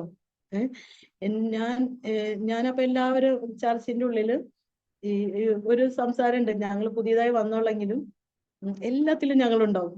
എല്ലാ ഹെൽപ്പിൽ വേണോ, എന്ത് ചെയ്യണോ, ആരാധനയ്ക്ക് അടിച്ചവരിൽ തെറി ഇരിക്കല് ഞങ്ങളുടെ ജോലി. അല്ല മടക്കി വെച്ചിട്ട് ഞങ്ങൾ വരുള്ളൂ. കുട്ടികളൊന്നും ഇല്ലല്ലോ, എല്ലാം ചെയ്തിട്ട് വരും. ആരെങ്കിലും വന്ന് എല്ലാത്തിനും ഞങ്ങളുണ്ടാവും. ഓക്കെ, എവിടെ നോക്കിയാലും ഞങ്ങള് എല്ലാവരും സ്വീകരിക്കും ഒക്കെ ചെയ്തു. അപ്പൊ എല്ലാവരും അയ്യോ അവര് നല്ല നല്ല സഹോദരി എന്നൊക്കെ പറഞ്ഞിരുന്നവര് വായ കൊണ്ട് ഒരു പൊട്ടക്കാരൻ പറയിപ്പിച്ചത് എന്താണെന്നറിയോ, കേൾപ്പിച്ചത് എന്താണെന്നറിയുമോ? ഈ കുട്ടിയെ കാണാതായി. പക്ഷെ ഒരു പാവമായിട്ട് ഇരുന്നിട്ട് എന്ത് ചെയ്തു? ഈ കുട്ടി എവിടെ പോയി? ഞാൻ എവിടെ ഒളിപ്പിച്ചു? എന്റെ ഹൃദയം വീണ്ടും തകരാ. അങ്ങനെ നുറുക്കാണ് കർത്താവ്. ഒറ്റയടിക്ക് ചിലപ്പോ 100 പീസ് ഒരുമിച്ച് നുറുങ്ങും. കർത്താവ് അങ്ങനെയാ, അവന്റെ കൈ ഭയങ്കര ശക്തിയാ. Love you Jesus. അപ്പോ ഞാൻ നുറുങ്ങിയോ ഭയങ്കരമായിട്ട്. ആ കുട്ടിയുടെ പേരൻസ്, അച്ഛനും അങ്ങനെ റിലേറ്റീവ് വന്നു, ഫ്ലൈറ്റിന് വന്ന് കുട്ടീനെ കാണാനില്ല. ചർച്ചിൽ ഭയങ്കര വലിയ മീറ്റിംഗ്. ആകെ ഒരു പിൻ ഡ്രോപ്പ് സൈലന്റ്. എന്നോട് പറഞ്ഞു അവിടെ വിളിപ്പിച്ചു. എന്റെ കാലൊക്കെ ഇങ്ങനെ വിറയ്ക്കുക. ഞാൻ എന്ത് പറയും? അപ്പൊ അന്ന് തിരിച്ചു പോകുമ്പോ എന്റെ കയ്യിൽ നിന്ന് ഞാനൊരു കൊട കൊടുത്തു വിട്ടിട്ടുണ്ട് ആ കുട്ടി വെയില് അടിക്കാതിരിക്കാൻ. അതും കൊണ്ട് പോയതാ. ഞാൻ പറഞ്ഞു ഞാൻ കണ്ടിട്ടില്ല, ഇവിടെ വന്നിട്ടില്ല, ആര് വിശ്വസിക്കാന്? അന്ന് ഞാൻ വീണ്ടും അയ്യോ ഇനി ചർച്ചിൽ പോണം, വീണ്ടും എന്നെ ചർച്ചിൽ പോവാതാക്കാണോ? ഞാൻ ആകെ തകർന്നു. എന്നെ ആരും മനസ്സിലാക്കുന്നില്ലല്ലോ. നിങ്ങൾ ആരെങ്കിലും എന്നെ കേൾക്കുന്നവര് ദേവദാസന്മാര് ദാസിമാരാണെങ്കിൽ നിങ്ങളുടെ സഭയിലുള്ള പുതിയ വിശ്വാസിക്ക് ഇങ്ങനത്തെ സിറ്റുവേഷൻ വരുമ്പോ ദയവ് ചെയ്ത് അവരഥവാ തെറ്റ് ചെയ്തിട്ടുണ്ടെങ്കിൽ തന്നെയും ഒന്ന് ചേർത്ത് പിടിക്കുക പ്ലീസ്. ആത്മഹത്യ ചെയ്യാൻ പറ്റുമോ നമുക്ക്? യേശുവിനെ അറിഞ്ഞു അല്ലേ? ഞാൻ ചെയ്യില്ല. ഒളിച്ചോടാൻ പറ്റുമോ എവിടേക്കെങ്കിലും? അതില്ല. ആകെപ്പാടെ എന്താ? കരയാൻ മാത്രമേ പറ്റുള്ളൂ. അച്ഛന്റെ മുഖത്തേക്ക് എനിക്ക് നോക്കാൻ പറ്റുമോ? ഇല്ല. അച്ഛന്റെ വേദന എനിക്ക് ഊഹിക്കാവുന്നേ ഉള്ളൂ. ഞാൻ പ്രാർത്ഥിച്ചുകൊണ്ടിരുന്നു. ഒരു ദിവസം 2-3 ദിവസം കഴിഞ്ഞപ്പോൾ ആ പെൺകുട്ടി തിരിച്ചു വന്നു. ആക്ച്വലി അവര് ഹോസ്പിറ്റലിൽ, അവർ നേഴ്സ് സ്റ്റുഡന്റ് ആയിരുന്നു. ഹോസ്പിറ്റലിൽ അഡ്മിറ്റ് ചെയ്ത ഏതൊരു ചെറുക്കൻ വേറൊരു പെണ്ണും കൂടെ എവിടെ പോയപ്പോ ഈ പെൺകുട്ടീനെ കൂട്ടിന് വേണ്ടി കൊണ്ടുപോയതാണ്. എന്നിട്ട് ഈ കുട്ടീനെ തിരിച്ചു വിട്ടേക്കാണ് ആ പെൺകുട്ടിയുടെ സാധനങ്ങളൊക്കെ എടുത്ത് കൊണ്ടുപോകാൻ വേണ്ടി. അപ്പോഴത്തേക്ക് ഇവര് ഡോറൊക്കെ അടച്ച് ഗേറ്റൊക്കെ അടച്ച് ഈ കുട്ടീനെ അവിടെ പിടിച്ചു നിർത്തി അങ്ങനെ അതിനെ കൊണ്ടുപോയി. പറഞ്ഞതിന്റെ അർത്ഥം നമുക്ക് സത്യം വെളിപ്പെട്ടു. ആ കുട്ടി ലെറ്റർ എഴുതി വെച്ചിട്ട് പോയി, ആന്റി ഇതിൽ ഒരു തെറ്റുകാരിയല്ല, ഞാൻ കരുതി കുട്ടി അവനെ എഴുതി വെച്ചു എന്നുള്ളൂ, എനിക്ക് രക്ഷപ്പെടാനായിട്ടൊന്നും. മനസ്സിലായോ? പിന്നെ പറഞ്ഞവരെല്ലാം അയ്യോ സോറി സോറി പറഞ്ഞു. ശരി സോറി, ഞാൻ ക്ഷമിച്ചു. പക്ഷെ ആ ഒരു ചില ദിവസങ്ങൾ ഞാൻ അനുഭവിച്ച വേദനയില്ലേ, ഇതൊക്കെ ഒരു പാഠങ്ങൾ എന്നെ പഠിപ്പിച്ചു. അപ്പൊ എന്നോട് ദൈവം പഠിപ്പിച്ചു തരാം, നീ ദൈവത്തിന്റെ വേല ചെയ്യുമ്പോ ഇങ്ങനത്തെ സിറ്റുവേഷൻ വരുമ്പോ നീ എന്ത് ചെയ്യും, ഇങ്ങനത്തെ സാഹചര്യങ്ങളിൽ നമ്മൾ എന്ത് ചെയ്യും, ദൈവം എന്നെ പഠിപ്പിക്കായിരുന്നു. മനസ്സിലായോ? അപ്പൊ അങ്ങനത്തെ ഓരോ കാര്യങ്ങൾ സഭയിൽ കൂടെ ഞാൻ വളർന്നുകൊണ്ടിരുന്നു. ദൈവം എന്നെ ദർശനങ്ങൾ കൊണ്ട് നിറയ്ക്കാൻ തുടങ്ങിയ സമയമായിരുന്നു അത്. അപ്പൊ എനിക്കറിയില്ലായിരുന്നു ഇത് എന്താണെന്ന്. ദർശനം എന്ന് പറഞ്ഞാൽ ഈ ദർശനങ്ങള് എനിക്ക് എല്ലാ സൺഡേ പറയാനുണ്ട്. ഓരോ ദർശനങ്ങള് സ്വപ്നമൊന്നുമല്ല. അതിലൊരു വലിയൊരു ദർശനം എന്താണെന്ന് അറിയാമോ? ഭയങ്കര വലിയ സഭ, അത് 100-200 പേരുണ്ടെന്ന് പറഞ്ഞില്ല. അപ്പൊ ഞാൻ സൺഡേ സ്കൂളിൽ പഠിപ്പിക്കാൻ, ഞങ്ങൾ എല്ലാത്തിലും ആക്റ്റീവാണ് ഞങ്ങള്. അപ്പൊ സാക്ഷ്യം പറയുമ്പോ ഞാൻ എന്നോടൊരു ശക്തി വന്നിട്ട് എന്നെ എഴുന്നേൽപ്പിച്ച് നിർത്തി പറയും, ഈ സഭയെ തകർക്കാനായിട്ട് പ്ലാൻ ഉണ്ട് പിശാചിന്. ഇത് രണ്ടായി പൊളിയാനായിട്ട് സാധ്യതയുണ്ട്. ഞാൻ എഴുന്നേറ്റ് അത് പറഞ്ഞു.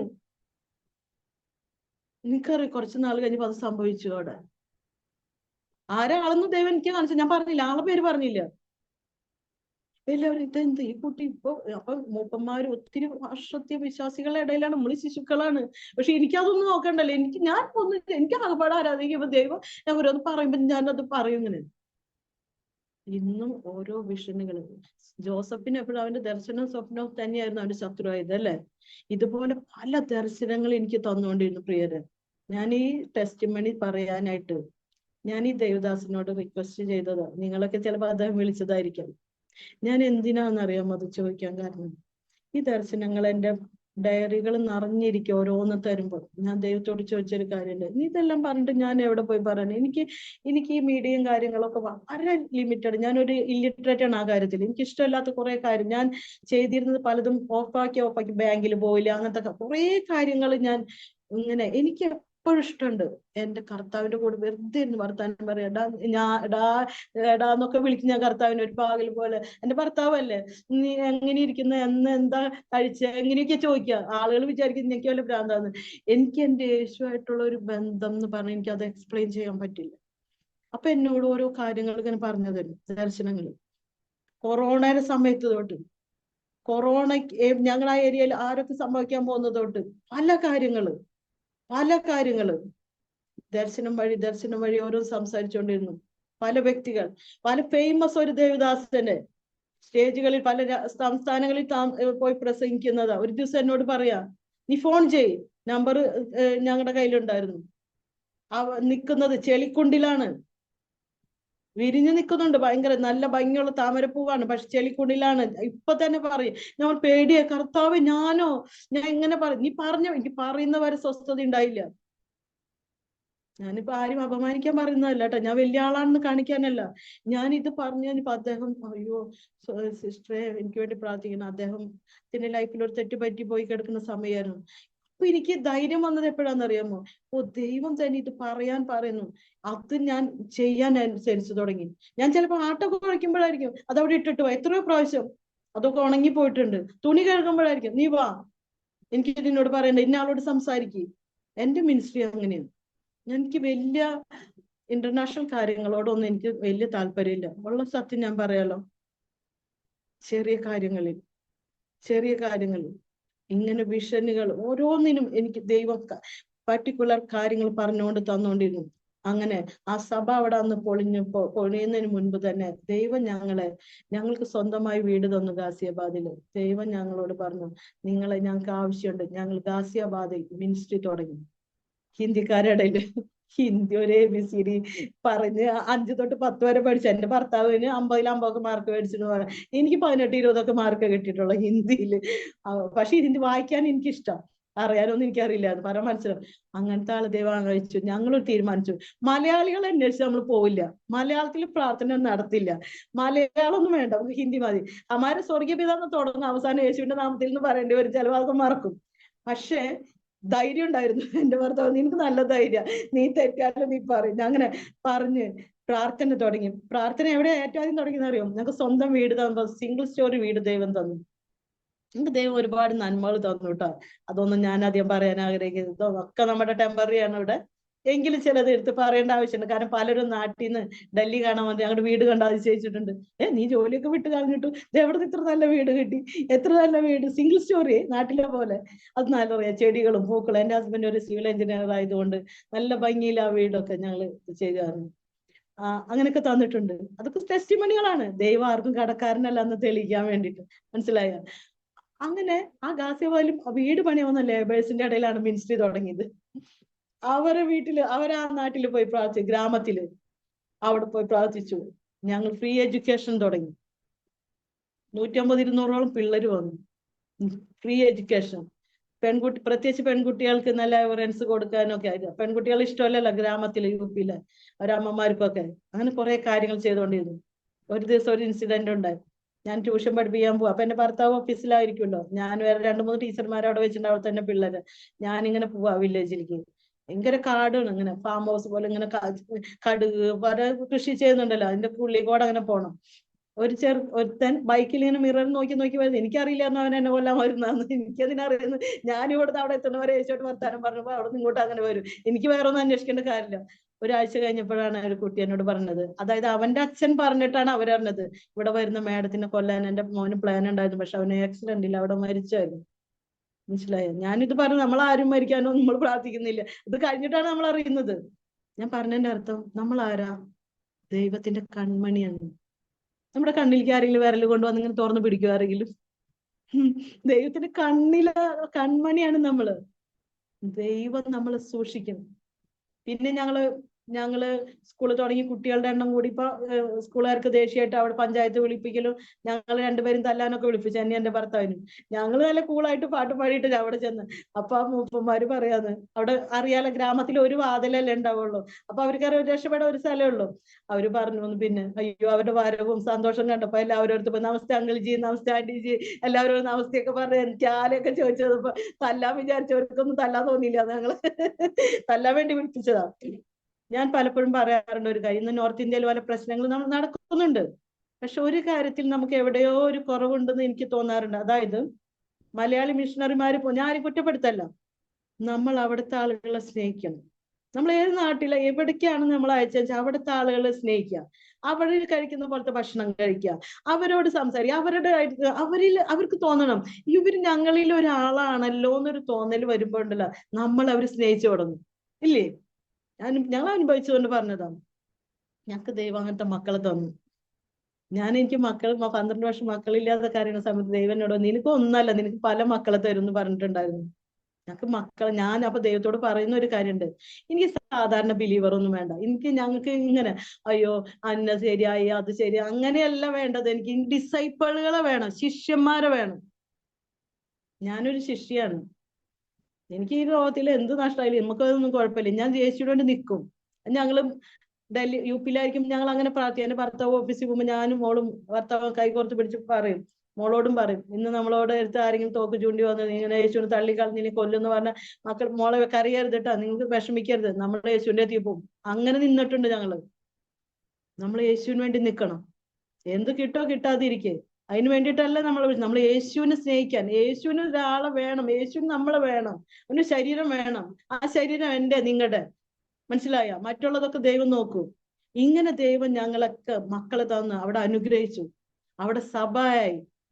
ഞങ്ങൾ 2 പേര് മാത്രമേ ഉണ്ടായിരുന്നുള്ളത്, 3 സഭകളായി. ഓക്കെ, ഗ്രാമത്തിലും ഒക്കെ ആളുകള്. അപ്പൊ ഞങ്ങൾക്ക് ഡോക്ടർ PG വർഗീസ് ഞങ്ങളുടെ ഒരു ഗുരു പോലെ. ഞാൻ അദ്ദേഹത്തിൽ നിന്ന് ഞങ്ങൾ കുറെ കാര്യങ്ങൾ പഠിച്ചിട്ടുണ്ട്. പ്രത്യേകിച്ച് ദൈവം കൊടുക്കേണ്ട കാര്യം, ഓരോന്നിന് പ്രാർത്ഥിക്കേണ്ട കാര്യം, ചെടികൾക്ക് പ്രാർത്ഥിക്കേണ്ട കാര്യമൊക്കെ ഞങ്ങൾ അപ്ലൈ ചെയ്തു. ഞങ്ങളുടെ വീട് അവിടെ വന്നു നോക്കിയാൽ നിങ്ങൾക്ക് അറിയാം, ഇഷ്ടം പോലെ പൂക്കളും ചെടികളും പച്ചക്കറികളും നിറഞ്ഞു നല്ല ഭംഗിയുള്ള വീട്. ഹിന്ദിക്കാർ ഞങ്ങളെ എന്തിനാന്ന് വിളിക്കുക, ഞങ്ങളുടെ വീട്ടിലൊന്ന് വന്ന് പ്രാർത്ഥിക്കോ, ഞങ്ങളുടെ ഗാർഡനിൽ വന്ന് പ്രാർത്ഥിക്കോ, ഞങ്ങളുടെ കൃഷിക്ക് വന്ന് പ്രാർത്ഥിക്കോ, ഇങ്ങനെയൊക്കെ വന്ന് വിളിച്ചു തുടങ്ങി. ഒരു ദിവസം 50 കിലോ ഗോതമ്പ് കൊണ്ട് വന്നേക്കും ചാക്കില്. ഞങ്ങൾ ഈ കൊല്ലം ദൈവം ധാരാളം അനുഗ്രഹിച്ച് നിങ്ങൾ വന്ന് പ്രാർത്ഥിച്ചതിന് ശേഷം എന്ന് പറഞ്ഞിട്ട്. ഇതൊക്കെ ഓരോരോ ചെറിയ എക്സാമ്പിൾ പറഞ്ഞു എന്നുള്ളൂ. മനസ്സിലായ?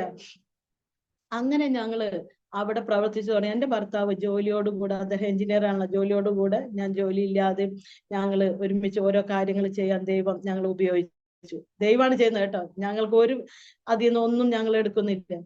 ഓക്കെ. അപ്പൊ ദൈവം, എൻ്റെ ഭർത്താവ് റിട്ടയർഡായി, 60 വയസ്സായി 2022. അതിന് മുൻപ് തന്നെ, ഒരു 1.5 വർഷം മുൻപ് തന്നെ എൻ്റെ ദൈവം പറഞ്ഞു എന്താന്ന് വെച്ചാ, നിങ്ങൾ പോയി കഴിയുമ്പോൾ, നിങ്ങൾ ഇവിടുന്ന് പോയി കഴിയുമ്പോൾ ഇവിടെ ആരാ വരാന്ന് പോലും ദൈവം പറഞ്ഞു. അതുപോലെ തന്നെ ഒരു പാസ്റ്റർ ഫാമിലിനെ അവിടെ വെച്ചു. ഞങ്ങൾ ഇവിടെ വന്നു. ഇവിടെ ഈ വീട് ഞങ്ങൾ ഓൾറെഡി വാങ്ങിയിട്ടുണ്ടായിരുന്നു. ഇവിടെ ഞങ്ങളുടെ ഡൽഹിയിലത്തെ വീട്, അത് ഞാൻ പറയാൻ വിട്ടുപോയി. ഞങ്ങൾക്ക് ദൈവം തന്ന വീട്, ദൈവം ഞങ്ങളോട് സംസാരിക്കുന്നു പറഞ്ഞല്ലോ. ദൈവം ഞങ്ങളോട് ഒരു ദിവസം സംസാരിച്ചു പറഞ്ഞു, ഈ വീട് വിൽക്കുന്നു പറഞ്ഞു. ഭയങ്കര ഭംഗിയുള്ള വീടാണ്. ഞാൻ പറഞ്ഞല്ലോ, വീട് കാണാൻ തന്നെ ആളുകൾ എൻ്റെ അടുത്തുനിന്ന് ഫോട്ടോ ഒക്കെ എടുത്തിട്ട് പോകും. ദൈവം പറയാം ആ വീട് വിൽക്കാൻ. അബ്രഹാമിനോട് അങ്ങനെ തന്നെയാ പറഞ്ഞല്ലേ, ഇസാക്ക്, നീ സ്നേഹിക്കുന്ന ഇസാക്കിന് തന്നെ ബലി കൊടുക്കാൻ. ഞങ്ങൾക്ക് അതിലൊന്നും ഒരു മടിയില്ല. ദൈവത്തിന് അറിയാം. എന്നാലും പിശാച് ചിലപ്പോ വെല്ലുവിളിച്ച് കാണും, നീ ഒന്ന് പറഞ്ഞോക്ക അവര് ചെയ്യോ ഇല്ലെന്ന്. ഞങ്ങൾ പറയാം എത്ര ഭംഗിയുള്ളതായാലും എന്താ, ഓട്ടന്നെ ഞങ്ങൾ തയ്യാറാ. ഞങ്ങൾ രണ്ടുപേരും അങ്ങനെയാട്ടോ ആ കാര്യത്തില്. ഞങ്ങൾക്ക് അങ്ങനെ അതൊക്കെ പറഞ്ഞൊന്നും തീരില്ല, അതൊന്നും തീരില്ല. ഞങ്ങൾ ഓരോ രോഗികളെ, എൻ്റെ ഭർത്താവ് എല്ലാ രോഗികളെ കാണാൻ പോകുമ്പോഴൊക്കെ ഉണ്ടല്ലോ, എല്ലാവരും രോഗികൾ കണ്ട് പ്രാർത്ഥിച്ചിട്ടാവും വരെ. എൻ്റെ ഭർത്താവ് ബാങ്കിലൊക്കെ പോയിട്ട് അദ്ദേഹത്തിന് അവരെ സഹായിക്കുള്ള എന്തെങ്കിലും ഇതായിട്ടാ പോവുള്ളൂ. ഞാൻ ഇതുകൊണ്ട് പറയുന്നല്ല, ഞങ്ങൾ എപ്പോഴും മറ്റുള്ളവർ കുറച്ചും കൂടി ഇതായിട്ട് ഞങ്ങൾ ചിന്തിച്ചിട്ട് അത് ഇതാക്കിയിട്ട് ഇനി വരാറുള്ളൂ. അതുകൊണ്ട് എന്താ, നമുക്ക് വല്ലതിനും കുറവ് വരുമോ? ഒരിക്കലും ഇല്ല. നമ്മുടെ ഓരോ കാര്യങ്ങൾ എത്ര ഭംഗിയായിട്ട് ദൈവം ചെയ്യുന്ന അറിയാമോ, വളരെ ഭംഗിയായിട്ട്. അപ്പൊ ഞങ്ങൾ അവിടെ ഇതുപോലെ തന്നെ ഒരു പാസ്റ്റർ ഫാമിലി വരും എന്ന് പറഞ്ഞു. അതുപോലെ തന്നെ വീട് വിൽക്കേണ്ട കാര്യം ദൈവം പറയാം, വീട് വിൽക്കുന്നു. വീട് ഞങ്ങൾ ഓക്കെ കർത്താവ് വിറ്റു. ഞങ്ങൾക്ക് പറഞ്ഞുതരാം, തൃശ്ശൂര് 85% പണിത് 2 നിലയുള്ള വീട്, ബാക്കി പൈസ സ്ഥലം വാങ്ങി. ഓക്കെ, ആ സ്ഥലം എന്നെ പോലെ ആയിരിക്കും, ആ സ്ഥലത്തിന്റെ നടുവിൽ കൂടെ റോഡ് ഉണ്ടായിരിക്കും. ഓക്കെ, എക്സാക്ട് പറഞ്ഞു. അതുപോലെ തന്നെ വന്നു നോക്കി, 85% പണിത ഒരു വീട്, ബാക്കിയുള്ള പൈസ സ്ഥലം വാങ്ങിച്ചു. ഓക്കെ കർത്താവ്, ഇനി ഞങ്ങൾ എവിടെ പോകും? ഞങ്ങൾക്ക് ട്രാൻസ്ഫർ ആണോ? ട്രാൻസ്ഫർ ഒന്നും ഞാൻ തരില്ല, നിങ്ങൾ ഈ കോളനി തന്നെ താമസിക്കണം. ഞങ്ങൾ പറയാം 15,000 റെന്റ് കൊടുത്ത് ഞങ്ങൾ വീണ്ടും അവിടെ താമസിക്കുക. ആളുകൾ വിചാരിക്കും വട്ടാണ്, ഇത്ര നല്ല വീടുകൾ. ഉടനെ എന്തുണ്ടായിന്ന് അറിയുമോ, എൻ്റെ ഹസ്ബൻഡിന്റെ കൊളീഗ്, അദ്ദേഹം തിരുവനന്തപുരത്തുകാരൻ, അദ്ദേഹത്തിന്റെ ഭാര്യ ഡോക്ടറാണ്. അവർക്ക് ട്രാൻസ്ഫർ ആയി വന്നപ്പോ അവർ വീട് വെറുതെ പൂട്ടിയിട്ടേക്കാം, പണിതിട്ടില്ല മുഴുവനും, സെമി ഫിനിഷ്ഡ് പണിയുന്ന ഒരു വീടായിരുന്നു. അദ്ദേഹത്തിന്റെ ഉള്ളിൽ ദൈവം, ഭയങ്കര കഞ്ചൂസി ആയിരുന്നെങ്കിലും അദ്ദേഹത്തിന്റെ ഉള്ളിൽ ദൈവം ഇടപെട്ടു പറഞ്ഞു, ശശി അനിത എന്റെ വേല ചെയ്യുന്ന മക്കള്, നിന്റെ വീട് പൂട്ടിയിട്ടൊക്കെ തുറന്നു കൊടുക്ക അവർക്കൊന്ന്. ദൈവം സംസാരിക്കാൻ, ദൈവം ഫോൺ ചെയ്ത് പറയാ, ശശി നീ വീട് വിറ്റൂല്ലേ, നീ എവിടെ പോന്നു? അതറിയില്ല, കർത്താവ് പറഞ്ഞു വിൽക്കാൻ, ഞാൻ വിറ്റു. അവിടെ മേടിക്കാൻ പറഞ്ഞു മേടിച്ചു. ട്രാൻസ്ഫർ ഒന്നും തരില്ല എന്ന് പറഞ്ഞേ. അന്ന് എന്റെ വീട്ടിൽ താമസിച്ചു. എന്റെ മോളുടെ LKG തൊട്ട് 12 വരെ ആ വീട്ടിൽ താമസിച്ചു. ഇപ്പോഴും ആ വീട്ടിൽ ആരാധന നടക്കുന്നത്. അവൻ ഇനിയും റിട്ടയർഡ് ആവാൻ 1 വർഷം കൂടി ഉണ്ട്. ഞാൻ പറഞ്ഞതിന്റെ അർത്ഥം, അത് എന്റെ ഹസ്ബൻഡിന്റെ ഐഡിയയില ഡ്രോയിങ് റൂമൊക്കെ വലിയ ഹോളൊക്കെ ആക്കി ഒരു ആരാധനയ്ക്ക്. അതുകൊണ്ട് നിങ്ങൾക്കറിയാലോ, UP-ൽ ഒത്തിരി സഭകൾ അടച്ചു പൂട്ടി പ്രശ്നം വന്നപ്പോ ഞങ്ങൾക്ക് ഒരു കുഴപ്പമുണ്ടായില്ല, അവിടെ നിന്ന് ആരാധിക്കാൻ പറ്റി. ദൈവം ആരാ? ഫ്രീ ആയിട്ട് 2-3 വർഷം അദ്ദേഹം തന്നു. ഞങ്ങൾ പറഞ്ഞു ഫ്രീ വേണ്ട, അബ്രഹാമും ദാവീദൊക്കെ പറഞ്ഞ പോലെ ഫ്രീ വേണ്ട, ഒരു വില ഞങ്ങൾ കൽപ്പിച്ച് റെന്റ് ഇതാക്കി. അതിന് നമ്മുടെ സ്നേഹബന്ധം മുറിയാനിടയോ. അതുകൊണ്ട് ഇതുവരെ ആ സ്നേഹബന്ധത്തിൽ തന്നെ വളരെ ഇതായി. അദ്ദേഹത്തിന്റെ ഭാര്യ രക്ഷിക്കപ്പെട്ടു. അങ്ങനെ പല കാര്യങ്ങളൊക്കെ ഉണ്ടായിട്ടുണ്ട്. അവരുടെ ഓരോ കാര്യങ്ങൾ ഞാൻ പറഞ്ഞതിന്റെ അർത്ഥം, നമ്മള് ദൈവം പറഞ്ഞത് അനുസരിച്ചാ മതി. ചോദ്യം ചെയ്യണ്ട, ഒരു ചോദ്യം ചെയ്യണ്ട. ഓക്കെ കർത്താവ്. എന്നിട്ട് ഞങ്ങൾ അവിടുന്ന് ഷിഫ്റ്റ് ചെയ്ത് അന്ന് ഇവിടെ ഈ വീട് മേടിച്ചു. അപ്പൊ ദൈവം റിട്ടയർഡ് ആയപ്പോ ഞങ്ങൾ ഇതായിട്ട് ഇവിടെ വന്നു. ഇതിന്റെ ഇടയിൽ എൻ്റെ അമ്മ രക്ഷിക്കപ്പെട്ടു, എൻ്റെ അച്ഛൻ രക്ഷിക്കപ്പെട്ടു. ഞാൻ പറഞ്ഞിട്ട് എൻ്റെ അമ്മ രക്ഷിക്കപ്പെട്ടു, സ്നാനപ്പെട്ടു 78ാമത്തെ വയസ്സിൽ ഈ ലോകത്തുനിന്ന് മാറ്റപ്പെട്ടു. എൻ്റെ അനിയത്തി കുടുംബം രക്ഷിക്കപ്പെട്ടു, സ്നാനപ്പെട്ടു. എൻ്റെ ഭർത്താവിന്റെ ചേട്ടന്റെ മകള് സ്നാനപ്പെട്ടു, അവളെ ഒരു വിശ്വാസി കുടുംബത്തിലേക്ക് വിവാഹം കഴിഞ്ഞു വെച്ചു. എൻ്റെ അച്ഛന്റെ ചേട്ടന്റെ മകള് രക്ഷിക്കപ്പെട്ടു, സ്നാനപ്പെട്ടു. ഇവരോടൊക്കെ ഫോണിൽ കൂടെയാണ് സുവിശേഷം ഞാൻ പറഞ്ഞുകൊണ്ടിരുന്നത്. ദൈവം ഓരോരുത്തരെ വിളിച്ചുകൊണ്ടിരുന്നു. ഇന്ന് ദൈവം ഇങ്ങോട്ട് അയച്ചപ്പോ ഞങ്ങളുടെ 1 ലക്ഷം, നിങ്ങൾ ദയവ് ചെയ്ത് കേൾക്കുന്നവർ ഞങ്ങൾക്ക് വേണ്ടി പ്രാർത്ഥിക്കേണ്ട ഒരു വിഷയം ഞാൻ പറയാം. ഞങ്ങൾ നോർത്ത് ഇന്ത്യ പോയി രക്ഷിക്കപ്പെട്ടല്ലോ. ഇവിടെ ഒത്തിരി നോർത്ത് ഇന്ത്യൻസ് ഇവിടെ ഉണ്ട്. ഇവരുടെ ഇടയിൽ പ്രവർത്തിക്കുന്നത് ഞങ്ങൾക്ക് ഇവിടെ ഹിന്ദി വർഷിപ്പ് തുടങ്ങും. സത്യം ഞങ്ങളുടെ പ്രെയർ റിക്വസ്റ്റ് അതാണ്, ആഗ്രഹം. അപ്പൊ ഇവിടെ വന്നപ്പോ ഞങ്ങൾക്ക് ഇങ്ങനെ സഭയിൽ ഇൻചാർജ് ആയിരിക്കാൻ ഇഷ്ടമല്ല. നാട്ടിൽ വന്നപ്പോ ഞങ്ങൾ പറഞ്ഞു, കർത്താവ് ഞങ്ങൾക്ക് 10,000 തന്നാൽ മതി, ഞങ്ങൾ പോയി പ്രവർത്തിച്ചോളാം. അങ്ങനെ ഒരു സ്ഥലത്ത് പയനിയർ വർക്ക് ഇങ്ങനെ തുടങ്ങിക്കൊണ്ടിരിക്കുമ്പോഴാണ് പട്ടിക്കാട് എന്ന് പറഞ്ഞ സ്ഥലത്ത് അവിടുത്തെ ദേവദാസൻ അമേരിക്കയിലെ ഒരു മാളിലെടുത്ത് സെറ്റിൽ ആവാൻ പോകുന്നത് കൊണ്ട് ഞങ്ങളോട് പറഞ്ഞു, സഭ നിങ്ങൾക്ക് തന്നിട്ട് പോവാണെന്ന് പറഞ്ഞിട്ട് ഞങ്ങൾ അവിടെ ഏൽപ്പിച്ചേക്കാം. അപ്പൊ സൺഡേ വർഷിപ്പ് അവിടെ ഉണ്ട്. പക്ഷെ ഞങ്ങൾ പ്രാർത്ഥിച്ചുകൊണ്ടിരിക്കുന്നു, അതിന്റെ കൂടെ ഞങ്ങൾക്ക് ഹിന്ദി വർഷിപ്പ് തുടങ്ങണം, അതിനൊരു സ്ഥലം തപ്പി നടക്കുന്നു. ഇതൊക്കെയാണ് അറ്റ് പ്രസന്റ്. ഓക്കെ, നിങ്ങള് ഞാൻ ഈ പറഞ്ഞ ഇതുകളൊക്കെ ആർക്കെങ്കിലും ഒരു അനുഗ്രഹം എന്ന് തോന്നുന്നു അല്ലേ? ഞാൻ എന്നെ തന്നെ ഉയർത്താൻ ശ്രമിച്ചിട്ടുണ്ടെങ്കിൽ കർത്താവ് എന്നോട് ക്ഷമിക്കണം, ഒരിക്കലും എനിക്ക് വേണ്ട. എന്റെ കർത്താവ് നടത്തിയ വിധങ്ങളാണ് അല്ലെ? ഏതൊരു അവസ്ഥയെന്ന് ഒരു പാർട്ടി അതിലും പെട്ടുകിടക്കാവുന്ന അവസ്ഥയിൽ നിന്ന് ദൈവം എന്നെ വിളിച്ചു കൊണ്ടുവന്നു. ഇപ്പൊ ഞാൻ നിങ്ങളോട് പറഞ്ഞല്ലോ, അതായത് നിങ്ങളെ ഇപ്പൊ ഇങ്ങനത്തെ കഠിനാവസ്ഥയിലൂടെ പോകുന്നുണ്ടെങ്കിൽ ഓർക്ക, നിങ്ങളെ ദൈവം മുന്നമേ കണ്ടു. അപ്പൊ ഈ ലോകത്തിന്റെ ശക്തിക്ക് നമുക്ക് അത് ഇഷ്ടമുണ്ടാവില്ല. അതുകൊണ്ട് പിന്നെ മാത്രമല്ല, നമ്മളിങ്ങനെ വളരും, നമ്മുടെ റൂട്ടുകൾ ഇങ്ങനെ താഴത്തേക്ക് പോയിക്കൊണ്ടിരിക്കും. ഒരു ശക്തിക്കും ഈ ലോകം മുഴുവനും പിടിച്ചു കുലിക്കാലും നമ്മൾ എന്റെ യേശുവിന് വേണ്ടി ഞാൻ കാത്തിരിക്കും. എന്ത് തന്നെ വന്നാലും, എന്ത് പ്രാർത്ഥനയ്ക്ക് ഉത്തരം കിട്ടിയാലും കിട്ടിയില്ലെങ്കിലും, മനസ്സിലായ? അതാണ് നമുക്ക് വേണ്ടത്. നമ്മുടെ യേശുവിന് വേണ്ടത് അതാണ്. അങ്ങനത്തെവരെയാണ് വേണ്ടത്, അങ്ങനത്തെ വ്യക്തികളെ. ഞാൻ പറഞ്ഞ എന്റെ കർത്താവ്, എനിക്ക് മക്കളെയല്ല വേണ്ടത്, ഡിസൈപ്പിളായ മക്കളെ. ഞങ്ങൾക്ക് അങ്ങനത്തെ മക്കളുണ്ട്, ദൈവം തന്നിട്ടുണ്ട്. ഏത് പാതിരിക്ക് വിളിച്ചാലും അവർ റെഡിയാ. പ്രാർത്ഥിക്കണോ, ഇന്ന ചെയ്യണോ, റെഡിയാണ് അവര്. അങ്ങനത്തെ മക്കളെയാണ് ആവശ്യം. സാധാരണ വിശ്വാസി വേണ്ട, കുറച്ചു പേര് മതി. ഉള്ളവര് റെഡിയാണ്. കർത്താവ് ഇപ്പൊ വന്നാൽ പോവാൻ ഒരുങ്ങിയിരിക്കുന്നവര്. ഓക്കെ, ഞങ്ങളുടെ ഓർത്ത് പ്രാർത്ഥിക്കാം. എൻ്റെ മോള് റുഹാമ, അവള് പഠിച്ചുകൊണ്ടിരിക്കുകയാണ്. ദൈവം ഞങ്ങൾക്ക് അനുഗ്രഹിക്കപ്പെട്ട ഒരു മോളാണ് തന്നത്. അവളൊരു വർഷിപ്പ് ലീഡറാണ്. ചെന്നൈയിൽ നല്ല ഇതായിട്ട് ചെയ്തുകൊണ്ടിരിക്കുന്നു. ഞങ്ങൾ രണ്ടുപേരും ഇവിടെ ആയിരിക്കുന്നു. ഞങ്ങൾക്ക് ഹിന്ദി വർഷിപ്പ് തുടങ്ങണം. ഇത്രത്തോളം സമയം മുഴുവനും നിങ്ങൾ ക്ഷമയോടെ കേട്ട് കാണും അല്ലെ? ഇതിന് സമയം എടുക്കും, വെറുതെ കേട്ടാ പോരാ. ഞാൻ ഓരോ ടെസ്റ്റിമണി ഞാൻ ഈയിടെയാണ് കേട്ടു തുടങ്ങിയത്. ഞാൻ അതിനെ സമയം സെപ്പറേറ്റ് ആക്കി ചിലപ്പോൾ അത് വീണ്ടും ചിലപ്പോൾ കേൾക്കേണ്ടി വരും ചില കാര്യങ്ങൾ. അങ്ങനെയാണ് കേൾക്കുന്നവർ ദൈവം അനുഗ്രഹിക്കും അല്ലെ? ഒരു സാക്ഷ്യം ദൈവം തീർച്ചയായും. ഈ പാസ്റ്റർ എനിക്ക് ഇങ്ങനെ ഒരു അവസരം ഞാൻ ചോദിച്ചു വാങ്ങിന്ന് പറഞ്ഞല്ലോ. അത് കാരണം ഇതാ, എനിക്ക് ഈ വിഷനുകളും ഈ കാര്യങ്ങളും ഒന്ന് പറയണം മറ്റുള്ളവരോട്. ഒരു വിഷൻ ദൈവം കാണിച്ചു തന്നെ എന്താണെന്നറിയാമോ? ഈ ഒരു സമുദ്രമാണ് കേട്ടോ. ഈ സമുദ്രത്തിൽ ഒരുപാട് ഷിപ്പുകൾ, മൾട്ടി സ്റ്റോറി പോലെ. ഈ ഷിപ്പുകളില് വളരെ ഫേമസ് ആയിട്ടുള്ള ദേവദാസന്മാരിങ്ങനെ വചനമൊക്കെ പറഞ്ഞുകൊണ്ടിരിക്കുന്നു. ഇതാണ് വഴി ബോർഡൊക്കെ വെച്ചിട്ടുണ്ട് ആളുകൾ. അപ്പൊ ആളുകൾ ഇരിക്കുന്നത് എങ്ങനെയാ? സമുദ്രത്തിൽ. അവരുടെ തലയൊക്കെ കാണാം എവിടെ ഇങ്ങനെ ഇരിക്കുന്ന പോലെ ആളുകൾ. അപ്പൊ ഞാൻ ഇങ്ങനെ നോക്കി നിൽക്കുമ്പോ ഞാൻ എൻ്റെ മോളെ വിളിക്കാം, മോളെ വേഗം വാ, നമുക്ക് പോകാനുള്ള സമയം. അപ്പൊ അവള് പറയുന്നുണ്ട്, ഓക്കെ മമ്മി ഞാൻ ദേ വരുന്നു പറഞ്ഞു. പെട്ടെന്ന് നോക്കിയപ്പോ ഒരു സൗത്ത് ഒരു എൻഡിന്ന് ഒരു പഴയ ട്രാൻസ്പോർട്ട് ബസ് പോലെ ഒരു വണ്ടി ഇങ്ങനെ വരും, ഒരു ഷിപ്പ് ബോട്ട് പോലെ ഇങ്ങനെ വരും. ഹൈ സ്പീഡിൽ വന്ന് നിന്നിട്ട് അതിന്റെ ഒരു റിങ് പോലെ സാധനങ്ങൾ തൂങ്ങി കിടക്കുന്നുണ്ട്. അപ്പൊ ഞാൻ നിൽക്കുന്നതിന്റെ അടുത്തേക്ക് ഇങ്ങനെ നോക്കിയപ്പോ അതിങ്ങനെ സ്ട്രെച്ചായി നീണ്ടു വന്നു. അപ്പൊ എന്നോട് ആരോ പറഞ്ഞു അത് പിടിക്കുന്നു പറഞ്ഞു. പിടിച്ച വശം നമ്മളെ സക്ക് ചെയ്ത് അതിന്റെ ഉള്ളിലേക്ക് എടുത്തു. അപ്പൊ ഈ വെള്ളത്തിലിരുന്ന കുറെ പേര് അവിടുന്ന് ഇവിടുന്ന് ഒക്കെ സക്ക് ചെയ്ത് എടുത്തു കഴിഞ്ഞിട്ട് ഹൈ സ്പീഡിൽ ഇത് ഓപ്പോസിറ്റ് ഡയറക്ഷനിലേക്ക് ഈ ബോട്ട് ഇങ്ങനെ പോയി, ഷിപ്പ് ഇങ്ങനെ പോയി. സിംഗിൾ സ്റ്റോറിയാണ്, പുറമെ കാണാനൊന്നും ഒരു ഭംഗിയില്ല. അപ്പോഴും ഇവിടെ ഇങ്ങനെ പ്രസംഗവും പാട്ട് ഭയങ്കര ഒക്കെ നടന്നുകൊണ്ടിരിക്കുക. പല ടിവിയിൽ നിന്ന് കാണുന്ന ഭയങ്കര ഫേമസ് ആണല്ലോ, ഞാൻ ആരുടെയും പേര് പറയില്ല, ഒക്കെ ഉണ്ടായാലും. ഈ വിഷൻ 2 പ്രാവശ്യം ദൈവം കാണിച്ചത്. അതായത് അന്ന് കാണിച്ചിട്ട് പിന്നെ 2 ദിവസം കഴിഞ്ഞിട്ട് വീണ്ടും കാണിച്ചു തന്നു. അപ്പൊ ദൈവം പറഞ്ഞത് നോക്ക്, കർത്താവ് വന്നു പോയി അറിഞ്ഞില്ല, ഇപ്പോഴും ഇങ്ങനെ പറഞ്ഞോണ്ടിരിക്കുക.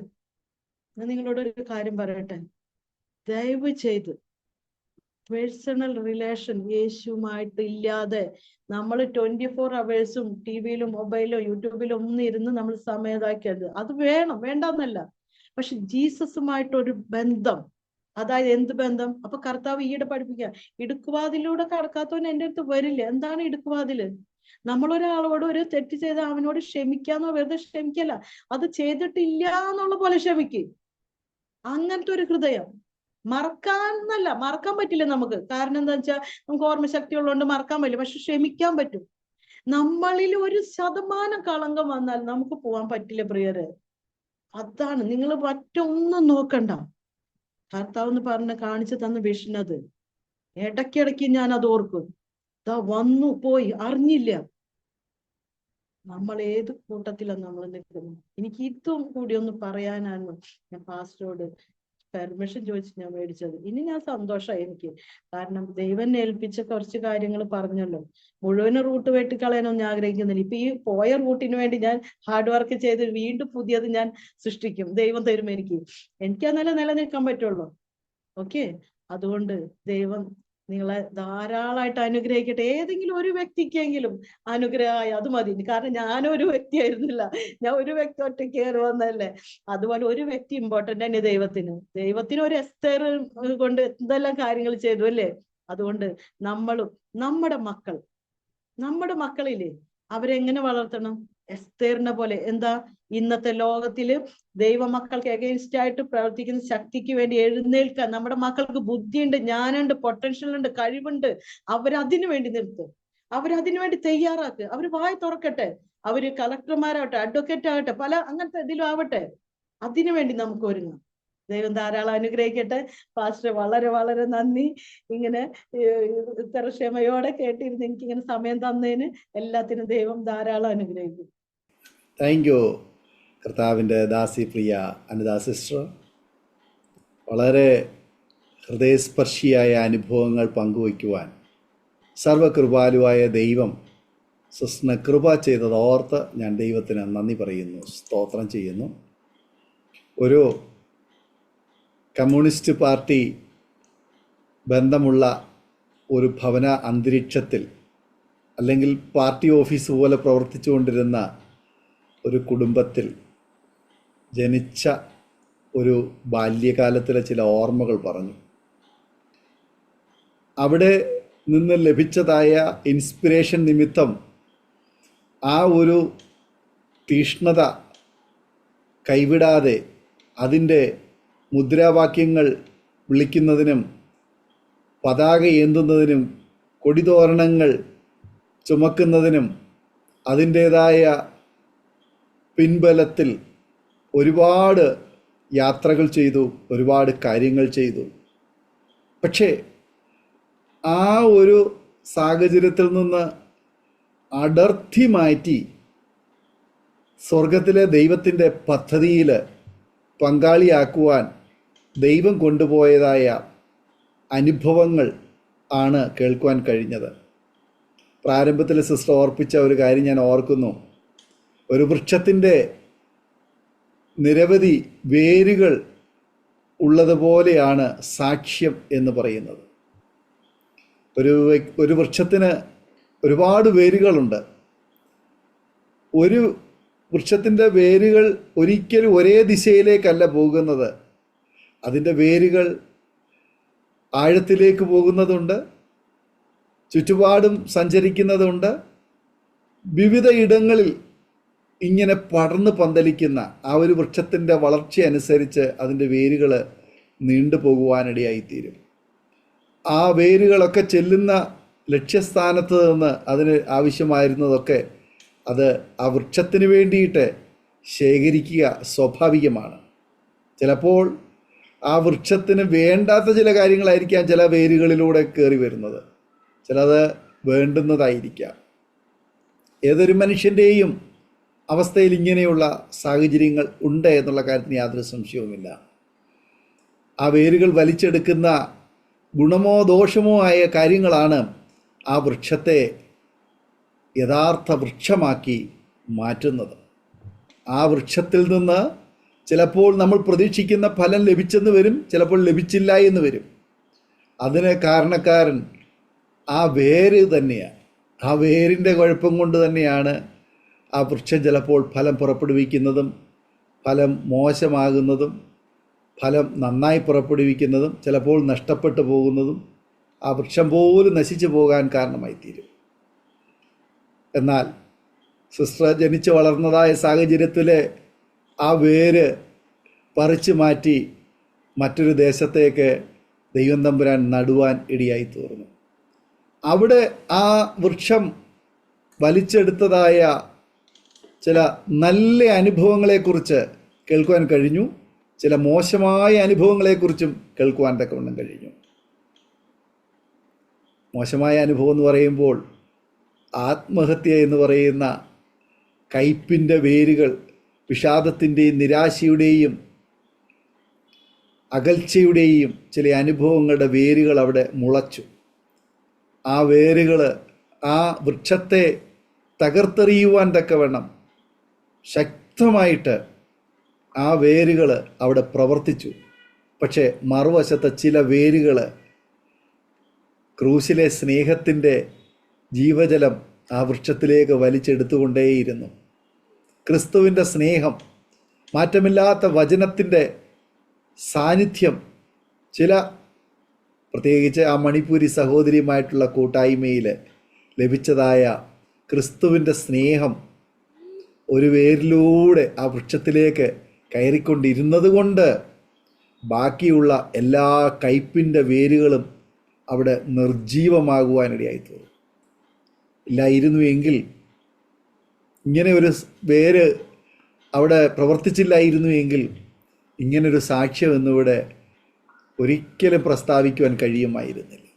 സെൻട്രൽ ഗവൺമെൻറ് ഉദ്യോഗസ്ഥയായി നല്ല പദവികൾ, നല്ല സ്ഥാനമാനങ്ങൾ, നല്ല അംഗീകാരങ്ങളൊക്കെ ലഭിച്ചു. ലോകപ്രകാരം നല്ലത് തന്നെയെങ്കിലും അതിനേക്കാൾ ശ്രേഷ്ഠമായ ഒന്നിലേക്ക് ആ സ്നേഹത്തിൻ്റെ പേര് സിസ്റ്ററിനെ വളർത്തി ആ വൃക്ഷത്തെ നല്ല ഫലം പുറപ്പെടുവിക്കുന്ന ഒരു വൃക്ഷമാക്കി മാറ്റുവാൻ ഇടയായി തീർന്നു. മറ്റുള്ളവരോടുള്ള അനുകമ്പ, ആദരവ്, സ്നേഹം, അതെല്ലാം ആ വാക്കുകളിൽ നിറഞ്ഞു നിൽക്കുന്നത് കാണാൻ കഴിയുന്നുണ്ട്. പലപ്പോഴും ലഭിച്ച നന്മകളിലേറിയ പങ്കും അങ്ങനെയുള്ളവരെ കൈത്താങ്ങുവാൻ, മറ്റുള്ളവർക്ക് കൊടുക്കുവാൻ സഹാനുഭൂതിയോടുകൂടി വർത്തിച്ചതായ ആ നല്ല നാളുകൾ. കുടുംബജീവിതത്തിൽ ചില കയ്പിൻ്റെ വേരുകളൊക്കെ പല സന്ദർഭങ്ങളിൽ മുളച്ചെങ്കിലും ആ സ്നേഹത്തിൻ്റെ വേര് അതിനെയൊക്കെ പിഴുതു കളയുവാൻ ഇടയായിത്തീർന്നു. ഇന്ന് ഇങ്ങനെ ഒരു അനുഗ്രഹിക്കപ്പെട്ട സാക്ഷ്യം, അസാധാരണമായ ഒരു സാക്ഷ്യം, സാധാരണ കേൾക്കുന്നതിൽ നിന്നും വളരെ വ്യത്യസ്തമായ ഒരു അനുഭവങ്ങൾ, ജീവിതത്തിലെ ദൈവം നടത്തിയ അത്ഭുതകരമായ വഴികൾ പറയുവാൻ കർത്താവിൻ്റെ ദാസിക്ക് ദൈവം കൃപ ചെയ്തത് തീർച്ചയായിട്ടും ചില നല്ല വേരുകൾ മുളച്ചതുകൊണ്ട് മാത്രമാണ്. കർത്താവ് അനുഗ്രഹിക്കട്ടെ. നല്ല സാക്ഷ്യം പറയുവാൻ കർത്താവ് കൃപ ചെയ്തത് ഓർത്ത് ഞാൻ ദൈവത്തിന് സ്തോത്രം ചെയ്യുന്നു. ഇന്ന് കുടുംബമായി കർത്താവിൻ്റെ ആ സ്നേഹത്തിൻ്റെ ഫലം പുറപ്പെടുവിക്കുന്ന ഒരു വലിയ വൃക്ഷമായിട്ട് ഇന്ന് മാറി. ഇന്ന് കയ്പിൻ്റെ സകല വേരുകളും അറ്റുപോയിട്ട് ക്രിസ്തുവിൻ്റെ സ്നേഹത്തിൻ്റെ ഫലം പുറപ്പെടുവിക്കുന്നൊരു വൃക്ഷമായി മാറുവാൻ കർത്താവിൻ്റെ ദാസിക്കും കർത്താവിൻ്റെ ദാസനും മോൾക്കും മാത്രമല്ല ഭവനത്തിലെ മാതാവ്, പ്രിയപ്പെട്ടവർ, കുടുംബാംഗങ്ങൾ, സഹോദരങ്ങൾ പലരും ഇന്ന് ആ വൃക്ഷത്തിൻ്റെ ഫലങ്ങൾ അനുഭവിച്ച് അനുഗ്രഹിക്കപ്പെട്ടുകൊണ്ടിരിക്കുന്നല്ലോ. ദൈവം അനുഗ്രഹിക്കട്ടെ എന്ന് ഞങ്ങൾ ആഗ്രഹിക്കുന്നു, പ്രാർത്ഥിക്കുന്നു. അരോമാറ്റിയുടെ പ്രേക്ഷകരെ, നിങ്ങൾ ചില പ്രിയപ്പെട്ടവരെങ്കിലും ഈ സാക്ഷ്യം ശ്രദ്ധയോടെ കേൾക്കുന്നുണ്ടാവാം. മുഴുവനുമായി കേൾക്കുന്ന പ്രിയപ്പെട്ടവർക്ക് ഞാൻ ഈ പറയുന്ന കാര്യങ്ങൾ കൂടി കേട്ടിട്ട് നിങ്ങൾക്ക് ഒരു തീരുമാനത്തിലേക്ക് എത്തുവാൻ ഞങ്ങൾ നിങ്ങളെ ആഹ്വാനം ചെയ്യുന്നു. ഒരുപക്ഷെങ്കിൽ നിങ്ങൾ അനുഭവിക്കുന്ന കയ്പിൻ്റെ വേരുകളായിരിക്കാം നിങ്ങളെ ഇന്ന് ഇതിൽ നിന്ന്, ഈ സ്നേഹത്തിൽ നിന്ന് അകറ്റി നിർത്തിയിരിക്കുന്നത്. എന്നാൽ ഈ സാക്ഷ്യം നിങ്ങൾ കേൾക്കുമ്പോൾ നിങ്ങളിലേക്ക് കയറി വരുന്നത് കയ്പിൻ്റെ വാക്കുകളല്ല, ക്രൂശിലെ സ്നേഹം. ആ കാൽവരി ക്രൂശിൽ കൂടി നമുക്ക് വേണ്ടി ചൊരിഞ്ഞതായ യേശുവിൻ്റെ തിരുരക്തമാണ്. യേശുവിൻ്റെ ആണിപ്പിഴുതേറ്റ കരം നിങ്ങളുടെ മുൻപാകെ നീട്ടപ്പെടുക. ആ മുൾക്കിരീടധാരിയായ ആ ശിരസിൽ നിന്ന് നമുക്ക് വേണ്ടി ആശ്വാസത്തിൻ്റെ വാക്കുകൾ ചൊരിയുക. പ്രിയമുള്ളവരെ, ആ ക്രൂശിലേക്കൊന്ന് നോക്കൂ. ആ ക്രൂശിൽ നിന്ന് ഒഴുകുന്ന ആ പുണ്യാഹ രക്തം, യേശുവിൻ്റെ രക്തം, നിങ്ങളുടെ സകല കയ്പിൻ്റെ വേരുകളെയും പാപത്തിൻ്റെ കറകളെയും വേരോടെ പിഴുതുമാറ്റി നിങ്ങളെ പൂർണ്ണമായി ശുദ്ധീകരിപ്പാൻ യേശുവിൻ്റെ വചനത്തിന്, യേശുവിൻ്റെ രക്തത്തിന് ശക്തിയുണ്ട് എന്നുള്ള കാര്യമാണ് നമ്മൾ മനസ്സിലാക്കേണ്ടുന്നത്. ഒരു പക്ഷെങ്കിൽ ഒരു ഹൈന്ദവ കുടുംബത്തിലോ മുസ്ലിം കുടുംബത്തിലോ ക്രൈസ്തവ കുടുംബത്തിലോ മറ്റേതെങ്കിലും പാരമ്പര്യ കുടുംബത്തിലോ ജനിച്ച ഒരു വ്യക്തിയായിരിക്കാം. നമ്മുടെ പാരമ്പര്യമോ നമ്മൾ ജനിച്ചു വളർന്ന സാഹചര്യമോ ഒരിക്കലും ക്രിസ്തുവിൻ്റെ സ്നേഹം പകരുന്നതിന് തടസ്സമല്ല. പലരും ക്രൈസ്തവ കുടുംബത്തിൽ ജനിച്ചതുകൊണ്ട് ഞങ്ങളെല്ലാം തികഞ്ഞവരാണെന്ന് ചിന്തിക്കുന്നവരുണ്ട്. ഒരിക്കലും അങ്ങനെയല്ല. കർത്താവായ യേശു ക്രിസ്തുവിൻ്റെ സ്നേഹം നിങ്ങളിലേക്ക് വരേണ്ടതിന് നിങ്ങളെ ഏൽപ്പിച്ചു കൊടുക്കാത്തിടത്തോളം നമുക്ക് അതിന് കഴിയുകയില്ല. പ്രിയമുള്ള സഹോദരങ്ങളെ, ആ യേശു നിങ്ങളെ സ്നേഹിക്കുന്നു. ആ സ്നേഹത്തിലേക്ക് നിങ്ങൾ അടുത്ത് വരൂ. താൽക്കാലികമായുള്ള ഈ ലോകത്തിലെ ആശ്വാസങ്ങളും പല സാഹചര്യങ്ങളും ജനിച്ചു വളർന്ന പശ്ചാത്തലവും ഒക്കെ താൽക്കാലികമാണ്. എന്നാൽ അതൊക്കെ കയ്പിൻ്റെ വേരുകളായി നമ്മെ ഫലം പുറപ്പെടുവിക്കാൻ കഴിയാതെ നാശത്തിലേക്ക് വലിച്ചിഴയ്ക്കുമ്പോൾ ക്രിസ്തുവിൻ്റെ സ്നേഹത്താൽ നിങ്ങൾ 100 മേനി ഫലം പുറപ്പെടുവിക്കുന്നവരായി, കർത്താവിന് പ്രയോജനമുള്ളവരായി, ജീവൻ്റെ പുസ്തകത്തിൽ പേരെഴുതപ്പെടുവാൻ, നിത്യതയ്ക്ക് ഓഹരിക്കാരായി തീരുവാൻ സർവകൃപാലുവായ ദൈവം നിങ്ങൾക്ക് ഏവർക്കും കൃപ ചെയ്യട്ടെ എന്ന് ഞങ്ങൾ ആഗ്രഹിക്കുകയും ആശംസിക്കുകയും പ്രാർത്ഥിക്കുകയും ചെയ്യുന്നു. നിങ്ങൾ വളർന്നു വലുതായി നിങ്ങൾ അനേകർക്ക് ആശ്വാസവും തണലേകുന്നവരുമായി തീരട്ടെ എന്ന് ഞങ്ങൾ പ്രാർത്ഥിക്കുന്നു. ഒരു നിമിഷം പ്രാർത്ഥിക്കാം. ദൈവസന്നിധിയിൽ കർത്താവെ, ഞാൻ എന്നെ തന്നെ സമർപ്പിക്കുന്നു എന്ന് നാം ഒരുമിച്ച് പ്രാർത്ഥിക്കുമ്പോൾ അനിതാ സിസ്റ്റർ ചുരുക്കം വാചകങ്ങളിൽ ദൈവസേനയിൽ നമ്മെ പ്രാർത്ഥനയിൽ സഹായിക്കും. പ്രേക്ഷകർക്ക് വേണ്ടി പ്രാർത്ഥിക്കാം. കർത്താവെ, സ്വർഗീയ പിതാവേ, നന്ദിയോടെ സ്തുതിക്കുന്നു, വാഴ്ത്തുന്നു. അപ്പ നല്ല സമയം തന്നല്ലോ കർത്താവ്, അതിന് നന്ദി പറയുന്നു കർത്താവ്. പ്രത്യേകിച്ച് ദൈവമേ, യാരോമ ടിവിയുടെ എല്ലാ വ്യൂവേഴ്സും ദൈവമേ, അവരെല്ലാം കർത്താവ് അങ്ങ് തെരഞ്ഞെടുത്ത മക്കളാണെന്ന് ഞാൻ വിശ്വസിക്കുന്നു. അപ്പ അവരെ അങ്ങയുടെ കരങ്ങളിൽ ഏൽപ്പിക്കുന്നു കർത്താവെ. കേൾക്കുന്നവരെല്ലാവർക്കും അത് അനുഗ്രഹത്തിന് കാരണമാക്കണമേ. അവരുടെ ജീവിതത്തിലെ കർത്താവ് അവരുടെ സാക്ഷ്യങ്ങളെല്ലാം ഇതുപോലെ മറ്റുള്ളവരുടെ മുന്നിൽ പറയുവാൻ തക്കണം എല്ലാവർക്കും ഇടയാക്കണമേ. ഒരു കർത്താവ് പ്രത്യേകിച്ച് പ്രിയ പാസ്റ്റർ ദാനിയേൽ ജോൺ അങ്ങയുടെ കരങ്ങളിൽ ഏൽപ്പിക്കുന്നു നാഥ. നിന്റെ മകൻ ചെയ്യുന്ന ഈ വലിയ പ്രവൃത്തിയെ കർത്താവെ അങ്ങ് ധാരാളമായി അനുഗ്രഹിക്കണമേ കർത്താവെ. അനേകരുടെ ജീവിതത്തിലെ കർത്താവെ അനുഗ്രഹമായി തീരുവാൻ, അനേകരെ കൊണ്ടുവരുവാൻ കർത്താവെ, അനേകരെ മറ്റുള്ളവർക്ക് മുന്നിൽ കർത്താവ് അവരിലൂടെ ചെയ്ത കാര്യങ്ങൾ പറയുവാൻ തക്കണം നിന്റെ ദാസനെ, അവരുടെ കുടുംബത്തെ, അദ്ദേഹത്തിന്റെ കൂടെ പ്രവർത്തിക്കുന്ന എല്ലാ മക്കളെയും ഒരിക്കൽ കൂടെ അങ്ങയുടെ കരങ്ങളിൽ ഏൽപ്പിക്കുന്നു കർത്താവെ. ഞങ്ങൾ എല്ലാവരും വീണ്ടും കർത്താവ്, ഞങ്ങളുടെ ലക്ഷ്യം അങ്ങയുടെ വരവാണല്ലോ കർത്താവിന് വേണ്ടി ഞങ്ങൾ ഓരോരുത്തരും ഒരുക്കണമേ. പരിശുദ്ധാത്മാവ് തന്നെ ഞങ്ങളെല്ലാം നയിക്കണമെന്ന് പ്രാർത്ഥിക്കുന്നു. പ്രാർത്ഥന കേട്ടതിന് സ്തുതിക്കുന്നു യേശുവിന്റെ നാമത്തിൽ തന്നെ. ആമേൻ, ആമേൻ, ആമേൻ, ആമേൻ, ആമേൻ. താങ്ക് യു കർത്താവിൻ്റെ വിലപ്പെട്ട ദാസി പ്രിയ അനിതാ ശശി. ഇത്രത്തോളം സമയം അനുഗ്രഹിക്കപ്പെട്ട ജീവിതാനുഭവം, ദൈവം നടത്തിയ അത്ഭുതകരമായ വഴികളെക്കുറിച്ച് ദൈവനാമ മഹത്വത്തിനുവേണ്ടി അരോമാറ്റിയുടെ പ്രേക്ഷകരോടൊപ്പം പങ്കുവയ്ക്കാൻ സമയം വേർതിരിച്ചതിന് കർത്താവിൻ്റെ ദാസിയോടും കുടുംബാംഗങ്ങളുടേതായ നന്ദി സ്നേഹം അറിയിക്കുന്നു. ദൈവം ധാരാളം അനുഗ്രഹിക്കട്ടെ. കർത്താവിനോട് ഏറെ പ്രയോജനപ്പെടുവാൻ, കർത്താവിൻ്റെ നല്ല സാക്ഷ്യം വഹിപ്പാൻ ഇനിയും ആയുസ്സും അവസരങ്ങളും കർത്താവ് ഒരുക്കട്ടെ എന്ന് ആശംസിക്കുന്നു, പ്രാർത്ഥിക്കുന്നു. അതുപോലെ തന്നെ ഞങ്ങളെ കേട്ടുകൊണ്ടിരിക്കുന്ന മാന്യശ്രോതാക്കളെ, നിങ്ങൾക്ക് ഈ ജീവിതാനുഭവങ്ങൾ അനുഗ്രഹമായി തീർന്നുവെങ്കിൽ തീർച്ചയായിട്ടും നിങ്ങളുടെ പ്രിയപ്പെട്ടവർക്ക്, സുഹൃത്തുക്കൾ കൂടി ഷെയർ ചെയ്ത് കൊടുക്കും. അവരും കേട്ട് അനുഗ്രഹിക്കപ്പെട്ട് അതിലൂടെ ദൈവനാമ മഹിമപ്പെടുക മുഖാന്തരമായി തീരുമല്ലോ. മാത്രമല്ല, നിങ്ങളുടെ വലിയ അഭിപ്രായങ്ങളും നിർദ്ദേശങ്ങളും കമൻറ്റ് ബോക്സിൽ രേഖപ്പെടുത്തുക. നിങ്ങൾക്കൊരു പ്രാർത്ഥനാ വിഷയമുണ്ടെങ്കിൽ സ്ക്രീനിൽ കാണുന്ന വാട്സപ്പ് നമ്പറിൽ ഞങ്ങളെ വിവരം അറിയിക്കൂ. ഞങ്ങൾ നിങ്ങൾക്ക് വേണ്ടി പ്രാർത്ഥിക്കുന്നു. അതുപോലെ aroma.tv.co.in എന്ന വെബ്സൈറ്റ് നിങ്ങൾക്ക് സന്ദർശിക്കാം. എല്ലാ തിങ്കളാഴ്ചയും രാത്രി 9 മണിക്ക് ഞങ്ങൾ നിങ്ങൾക്ക് വേണ്ടി പ്രത്യേക പ്രാർത്ഥന ഓൺലൈനിലൂടെ നടത്തുന്നു. അതിൽ പങ്കെടുക്കാൻ നിങ്ങൾ ആഗ്രഹിക്കുന്നെങ്കിൽ ഞങ്ങളുമായി ബന്ധപ്പെടൂ. അടുത്ത അനുഗ്രഹിക്കപ്പെട്ട സാക്ഷ്യവുമായി വീണ്ടും കൂടി കാണുമ്പോഴേയും എല്ലാ പ്രിയപ്പെട്ടവർക്കും good bye. God bless you all. Amen. ഓർമ്മയുടെ മനോരഥത്തിൽ മായാത്ത ഓർമ്മയ്ക്കായി അരോമ മാട്രിമോണിയിൽ നിന്നും ജീവിത പങ്കാളിയെ കണ്ടെത്തൂ. നിങ്ങൾ ഒരു ക്രിസ്തീയ ജീവിത പങ്കാളിയെ അന്വേഷിക്കുകയാണോ? അതോ മക്കൾക്ക് അനുയോജ്യമായ ഒരു തക്ക തുണയ്ക്ക് വേണ്ടി പ്രാർത്ഥിക്കുന്ന വ്യക്തിയാണോ? എങ്കിൽ അരോമ മാട്രിമോണി നിങ്ങൾക്ക് വേണ്ടിയാണ്. ഇന്നു തന്നെ സൗജന്യമായി രജിസ്റ്റർ ചെയ്യൂ. അരോമ മാട്രിമോണിയുടെ പ്രത്യേകതകൾ: രജിസ്ട്രേഷൻ തികച്ചും സൗജന്യം. ലോകത്തെവിടെയുമുള്ള അനുയോജ്യമായ ക്രിസ്തീയ ജീവിത പങ്കാളിയെ തിരഞ്ഞെടുക്കാം. വിവാഹം നടക്കുന്നതുവരെ സർവീസ് ലഭിക്കുന്നു. ഏറ്റവും ചെറിയ പാക്കേജുകളും തിരഞ്ഞെടുക്കാം.